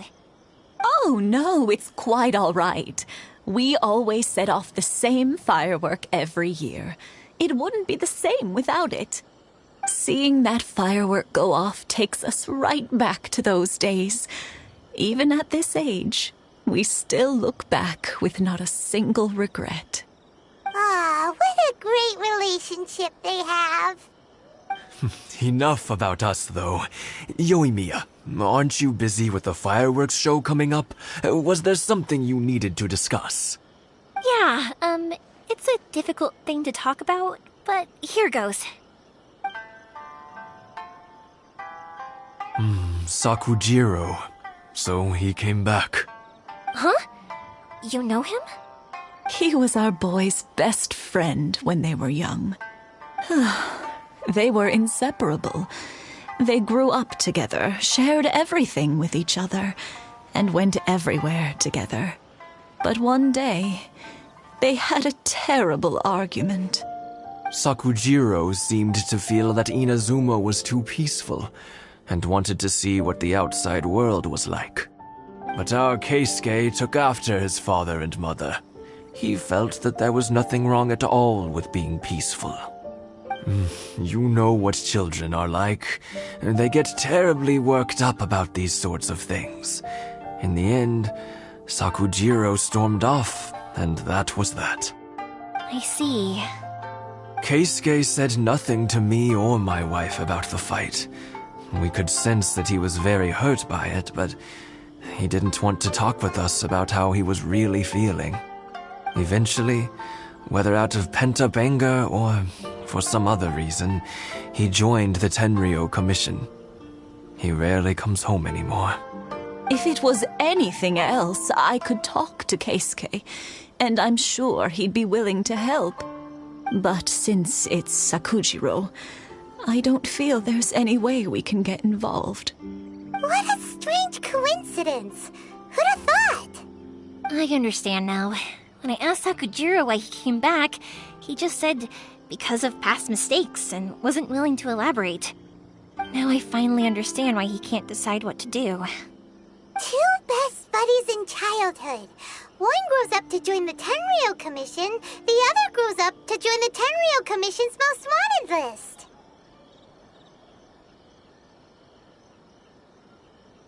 Well, no worries. If that's the case, then never mind. We can find some other way to help Sakujiro. There's no need to make things difficult for you. This sounds like something for Sakujiro and Keisuke to resolve between themselves. Yes. It'd be so nice if they could go back to the way things were. I think after all these years, they ought to let go of their grudges. Well, can't say we didn't try. I'll let Sakujiro know after we get back.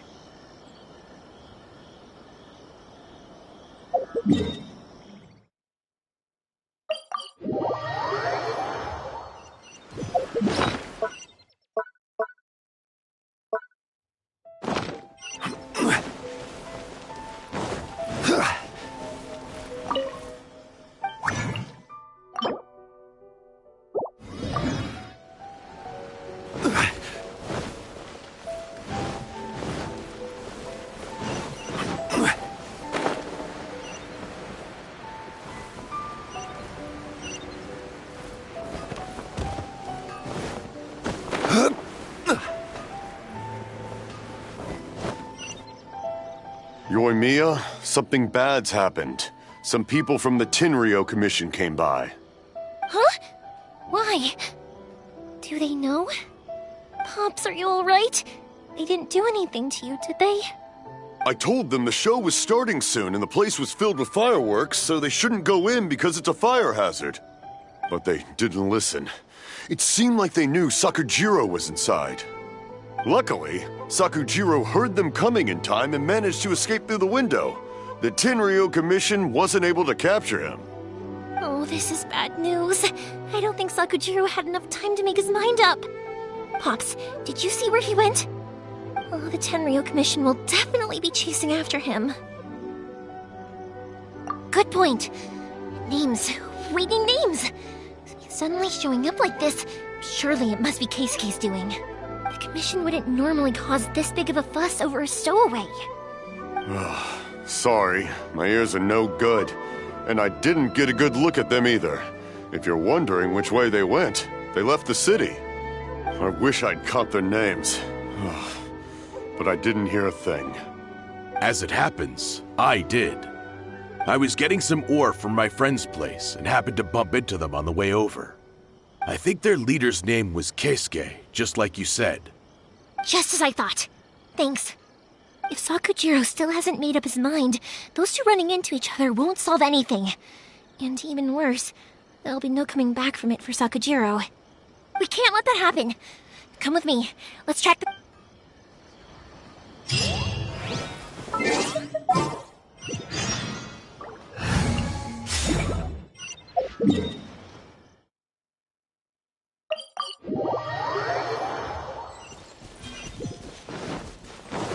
It's Matsusaka and his friends! Let's ask them. Hi, Yoimiya! Are the weapons to scare away the great Mujina yokai ready yet? Oh, Mr. Ryunosuke is making them right now. You can go collect them from my house later.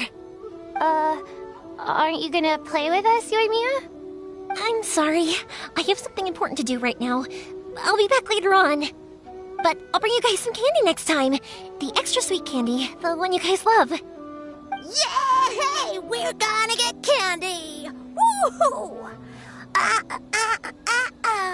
Candy! Woohoo! Also, I wanted to ask you guys something. Did you see a bunch of scary-looking men come by here at all? Yep, we did. It looked like they were chasing someone.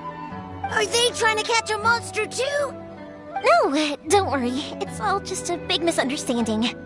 Be good kids and stay out of trouble, all right? Stay in the city for now, and I'll come play with you after the fireworks start. We will. We'll be on our best behavior, especially for you, Yoimiya. It looks like this is the right way. Let's keep going.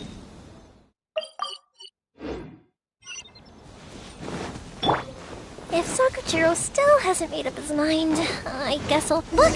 There are people from the Tenryu Commission over there! It must be them!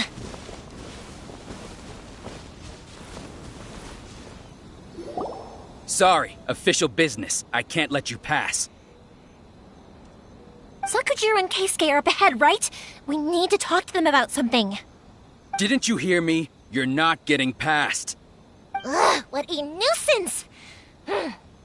Well, you've only got yourself to blame!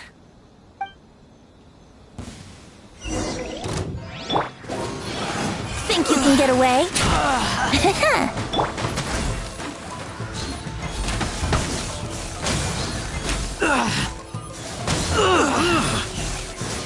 Here we go!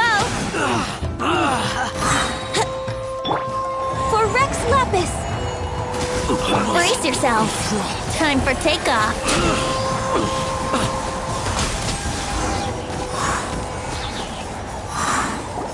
How dare you impede the work of the Tenryo Commission? You will be punished for your actions. There is nowhere you can escape justice. Not even at the edges of the world. Huh. Look at that. The one with the loudest mouth had the fastest feet. We can't waste any more time on these guys. Let's push on. They should be just ahead.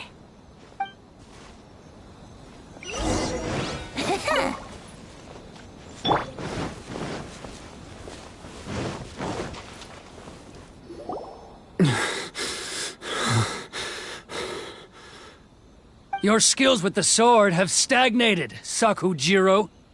You should have known that you stood no chance against me in a duel. I never imagined I'd fall into your hands.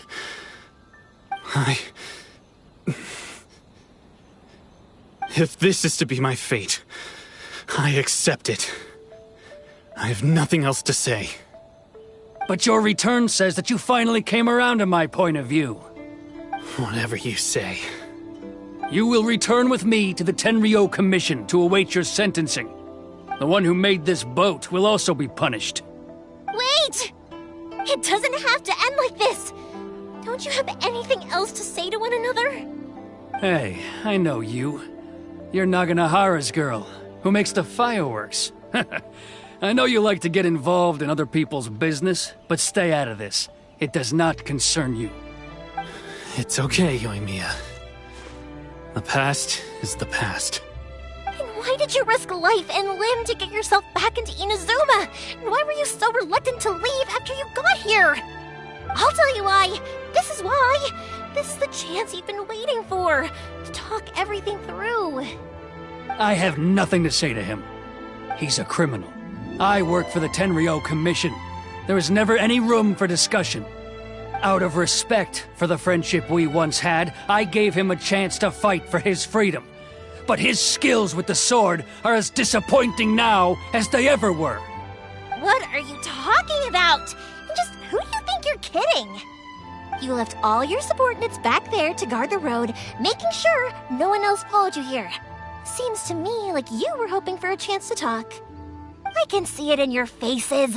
You both have so much to say, and you're just gonna choose to keep it all inside? Tuh. Don't flatter yourself. What would you know? Yoimiya, leave it. It was just my wishful thinking. No, I won't leave it.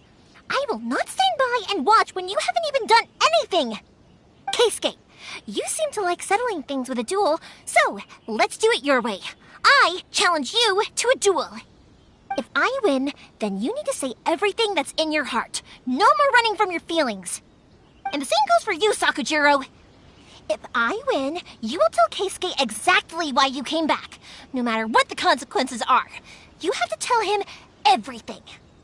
If you don't say anything now, you may never have another chance. And if you lose?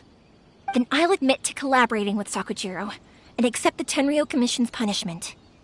Yoimiya. I accept. Let's settle this with a duel. Sir, we're here to back you up. Back up? Duels are supposed to be one-on-one! All right, that's it! Let's help Yoimiya! We can't let her fight them all alone!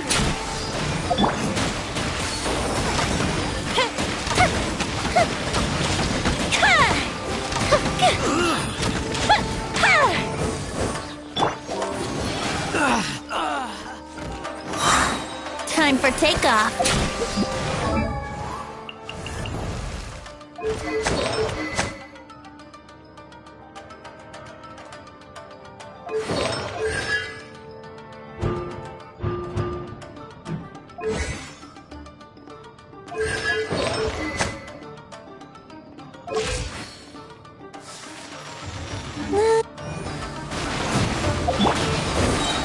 Fire hazard! A festive retreat! Sir, they are too strong. We need more men. Stand down. What? I thought I told you to stay away. Now stand down. Yes, sir. Sorry.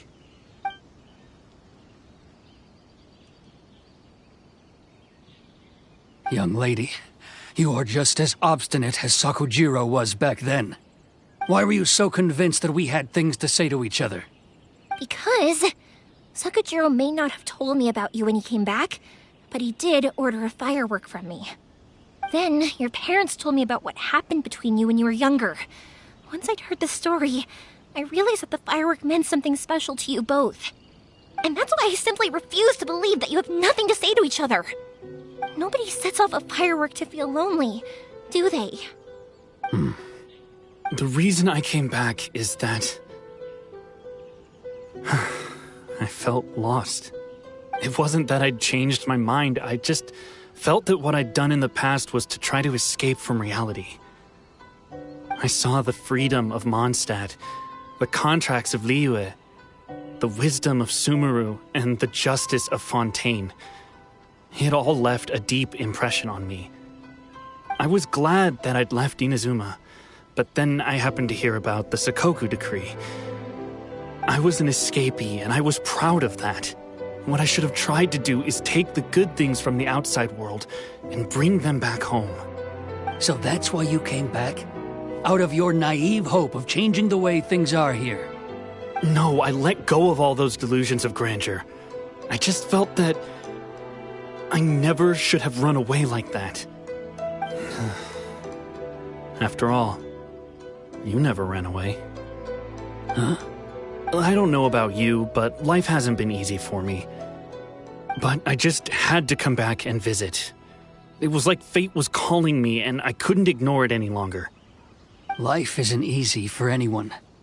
I truly worship the Raiden Shogun.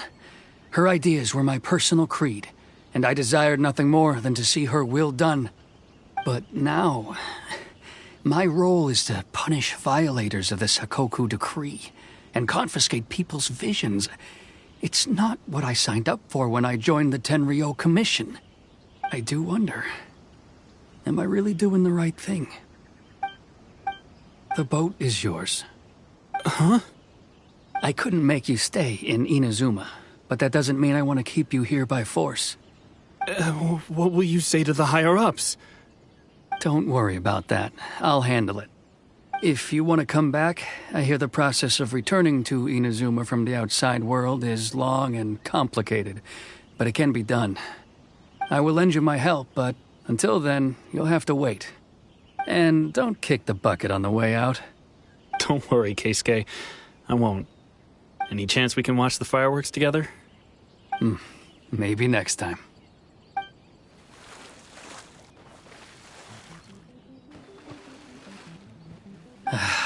I'll be demoted for sure. It's not like me to give in to childish sentiment like this. I can't explain why I went through with it. It's the one that Sakujiro planned on using for his escape. I asked Yoshitaka and the others to transport it here, citing the temporary contraband storage clause. Forcing Sakujiro to this spot was also something I had planned all along. It's just like you said, Yoimiya. Even though I hadn't fully made up my mind, my actions betrayed my intent. But I think you did the right thing. And look, now you've managed to resolve the grievance in your heart by talking about it. I understand now. Thank you. I didn't know you were quite so perceptive. You saw right into what I was thinking. That's only because I know your parents so well.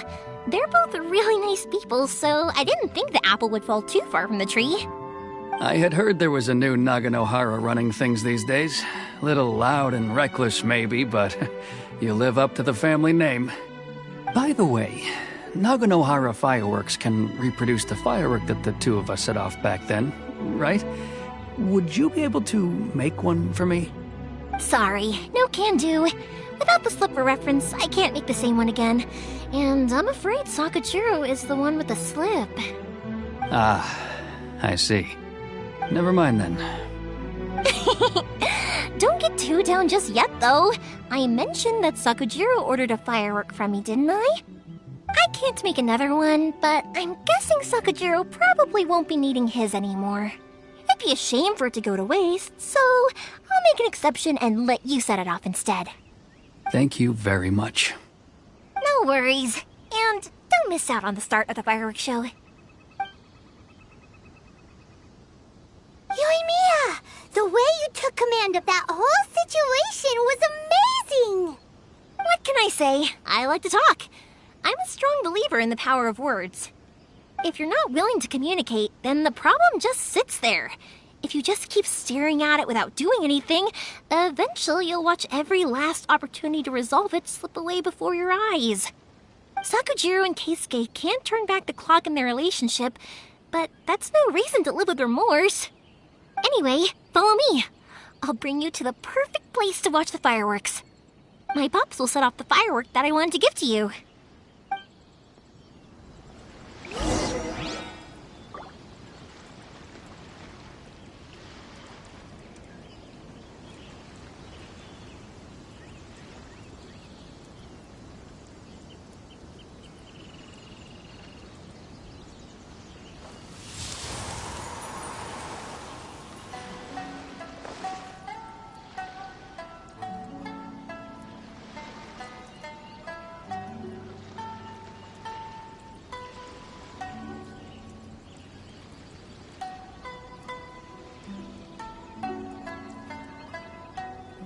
Sure, I'll play you another tune, but it'll cost you an apple.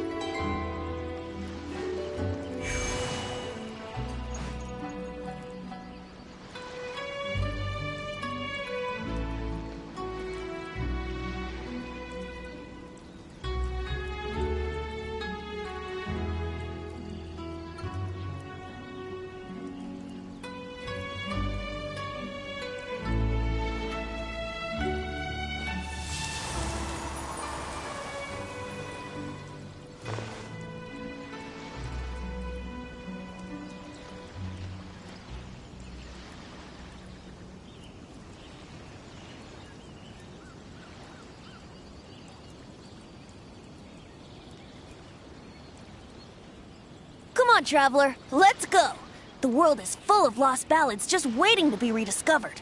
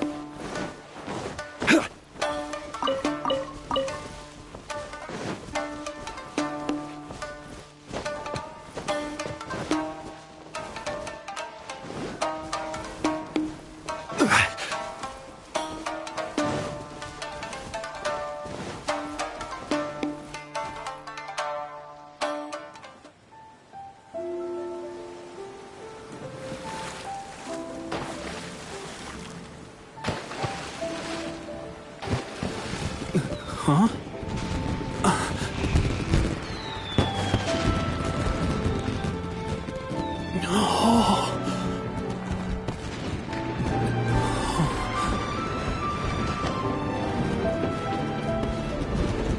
Oh, it's...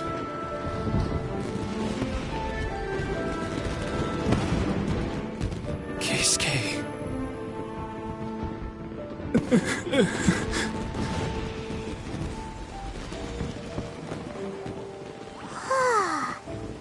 So, Yumiya, these fireworks, what do they mean to you? Yumiya? Shh. Huh? Oh.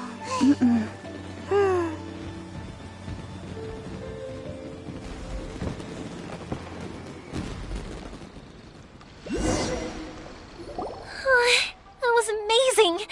It was so beautiful I could weep. I didn't actually cry though, right? I just feel a bit misty-eyed. Oh, remember that big one that went up first? The gold one? That's the one I had Pops make for you. Oh, Paimon saw it! It was one of the best ones! They won't forget that anytime soon! That's what I wanted to hear. I was hoping it would leave a deep impression on you guys. No matter where your journey takes you, and no matter what hardships might lie ahead, I hope you'll always be able to look back fondly on the fireworks you saw tonight. I believe that as time goes by, this firework will only grow brighter and more beautiful in your heart. Oh, and also, you're technically my customers now. Here, this is your paper slip. If you ever want to see that golden firework again, just come and see me. You know, Yumiya, you seemed to turn into a completely different person during the fireworks. You were so quiet, and it was like you couldn't hear anything at all. Oh, I can hear you. I just have a habit of being silent while I'm watching fireworks. Quietly watching something you made with your own hands rise into the sky feels like a sacred ceremony to me. You asked me what fireworks mean to me, right? Yep. Well, for Koichi, who built the boat for us, and his friend, Third Sis, fireworks commemorate friendship. For Keisuke's parents, they commemorate marriage. And for Keisuke and Sakajiro, they were commemorating... Oh yeah, right, beliefs! As for me, to be honest, even though I've thought about it countless times before, I still haven't found an answer. Seriously? Huh. Paimon was expecting something deep and philosophical. Well, no one's ever asked me this before, so I've never really settled on an answer. It was by chance that I happened to be born into the Naganohara family, so it was by chance that I ended up learning this craft from my pops. It's also by chance that I've met so many people, learned so many things, and discovered that people associate watching fireworks with the things that are most precious to them. Fireworks that disappear in a flash of light are probably the furthest thing away from the eternity that our shogun desires. But people's feelings don't just disappear, and it's those feelings that give fireworks their purpose. If nobody wanted to watch fireworks, then they wouldn't exist. Also, consider this. You have to have the Naganoharas because so many people are emotionally invested in the existence of fireworks. If we didn't exist, their wishes would go unfulfilled, wouldn't they? You know, I don't really think about complicated things like this very often. But I'm proud that I was born into the Naganohara family and have the chance to make so many pretty fireworks.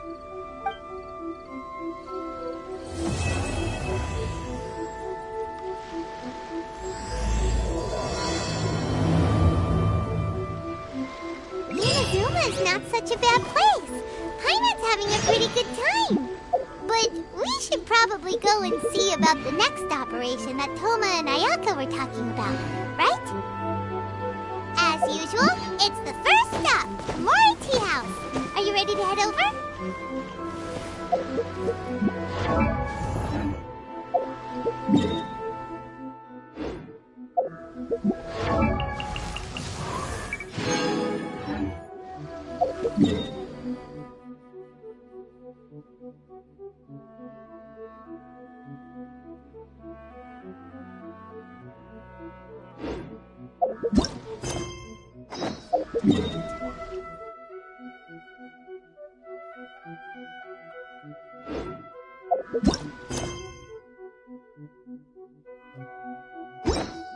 Yeah.